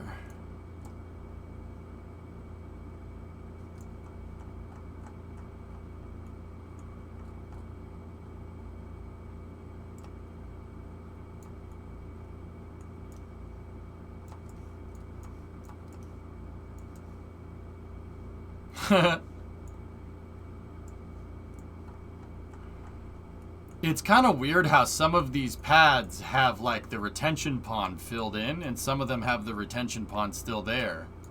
Some of them have the retention pond going, yeah, see? That one doesn't. That one's gone. That one isn't. Relativity's using that one. Dude, it's very clear, even in this picture, 220, that they, like, look at this pad. This one is unkempt. That's, so 13, 14, 15, 16, 19, and 20. Like, look at 15 compared to 16 right here. It's very clear that somebody was going to use this because they sent some guy out there to mow the lawn. See? Everything is all mowed, but what's very interesting... Yeah, see, look at the difference. Whoa. Look at that. 2019... 2020, they cleared out all the underbrush. See, look. Very interesting. What are they grading out here? Interesting. I wonder what they're doing out here. See this? They clearly graded out some crazy area over there. How far is that from the pad? Yeah, that's awfully close. The extra pad at Slick 20 was after the face. They did a lot of stuff on that pad. What is that?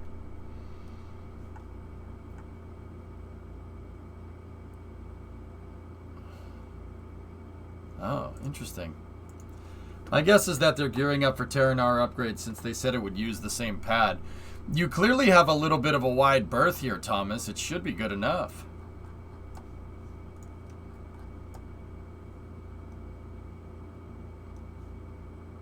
This is nuts, dude. Okay, so another launch complex question. How much of that land can they build on? All the way to the ocean? No. You really only want to build on land that's graded out. This is unstable terrain. Don't build on that. Interesting. Interesting. That's cool. Yeah. But see, clearly they graded out more terrain over here. Woody, if you look, the HIF is there, so they clearly built up and graded all of this terrain. Let's see if we can see it. Yeah, there it is. See? Check that out. They graded that, and then they graded over here, and then they graded these two areas right here. Curious. Yeah, look. They graded that, and the grass started growing back. See last pulls. See last pulls. Pulls. See last.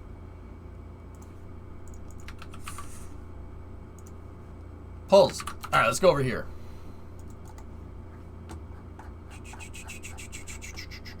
Page 119 onward. 119. Boop. Discovery, go at throttle up.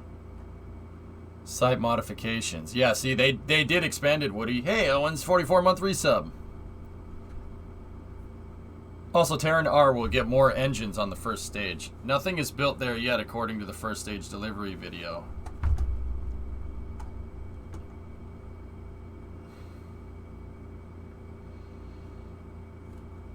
Yeah, it can flood right there. Yep. Yeah, see, Woody, there's wetlands around. This is what I mean about not wanting to build. You don't really want to build in certain areas because there's low areas. These low areas, even if you fill it in, water will find its way back over there. There's only certain places where you really want to build there.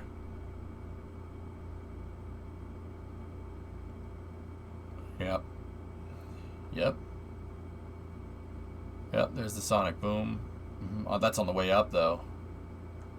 Sound waves.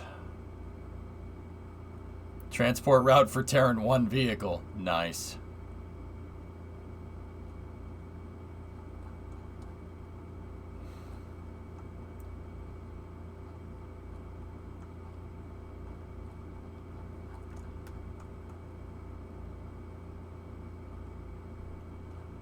Cool. They're doing chopstick testing right now, by the way. Cool. Relativity's Launch Control Center is at the Cape Industrial Area. Oh, that's lame.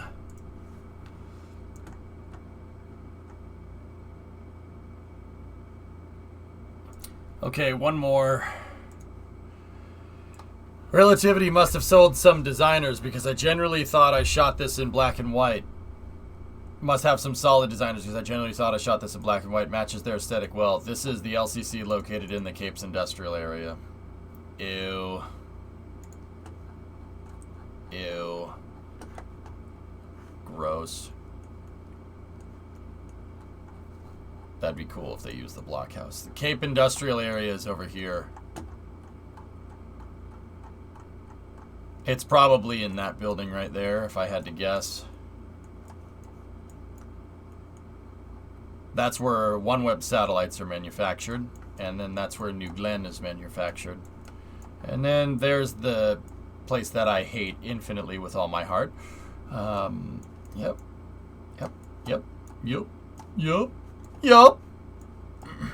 Anyway. Yeah, see, this is the industrial site right here. They have a bunch of lots, and the idea is that they'll, Kennedy Space Center Industrial, anybody that wants to build a facility down at the Cape, like Blue Origin, for instance, can buy all this land. The industrial area is basically anything along this road right here. I don't care how much concrete you put between me and the rock at 750 feet is too close. Oh, I'd do it. I would do it. Absolutely.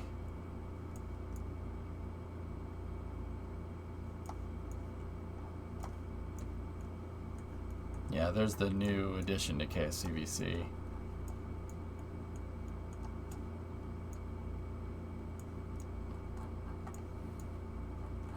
No, Sidco Road's way over here.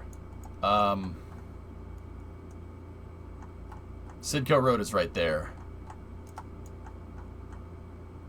That's where SpaceX makes all the tiles for Starship right there. Where's the Apollo Saturn V Center? It's up north? Up here? For reference, the industrial site that we were looking at is over here. What's the KSCVC edition? They changed the ticketing entrance, S-Master. To get to Kennedy Space Center visitors, you go this way now, and you go in through the back entrance. There's a huge ticketing booth and stuff that they added. I know, because the last time I was there, I turned in here, and the guard was like, "What are you doing? This isn't the entrance." I'm like, "This was the entrance last time I was here." "Oh, you haven't been here for a long time. Turn the car around, please." I'm like, "Yep." Thanks, guy. You gonna tell me where the entrance is, or? Yeah, it was great. When was this? That was in 2019. That was in 2019. What was it? October of 2019, me and my family went down to Disney World. Yeah. Yeah, it was a fun time.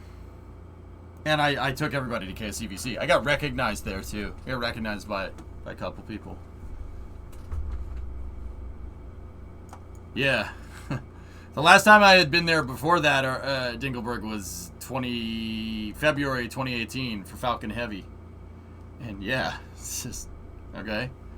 The entrance was here before. Is it possible that, you know, if I'm going to see the visitor center that I might be from out of town and I might not know that the entrance is different? No, we can't, you can't do things like actually using our brain, can we, guard man?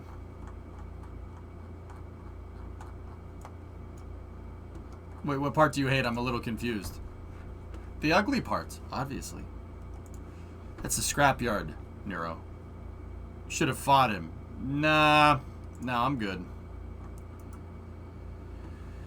Anyway, alright, cool. Well, it's a shame they're not using the blockhouse, but, it, you know, it's cool that it's still there, I suppose. Somebody get up there with a damn pressure washer, please. This thing looks terrible.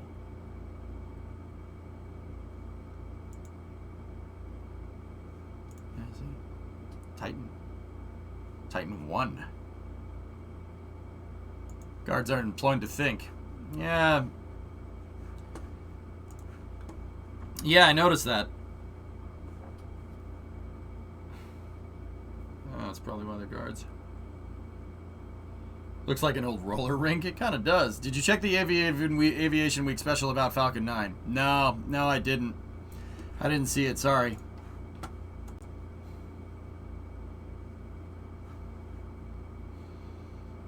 What's an Aviation Week? I don't know what that means. That's cool, though. Yeah, I was gonna say that door is awfully big for a rocket that small. Actually, can I go just look at one more thing? How big is that integration building? How many people around about? How many people here know what a goddamn roller rink is? Well, the TE has to fit. Yeah.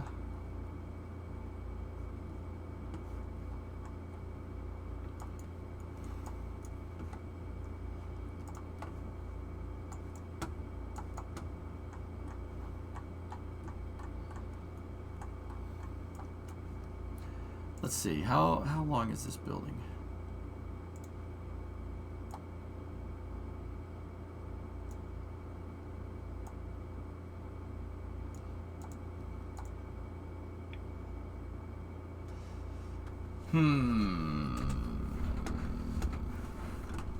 Credit to Mr. Drummer for the upload. Yeah, I don't wanna do that.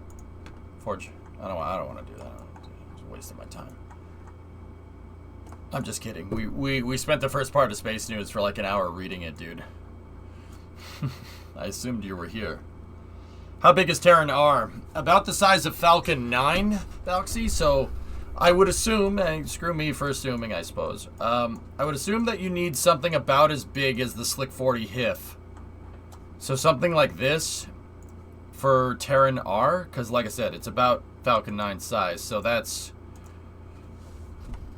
about 100 meters long, give or take. Theirs is only 50, so unless they plan on expanding it, do they have room on either side here to expand it? I don't think they have much room this way. Like, yeah, 100 meters would be at the base of the launch pad. My bad, sorry, yeah, it's all good, man. I just wanted to screw with you for a little bit. So...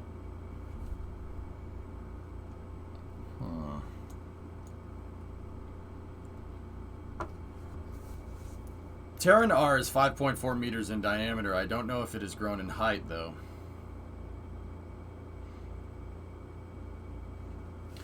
Thomas, you think they can fit all that into a facility this small? That believe it or not, that's actually pretty damn small for something like Terran R. But then again, Slick 40 is... I mean, is it bigger than Slick 40? No, it's about the same size, give or take. But Slick 40 is not just Slick 40. SpaceX puts payloads together down here in the SMARF. So it's like Slick 40 and that. Is Relativity going to build out some crazy... See, that's why this is why I was like hinting at this over here. Why is this graded? See that? Somebody took the time to grade it out in that particular shape. What are they going to put over there? Now I'm really curious. What if they build on the other side of the pad? Looks like they already have some space cleared. Yeah, they could.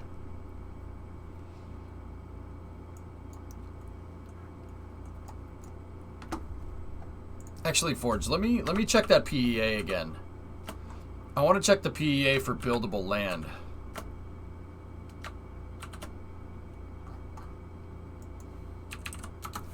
Where can they build?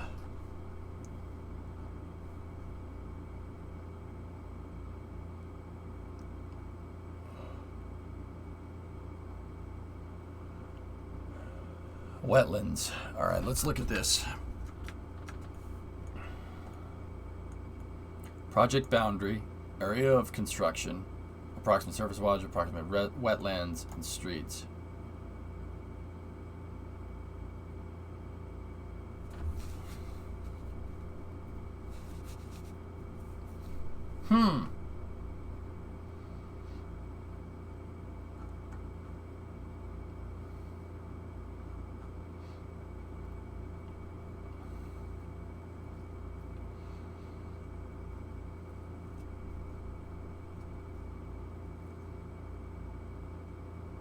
Interesting.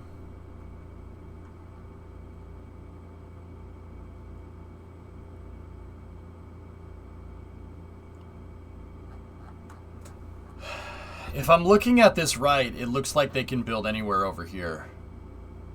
Anywhere in here can get made. Anywhere in here can get built. I would not want to really build anywhere out there because you're too close to the ocean. So over here, perhaps. But you ideally would want to use graded terrain already. You know? That's low right there. You could really tell that that's low down.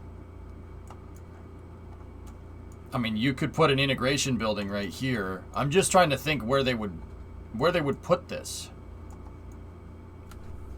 I don't know. We're gonna have to keep an eye on it, man, because they can't really build much further than this line.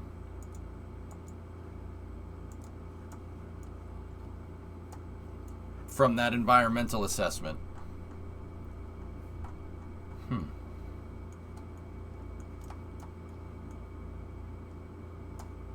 Interesting.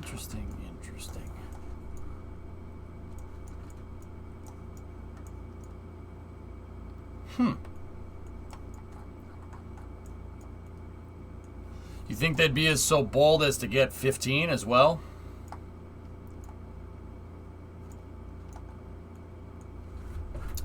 Terran 1, Terran R over there. That's doable. You think they'd do it?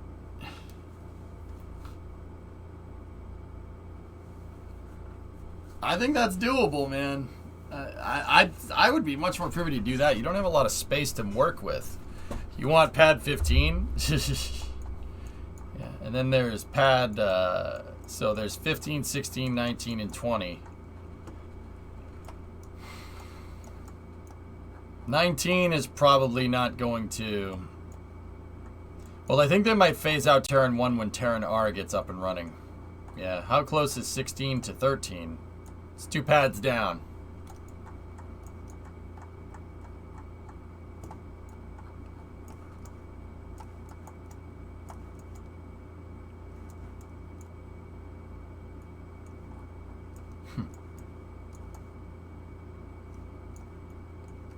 See, any of these pads with the hemisphere at one side, that's an Atlas pad. Any one of these with the hump and the triangular side like this, that radius road, that's Titan. That's an old Titan pad. It's funny because 13 looked like 14. It looked like that at one point. See?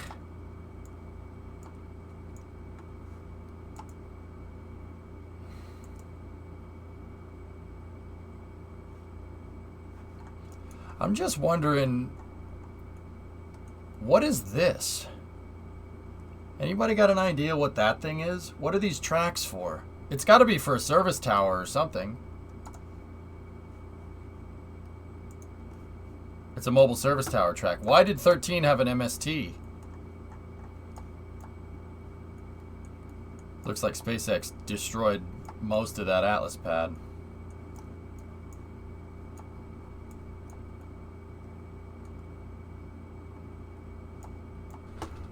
I need to do some research here for a second.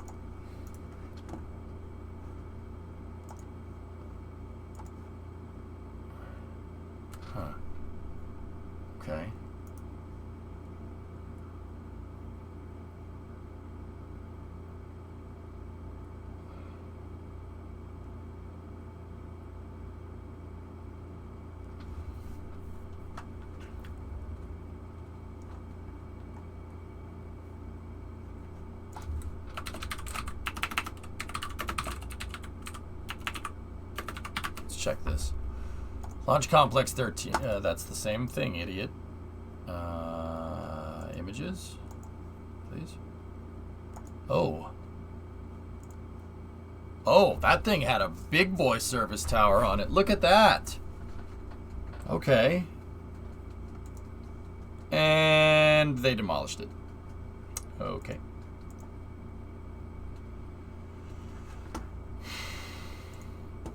Is that the one you built in Kerbal? No. Is that the one you built in Kerbal? No. No. Mine was Complex 34's, but it does look like it. It's a very similar structure. And it's gone. It's gone. It's all gone.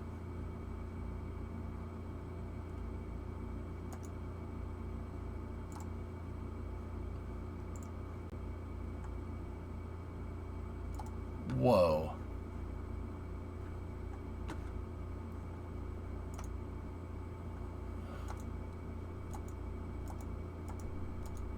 That's Complex 34 right there. I've stood right where this picture is taken.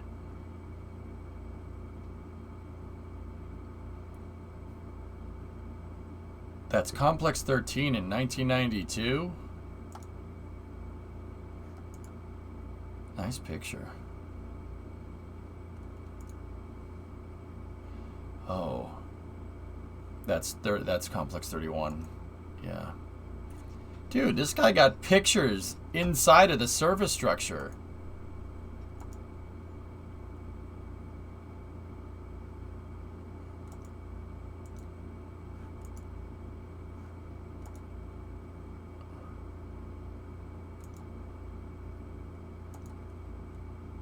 Roland takes some freaking sweet pictures. Dude. Yeah, 395C. Cool. That's really neat. Yeah. Yeah, you can't see it. It's behind the head of the chair. There's a little keyhole right there, and then there's another keyhole right there. 2 keys. More than arm's length apart. Cool. And then there's your short cableway right there.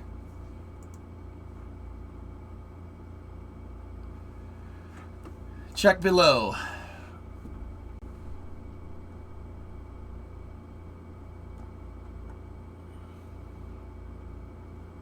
Oh, wow. Guys got pictures for days. Sorry, this, well, relativity controls look bland compared to this. Yeah. Yeah, I know. Launch Complex 13 blockhouse demolition circa 2012. Oh yeah, I guess they did clobber the blockhouse. Yeah, it was right there. That's a shame. And then they... That blockhouse was there until 2012. Wow. What were they planning on doing with it?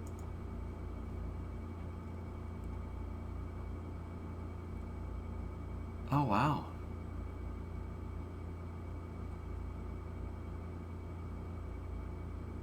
Damn, dude, look at this. Wow, where'd you get this? Yeah, it looks military, definitely military. Yeah, that's the old service structure, the A-frame. Jeez, look at that, look at the truck. What the hell?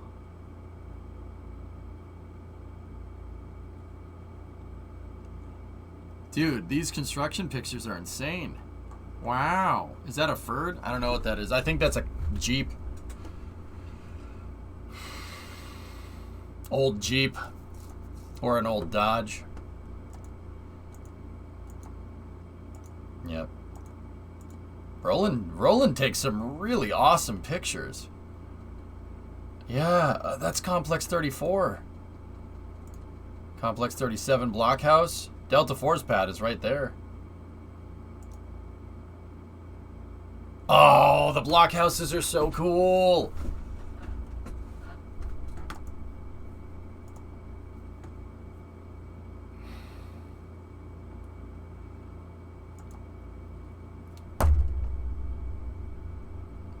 Hello.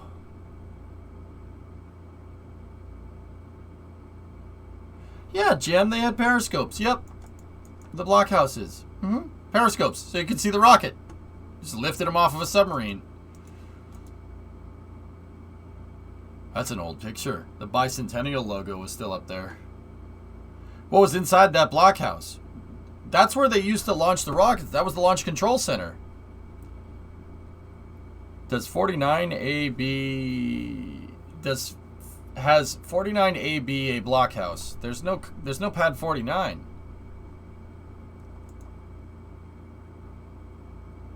Yep, there's the F1 test stand out at Edwards. This is near where the X-33 pad was. This guy has some excellent pictures.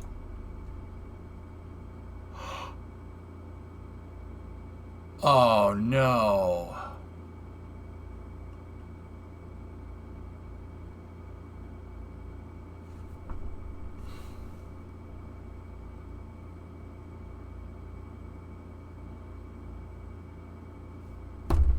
God damn it.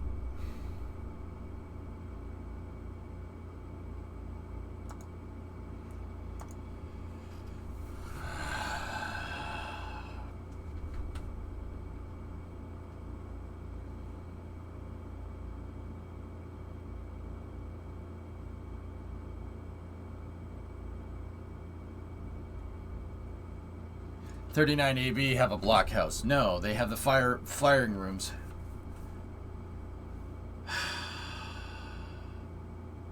So this was at Kennedy Space Center, guys.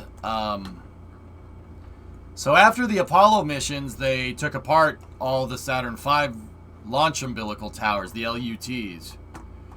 And, you know, they were like, we'll keep them because we might need them again. And, you know, we can always build another launch tower. That's no problem.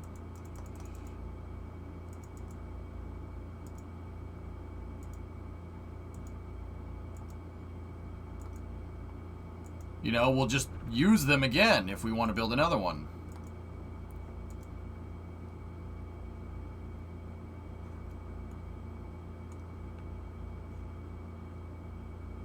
So they took them apart and they put them all in this field. That's what that is. These are all Saturn V launch umbilical towers. They just took them apart because they made them in subsections like this. They took them apart and they left them in the field until 2004 when they scrapped them because, you know, solar power or something.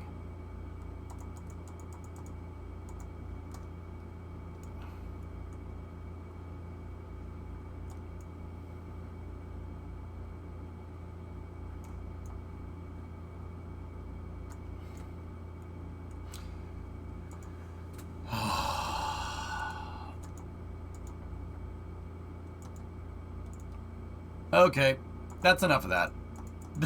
That's enough of that. That's enough of that. Let's get on to the next picture. So check this out. This is coming from NASA's Artemis account. Take a look at this.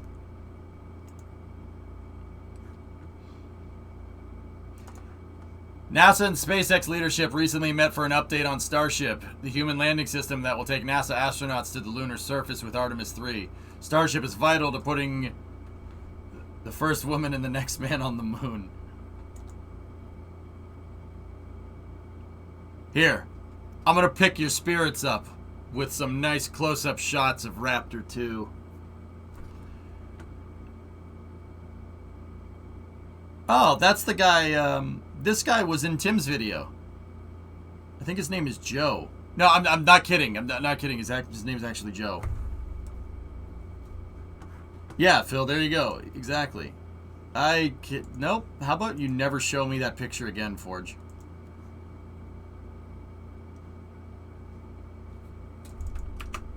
Yeah, Joe is like one of Starship's lead engineers, the guy in the blue shirt. He was in Tim Dodd's video, which is actually really cool.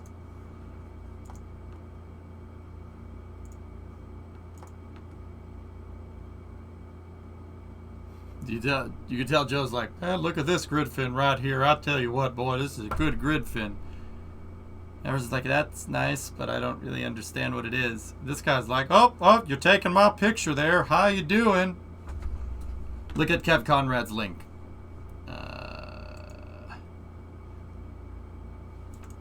Oh. They had NASA engineers from Marshall. Well, Marshall is in charge of the HLS program, so... Dude, look at that!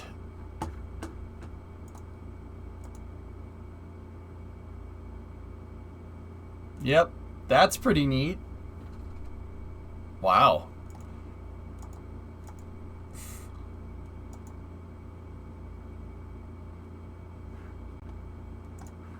Nice.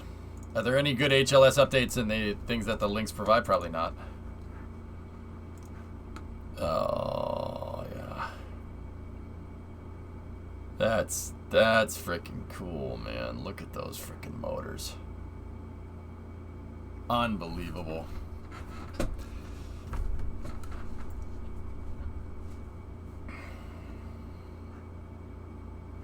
Can we like make a space shuttle with like 3 vacuum raptors in the back instead? Can we do that? Probably wouldn't make it, huh? Yeah, probably wouldn't make it. Anyway, what's that large diameter section between the pump and the combustion chamber?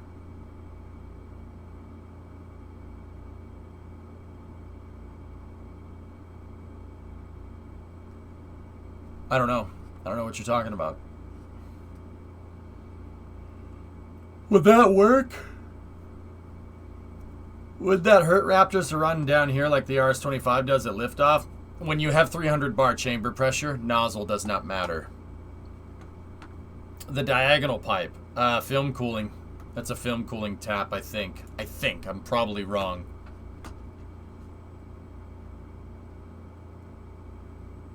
Yeah, Blue, it's not an issue. They run at such high chamber pressure, it's really not a problem. All right. Anyway, that's cool. We'll get to that in a second. Two things real quick. Astros received their launch license for the Tropics 1 mission. Launches no earlier than Sunday, June 12th. I am not going to be here for that. I have stuff to do. Hopefully they scrub and go the next day. Launch for Tropics 1 is net Sunday, June 12th. Window opens at noon time. In the event of an attempt, live coverage begins at T-minus 30 minutes.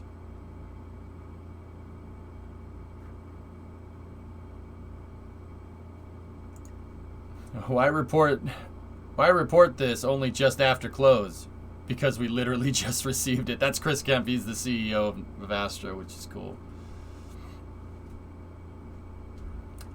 Probability violation is 50 to 80% on Sunday. Probability for Monday is 30 to 50. All right, cool.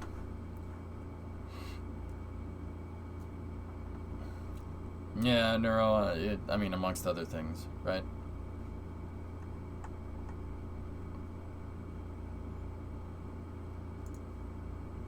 All right. So this is coming from Avio here. The Vega C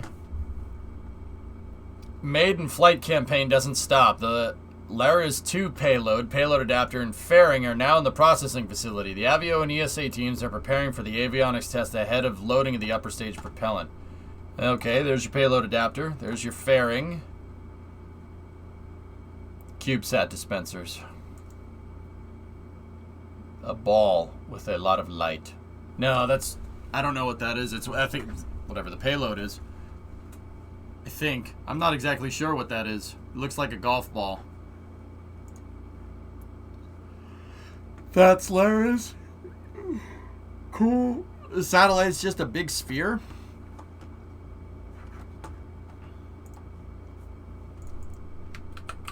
It's just a big disco ball.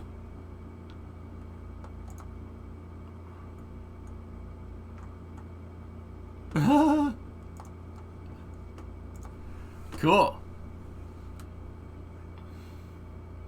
Laser Relativity Satellite is a passive satellite with laser mirrors for the study of the Earth gravitational field and general relativity measurements, and for geodetic purposes to improve the measurements of the Lagios 1 and 2 and Laris satellites. Cool. Neato. Vega C is Arianespace's new upgraded Vega rocket. It has a much bigger first stage. P120C, which is the Ariane 6's side boosters, which is actually really cool. So should see that rolling out soon. All right, we got that. Now let's get to yesterday's NSF, or 2 days ago's NSF video, and yeah, we'll go from there. Let's see what we got. We have two Starship videos to watch today, so we'll see what's going on.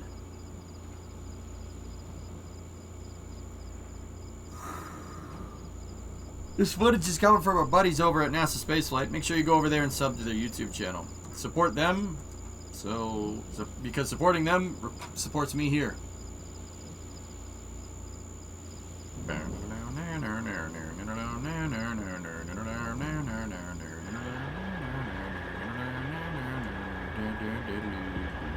Hey Ma, what's going on? Yeah, Fonz, yep. Truck. There is a hangar in Rio Grande. Rising sun. And it's been a ruin for many poor starships. Follow this. Thank you, NY.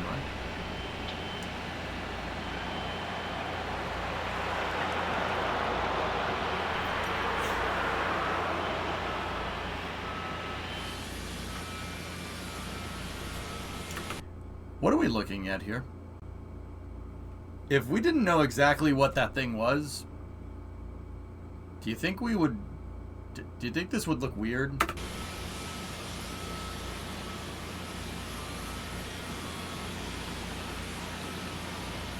Speaking of important things, Monday is the programmatic environmental assessment for Starship. Very nice. Nice Mustang. Jeep! That's a moving water tower. Okay. Hey.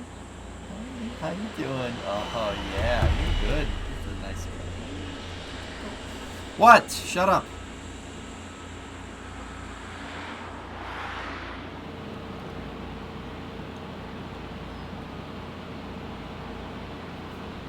Giant soup can, indeed. Please do not tickle the fort. Don't tell me what to do, man.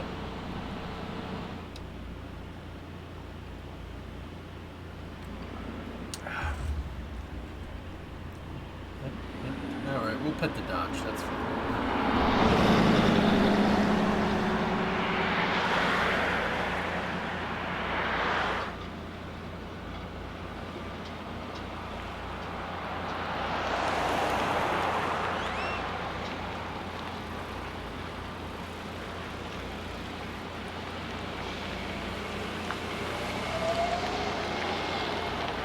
Huh.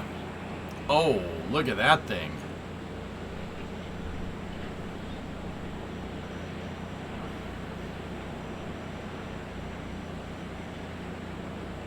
I don't know what you're talking about, Mom.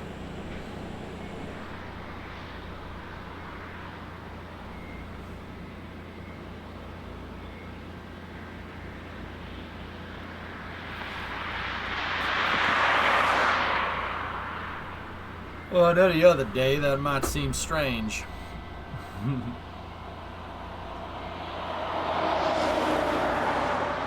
wonder what that guy's up to.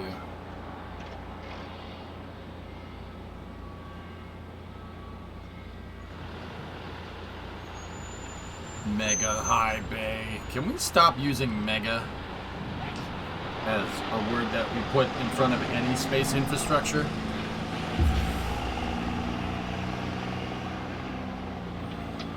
Just got to work and got an email. We partnered with Sierra Space to help them build the cargo module for the Dream Chaser spacecraft. Oh, the Shooting Star. Oh, that's good, Guy. Very nice. Johnny, don't you do that. No. It's the Wide Peepo Bay. Or Gig. I will also accept GigaChad Bay. That's just weird looking.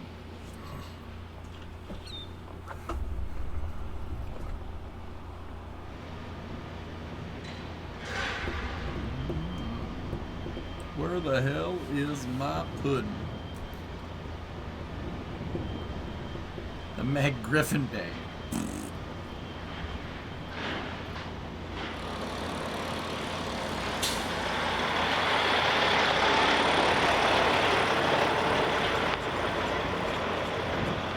Old Bay.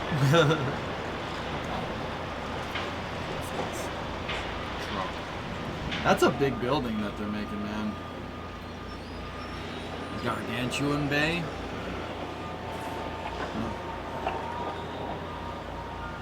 Yeah, we'll call it the Michael Bay. That's a good idea, Twitching. Yeah. New building near the production site continues to grow. Have we figured out what that building is for?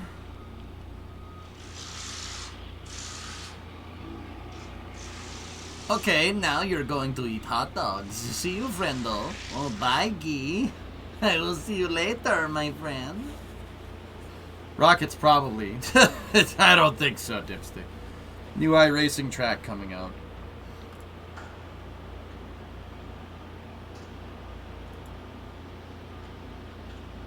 Fuji, huh? Oh, it's the terrible version. Yep, don't care. Bandit, I hate that track. They installed a gantry crate in there today. It's sitting on 2 big A-frames. Cool, cool. You know, Thomas, if I get that garage, I'm buying a gantry crane. Just because I'm buying a goddamn gantry crane because I want a crane. Watching all this damn footage of cranes moving things around all day made me want one. It's messed up.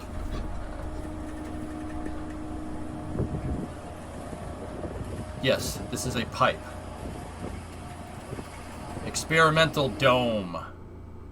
Wait a minute, hold on. Let me back. Oh, that's the one with. Oh, that's the one with the different bulkhead, huh?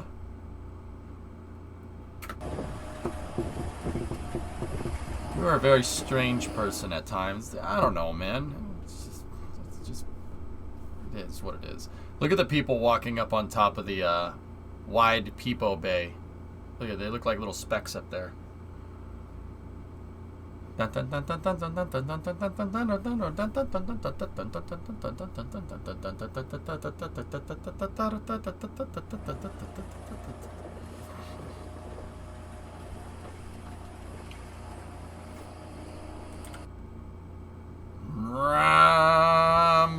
bum bum bum bum bum bum bum bum bum bum ba ba ba bum ba ba ba bum ba ba ba bum ba ba ba bum ba ba ba bum.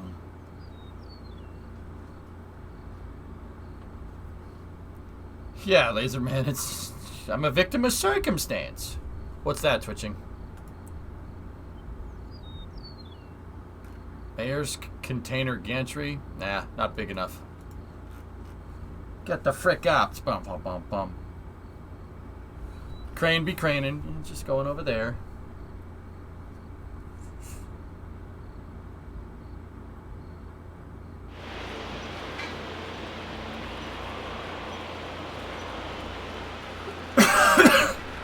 It looks like they're moving 24 back to the production site in this video, right? They've already done that, I think, because this is the video from 2 days ago. That Starship went back to the production site for finalization. Do the tuba thing? Oh, yeah.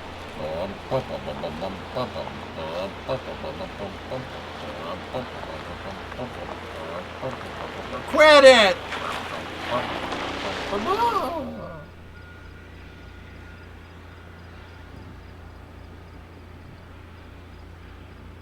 That's a big crane hook, man. Look at the size of the hook compared to the truck.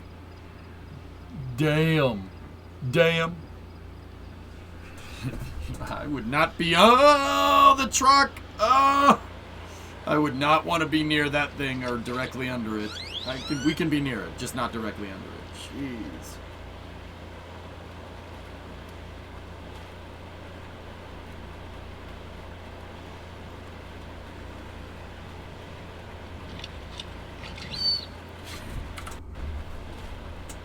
Watch this guy.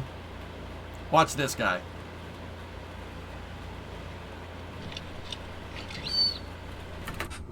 You can't say you wouldn't be doing the same thing. Don't lie.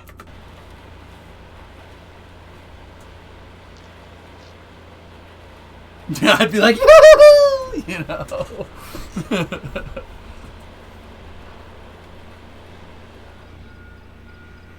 You got me. Monkey. Monkey?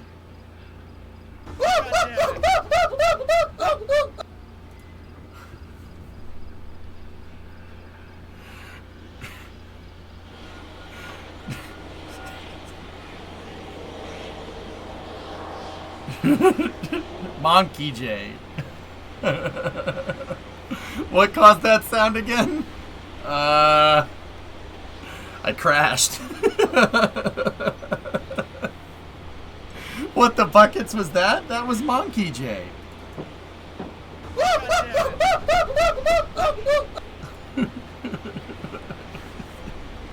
Monkey J.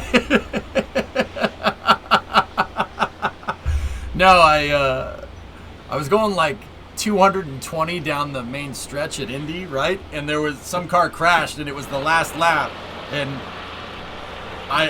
there was a cloud of smoke, and I just gunned it through, and I almost made it through, and like right at the last second when I cleared the smoke, a car came in front of me, and I ramped off of it, and I went to space in game. And because it was so sudden, I didn't know what noise to make. I tried to make words, but this is what came out. Yep. Yep. Yep. Oh yeah, here. There's the clip. Here, I'll show you real quick.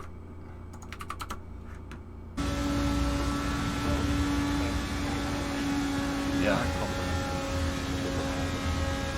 Damage indicator looks like a fucking McDonald's. It's red and yellow everywhere. Yep. Also swearing. Shit. Send it! Send it! Send it! Oh shit! I don't know where I am! Ah!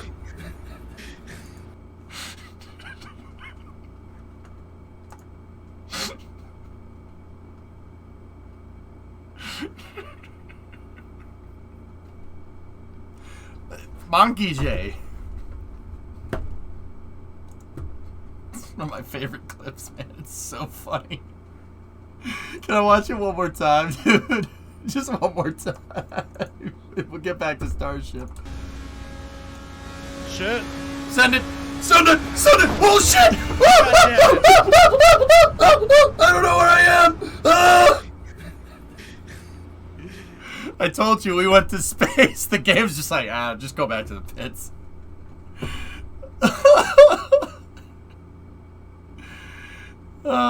This rivals the city warning clip. It's pretty good, man. It's pretty good. Someone call. Oh, shh. Send it. Send it. Send it. Oh, shit. I don't know where I am. Ah! Okay. That's enough. It's so funny, dude. Oh my god. Why do I make these noises? I don't understand. Look at your feet. Oh no. Oh no. Feet.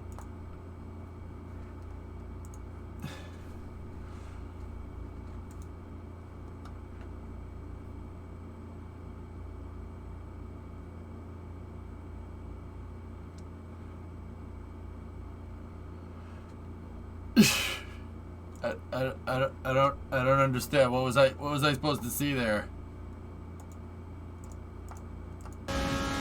Shit. Send it! Send it! Send it! Oh shit! I don't know where I am! Ah! Okay.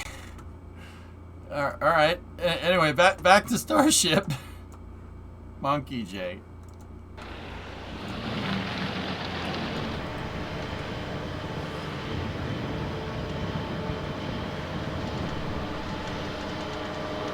That thing is freaking cool, man. Hey, the guy waved. He's like, hey, what up?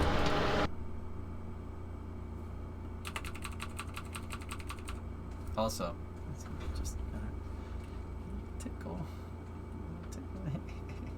Boop.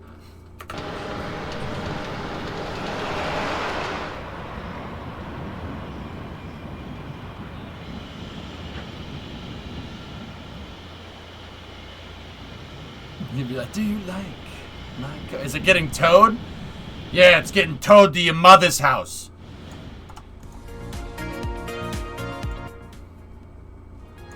Ford fondling? No. Alright, we got one more here. Let's check this out.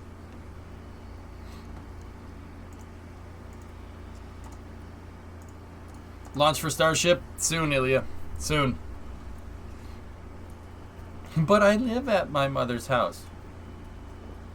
Okay.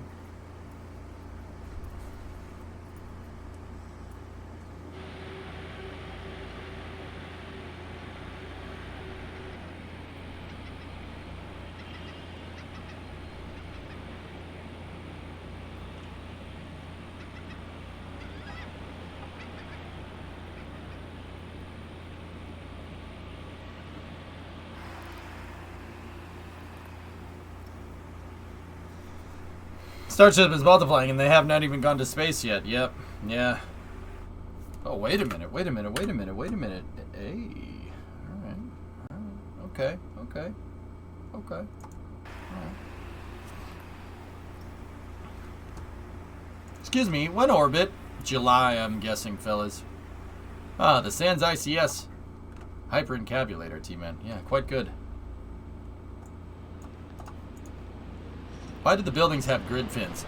These are flying buttresses, Samcar.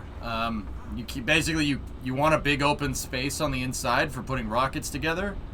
Instead of putting the supports inside of the cladding, you have the supports outside of the cladding of the building. It's called a flying buttress.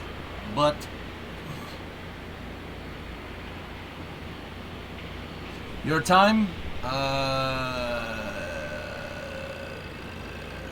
18.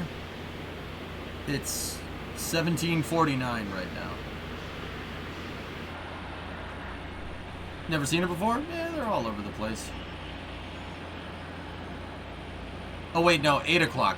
No, that's West Coast time. Yeah. Yeah, 1950. Yeah. Yeah, exactly, Dragon. The thing would just be like this if they didn't have the buttresses on the outside, yeah. 1950, yeah. Sorry. I mean, Ilya, it's very early for you. Isn't it the middle of the night?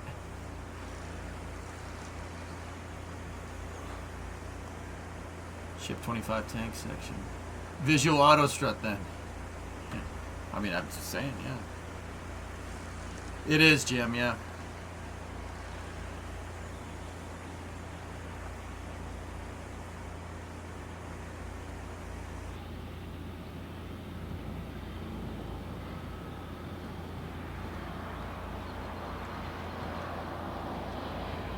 It is, T-Man, of course. I told you this. Burp. Butterfly. Burp. Same thing. Ah, new nose cone section. New nose cone sections are in early this year.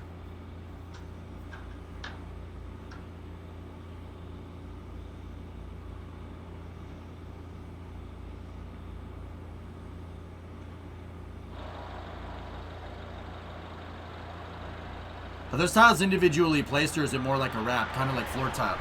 They place them individually, Soonti, but it's mechanically attached. So, Soon, I know you've been out of the loop a little bit. So, the tiles have a mechanical adhesion system. So they're on the main body of Starship. They're not glued. They are glued in some areas on weird shapes, but for the most part, they have the 3 pins right there.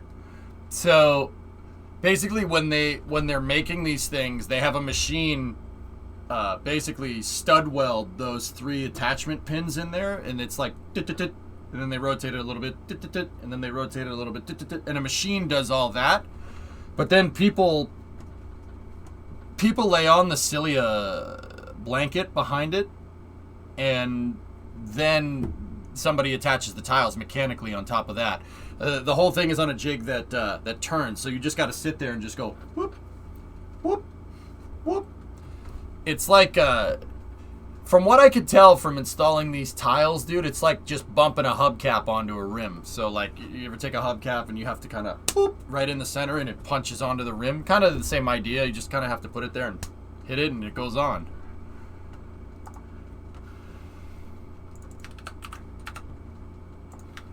Yeah.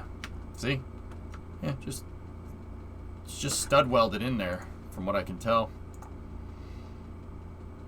EIS is in 2 days. I have a good feeling about it. I think that they're gonna clear it on Monday.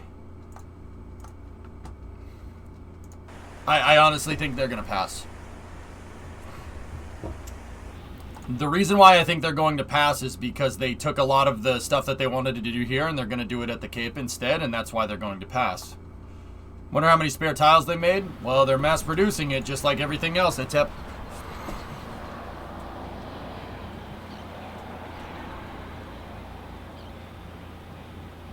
Hexagons are bestagons. I don't know. I kind of like octagons better. But hexagons are pretty good.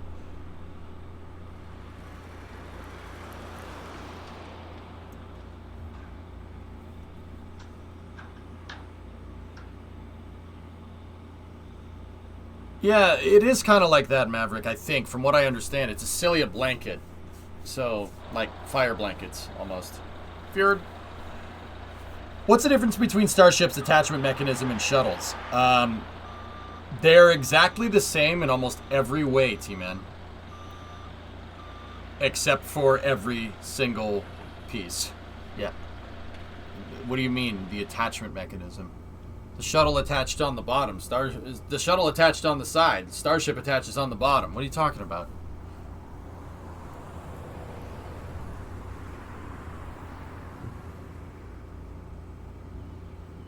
It's exactly like you in every way, except 1/8 your size. Yeah, Soonti, take a look. See, they had a little thing like a typewriter. Just go. It's actually like it's a stud welder. It has to be just. Yeah,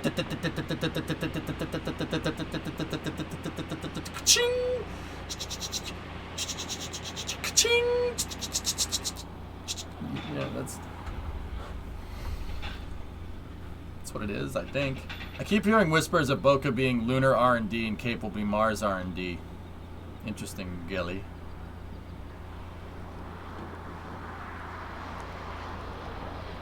Oh, T-Man, if you're talking about the tiles, excuse me, I misunderstood.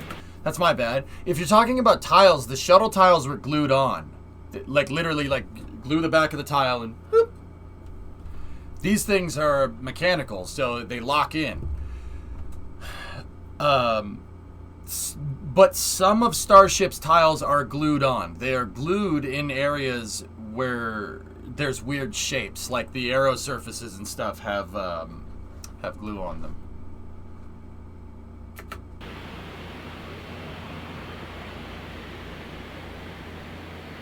Yeah, there you go, Quantum, right?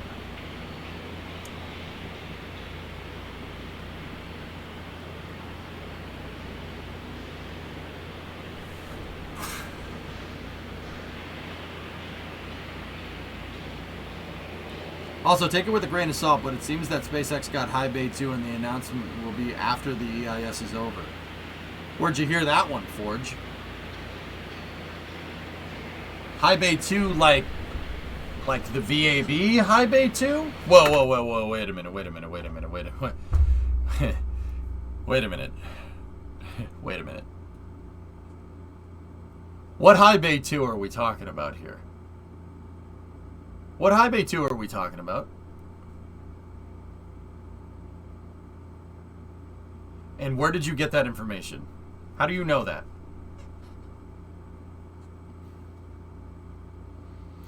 Better not be screwing with me, Tommy, because you know I'm not a man to be screwed with.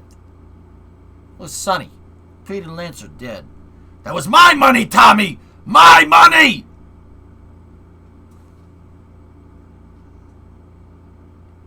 No, frick the pinch of salt. I want a dash of pepper. Yes, the high bay and the VAB. Well, people keep thinking I'm BSing when Elon said he wants the crawler.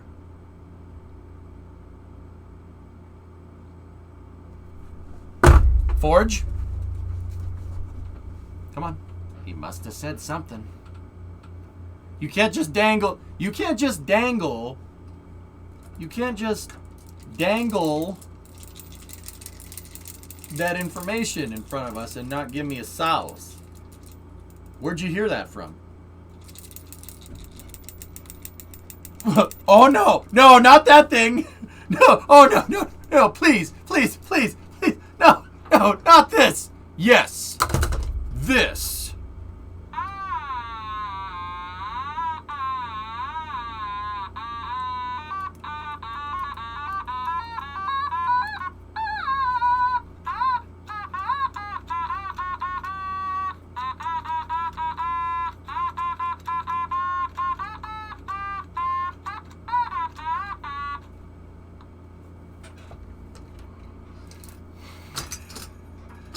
Oh, hell yeah, those are awesome. I believe that thing is under ITAR. All right, what did you say?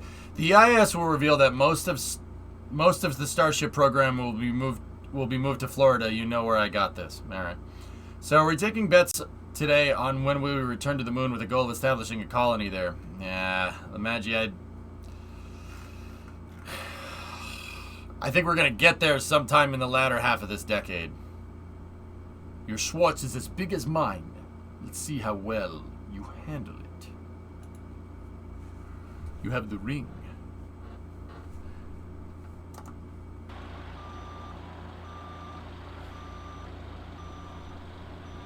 Oh, there's an automaton emote.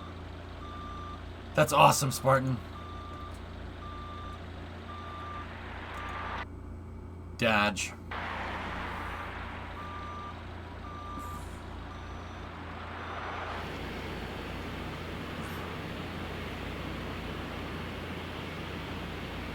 I wonder where's this groundwork going on?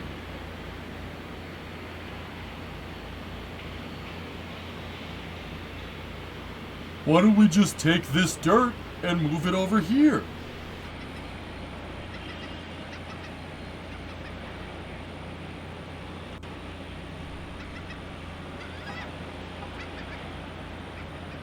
The Rick Sanchez site. Alright, it's footage from your backyard. Nice. Canada's oil sands in a nutshell. AKA the propellant production area. Yep. Yep.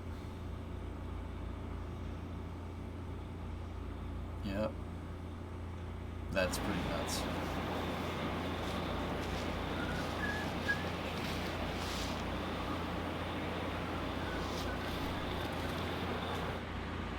I would think so, Jim. Yeah, probably. Oh, nice old Chevy. 2500 HD. The automatones are banned by the Geneva Convention. Are they now? You sure? Hey, Booyah Man! When is the planned flight? I've been out of the loop. I'm thinking July. Automatones might be banned, but what about Jim?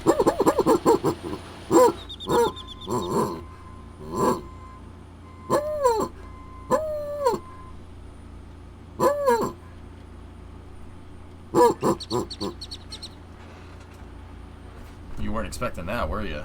Wow, that's a big thing. Okay. Good thing I was wearing my brown pants. Do you think they use NASA glue or do they make their own? They probably made their own.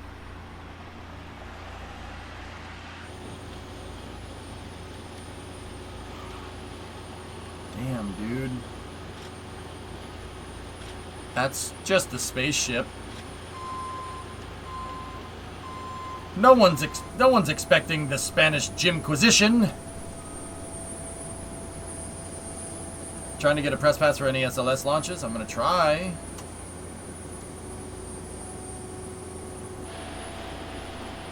How long does it take for the glue to dry on a shuttle tile? I don't know, T-Man. I'd have to look.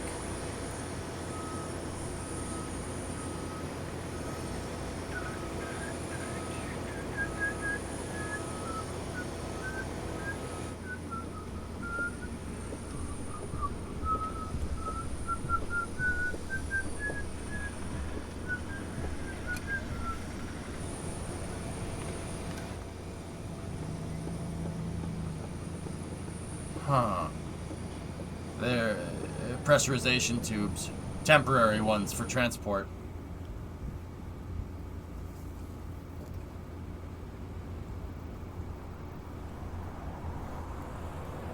Should probably start reaching out soon. Yeah. Go to his gym when we need him the most. Yeah.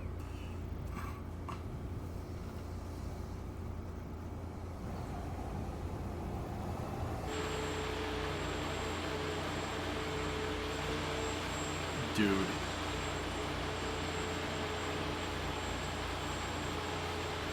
Oh, what the hell?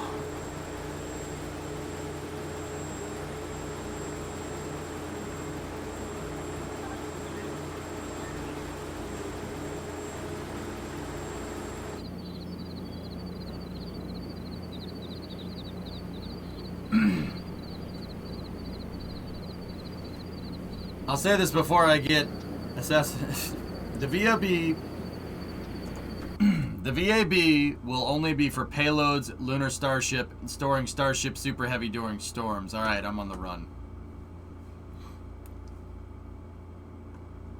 Link me your source, Forge, or I don't believe you. Do the thing?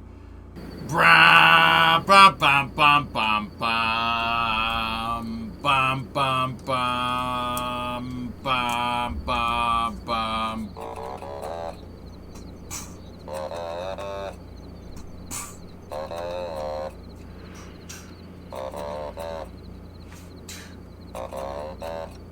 Get the frick up.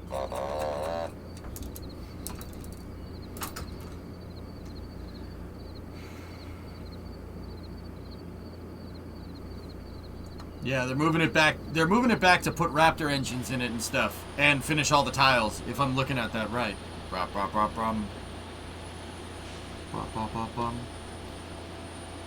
Do you do the Top Gun anthems after shuttle landings with the automaton now? No. Haven't heard that song in so long. Yeah. What song is that? It's called Simon Says. Bruh! It's got a power stroke in it, man. Power stroke. It's a nice truck. Will the booster and ship have the same FTS? I'd assume, yeah, something like that. More like power blow. They are terrible motors, RV, aren't they? You need the Cummins. Cummins in first, Duramax in second, Power Stroke is... No. Are those giant Legos? Yes.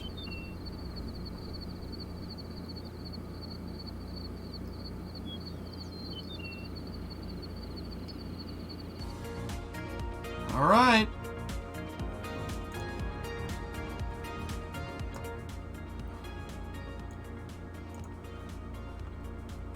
Not bad, dudes. It's from the guys who made the exact video that you're watching. Oh, okay.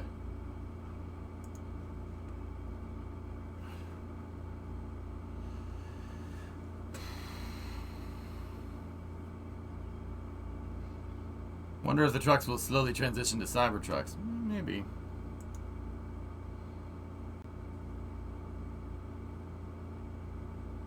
Yeah, they're always hidden. Yep.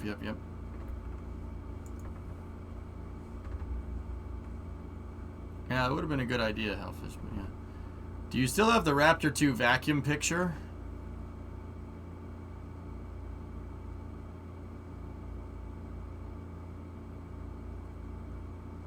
Except that they haven't freaked out about it, that they like, yeah. Thomas, that's what I'm thinking, dudes. That's what I'm thinking.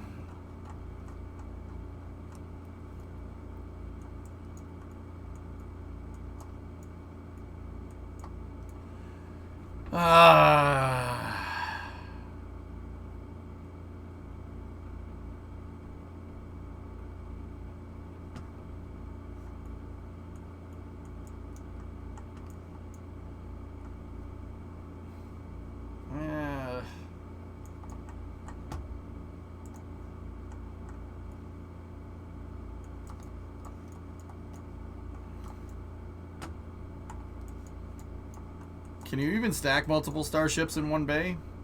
Yeah.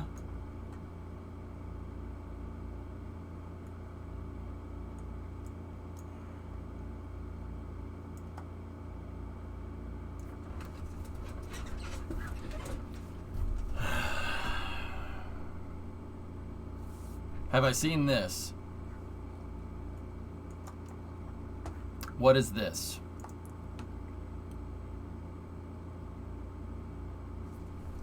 Oh, yeah.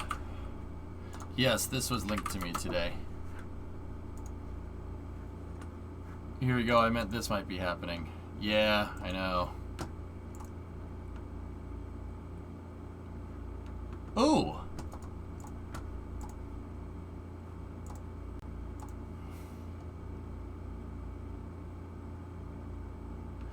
High resolution satellite imagery shows that there was an explosion at a launch pad south of Jiuquan Satellite Launch Center in October of 2021. Oops.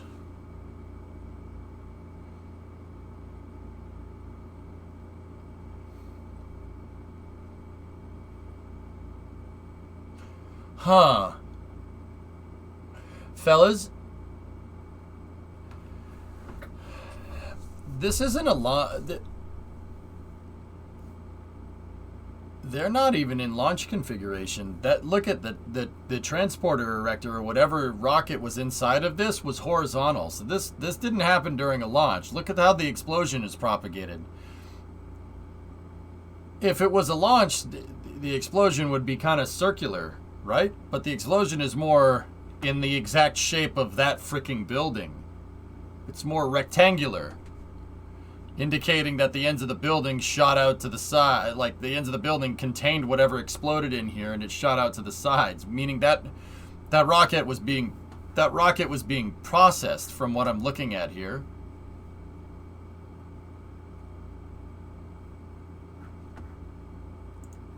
Speculated to be the KZ-11 pad.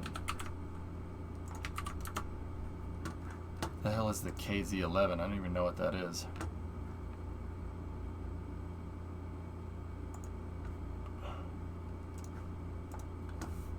Yeah, that building is gone.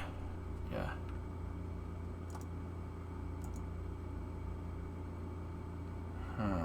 I hope there was no people in there.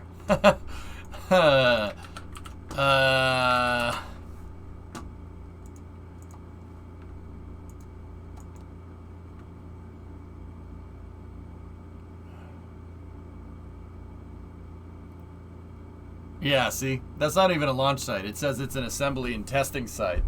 Yeah.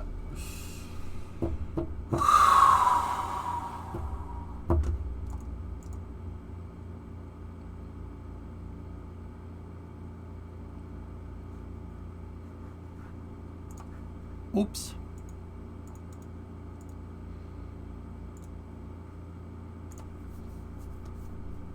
Was it solid fuel? It was something.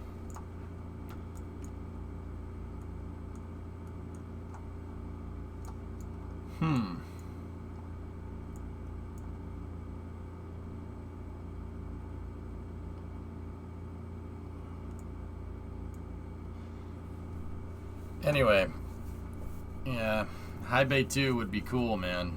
That'd be cool.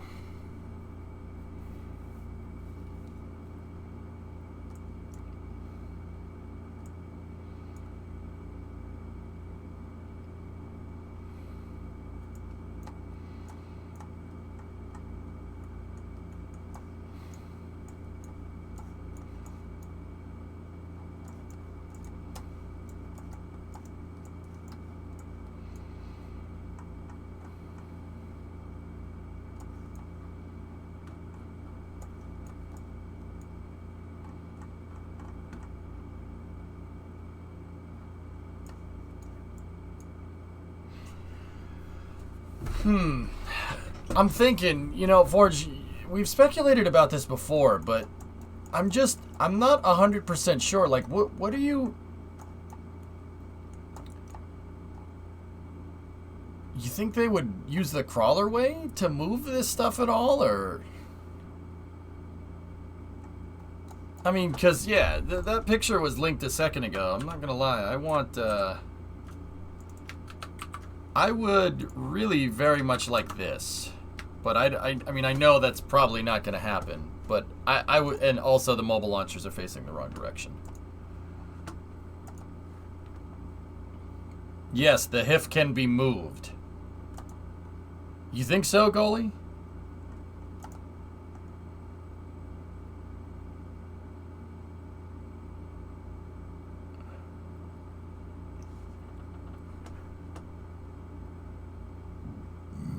I don't really cover the Chinese space program too much, Maverick, because of safety issues.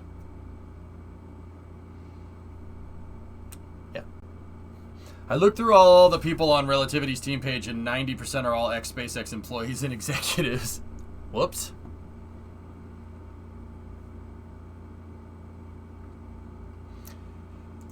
Goalie, do you think they're going to do that? I have a product idea. Okay. Talking about the possibility of Starship in High Bay 2. Yeah, Rev. I just... Look at the map. Find a new spot. For the HIF?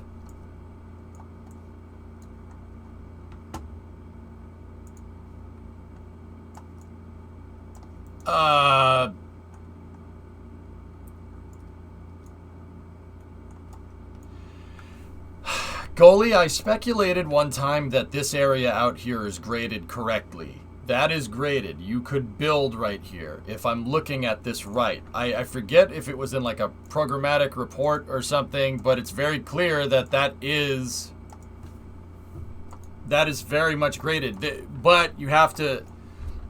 You can't just... There's a discharge right here. There's a see that right there? That's the storm drain. It's the storm drain for the pad. It's one of a couple. There's one right there, and then there's one right there, and you see the storm drains are everywhere. There's one right there. This is for getting water away from the pad so it doesn't seep into the soil. You don't want that because then sinkhole. That's bad. You want the water to get off of this mound of dirt. So there is a discharge right there. Now, don't get me wrong. That absolutely can be moved. Why don't you move north a little bit?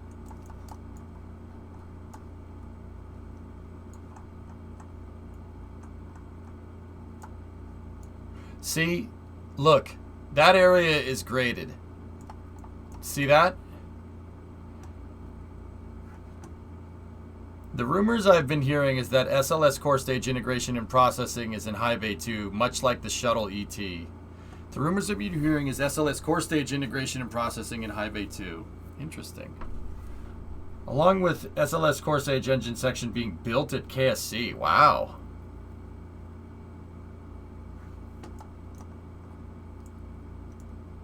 Now, goalie, are you just...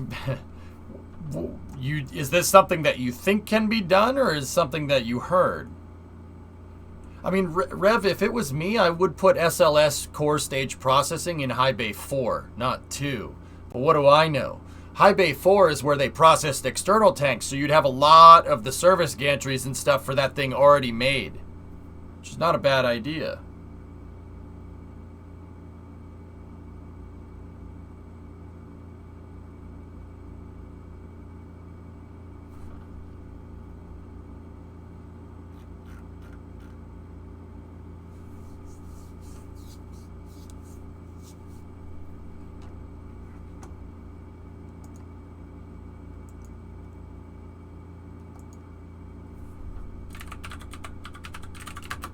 Yeah, okay. Can you imagine? Can you imagine if they just took the HIF and just moved it right here and angled it a little bit so it turns like Vandenberg?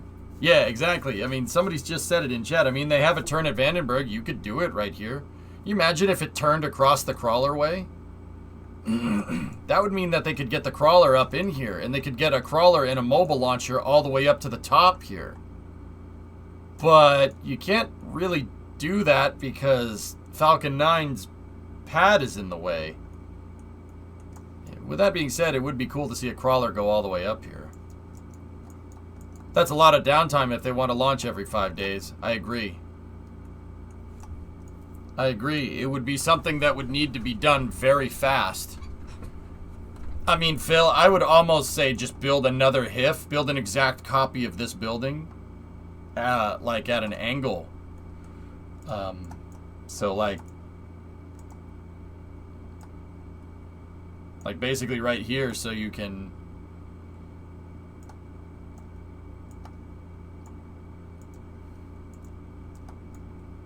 That's an awfully tight turn. How long is the HIF? 95 meters. Okay. So let's move this. Say like we move it back here. Where could it be? Yeah, you could get away with that. Compared to the turn in Vandenberg, yeah, I think if you put it pretty much right where put it right where this is. I mean, guys, you could look, like, I don't need to show you. You could tell that that terrain is all graded right there. See? They graded it out in 2020 or something for some reason. But this is all good to build on right here. I don't know why they did that way. I don't think 39B has anything. Oh, yeah, it does. There's a huge area open on one side. It does. What the hell's that for? Huh. Okay. Yeah, you could do that. You could do it so you could get a Falcon 9 and a TE up there. And then you could also get the crawler you could get the crawler in. I mean, you could, that would be, oh, that would be so cool. You basically move Falcon 9 off to the side, right? And then the crawler way goes this way instead. Make it go out here. Make it go right to the pad. It's almost pointed directly at it.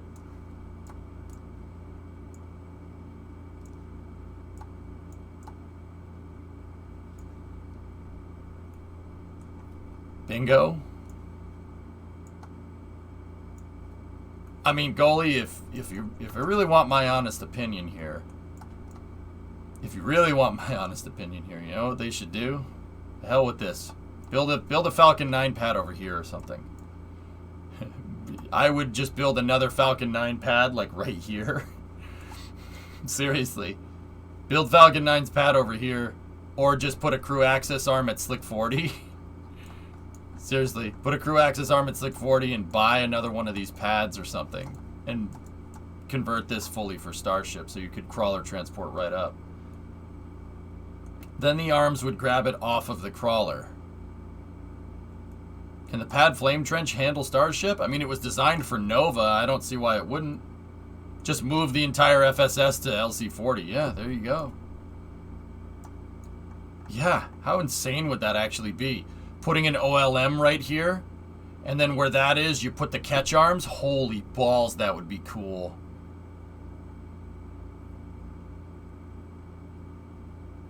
Yeah, the 50-foot diameter, 50-foot core stage Saturn-derived rocket, the Saturn 8, called Nova, roundabout. That's what this whole complex is built for.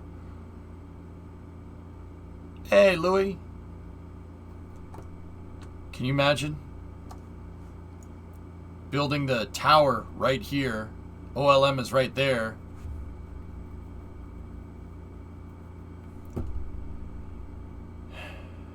Dude, you know what? That's too complicated. Frick doing that. You know what you do? You just make a mobile launcher platform. And then keep the tower fixed. Keep Mechazilla at the pad. And then I'm not sure I'd want to try catching it on an ML. You won't have to. It doesn't have to be there. Huh. That pad could handle a super heavy impact. Yeah. I mean, goalie, I still think it would be a really good idea for Starship. And Rev, you're gonna, yeah, I know, roundabout, yeah, too soon. Rev, you're gonna be like, huh, for this? Take the orbital launch pad for Starship, the orbital launch mount, and take Mechazilla and literally put that onto a mobile launcher. Make an ML that's Mechazilla. Now, I know people are gonna say, why the frick would you do that? Well, you do that because your pad might need to be repaired. Your pad might need to be repaired if it doesn't survive a catch or something from a booster, right? And if that's the case,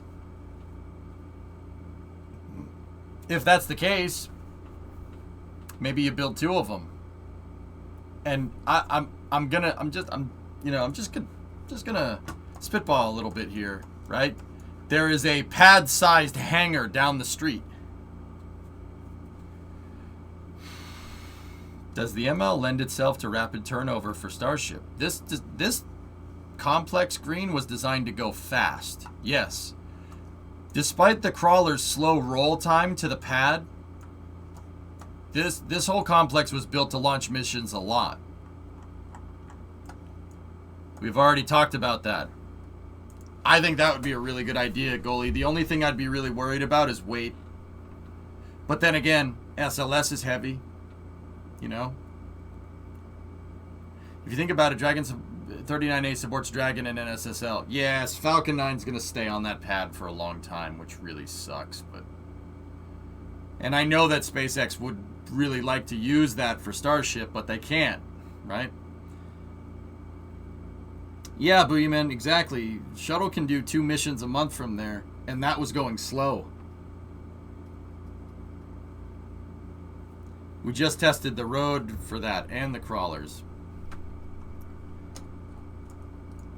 Dude, SpaceX is gonna roll out Starships. They're gonna roll out Starships. I'm almost convinced. They're gonna roll Starships out. They're going to roll Starships out of the VAB. I'm like, it would be a great place to store them. It would be a great place to store them. You could store like a bunch of Starships in there, and if they modify an ML, one of the MLPs from the shuttle program, if they modify it to just move Starships out there, you could just move them all the way up to the HIF and take them off with a crane. I mean, think about it, dude. The crawler transporter could move Starship and Super Heavy. It could move like 3 or 4 of them, all at the same time.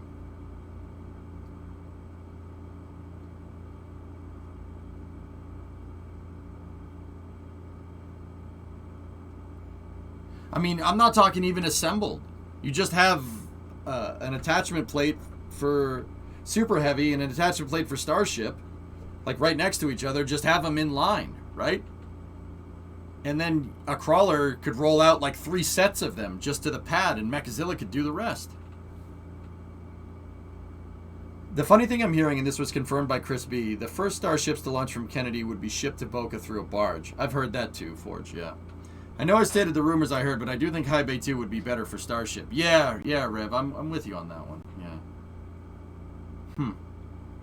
Interesting.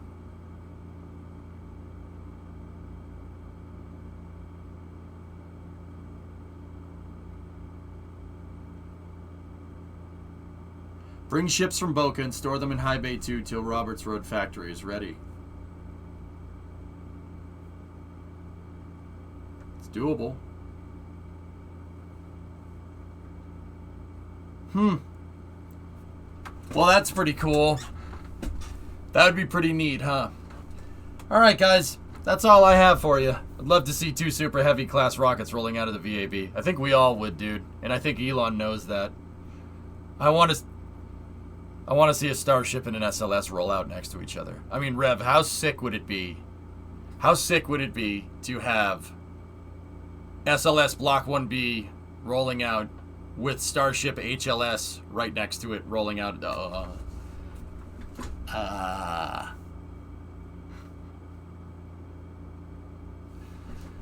Okay. Okay.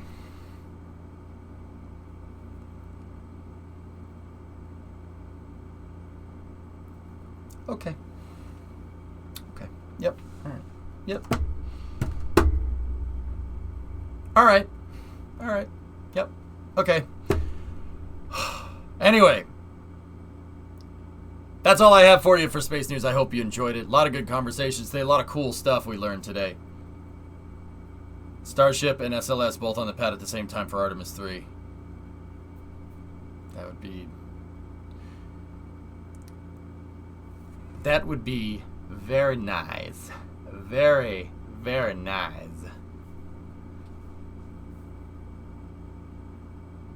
Would be funny to see Starship roll out on SPMT. Yeah, I know, right? That would be very hand banana.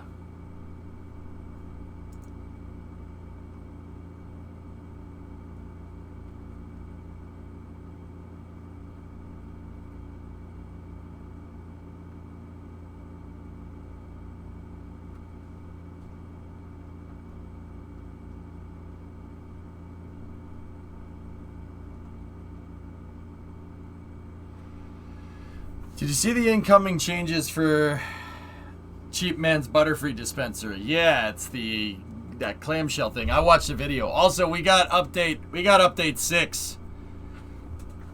We got update 6 on Tuesday, the 14th. Yeah, so I might have to just play Satisfactory tomorrow. Yeah, we might have to just do that. We have a lot of factory to move and a lot of railroad tracks to make. We might get this soon. Let me see.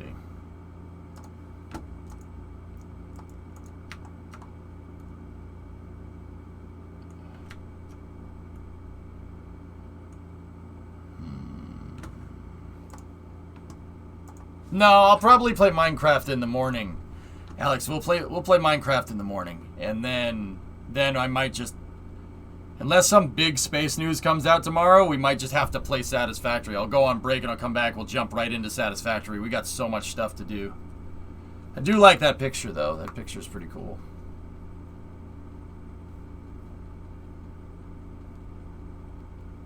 You could opt out of experimental if you need more time. I want to get it done. I want to get it done. Anyway, all right, guys. We have the EJRA tonight. A flagship race. Flagship race for us because we have Le Mans. 154 minutes of Le Mans. One of the gnarliest racetracks in existence.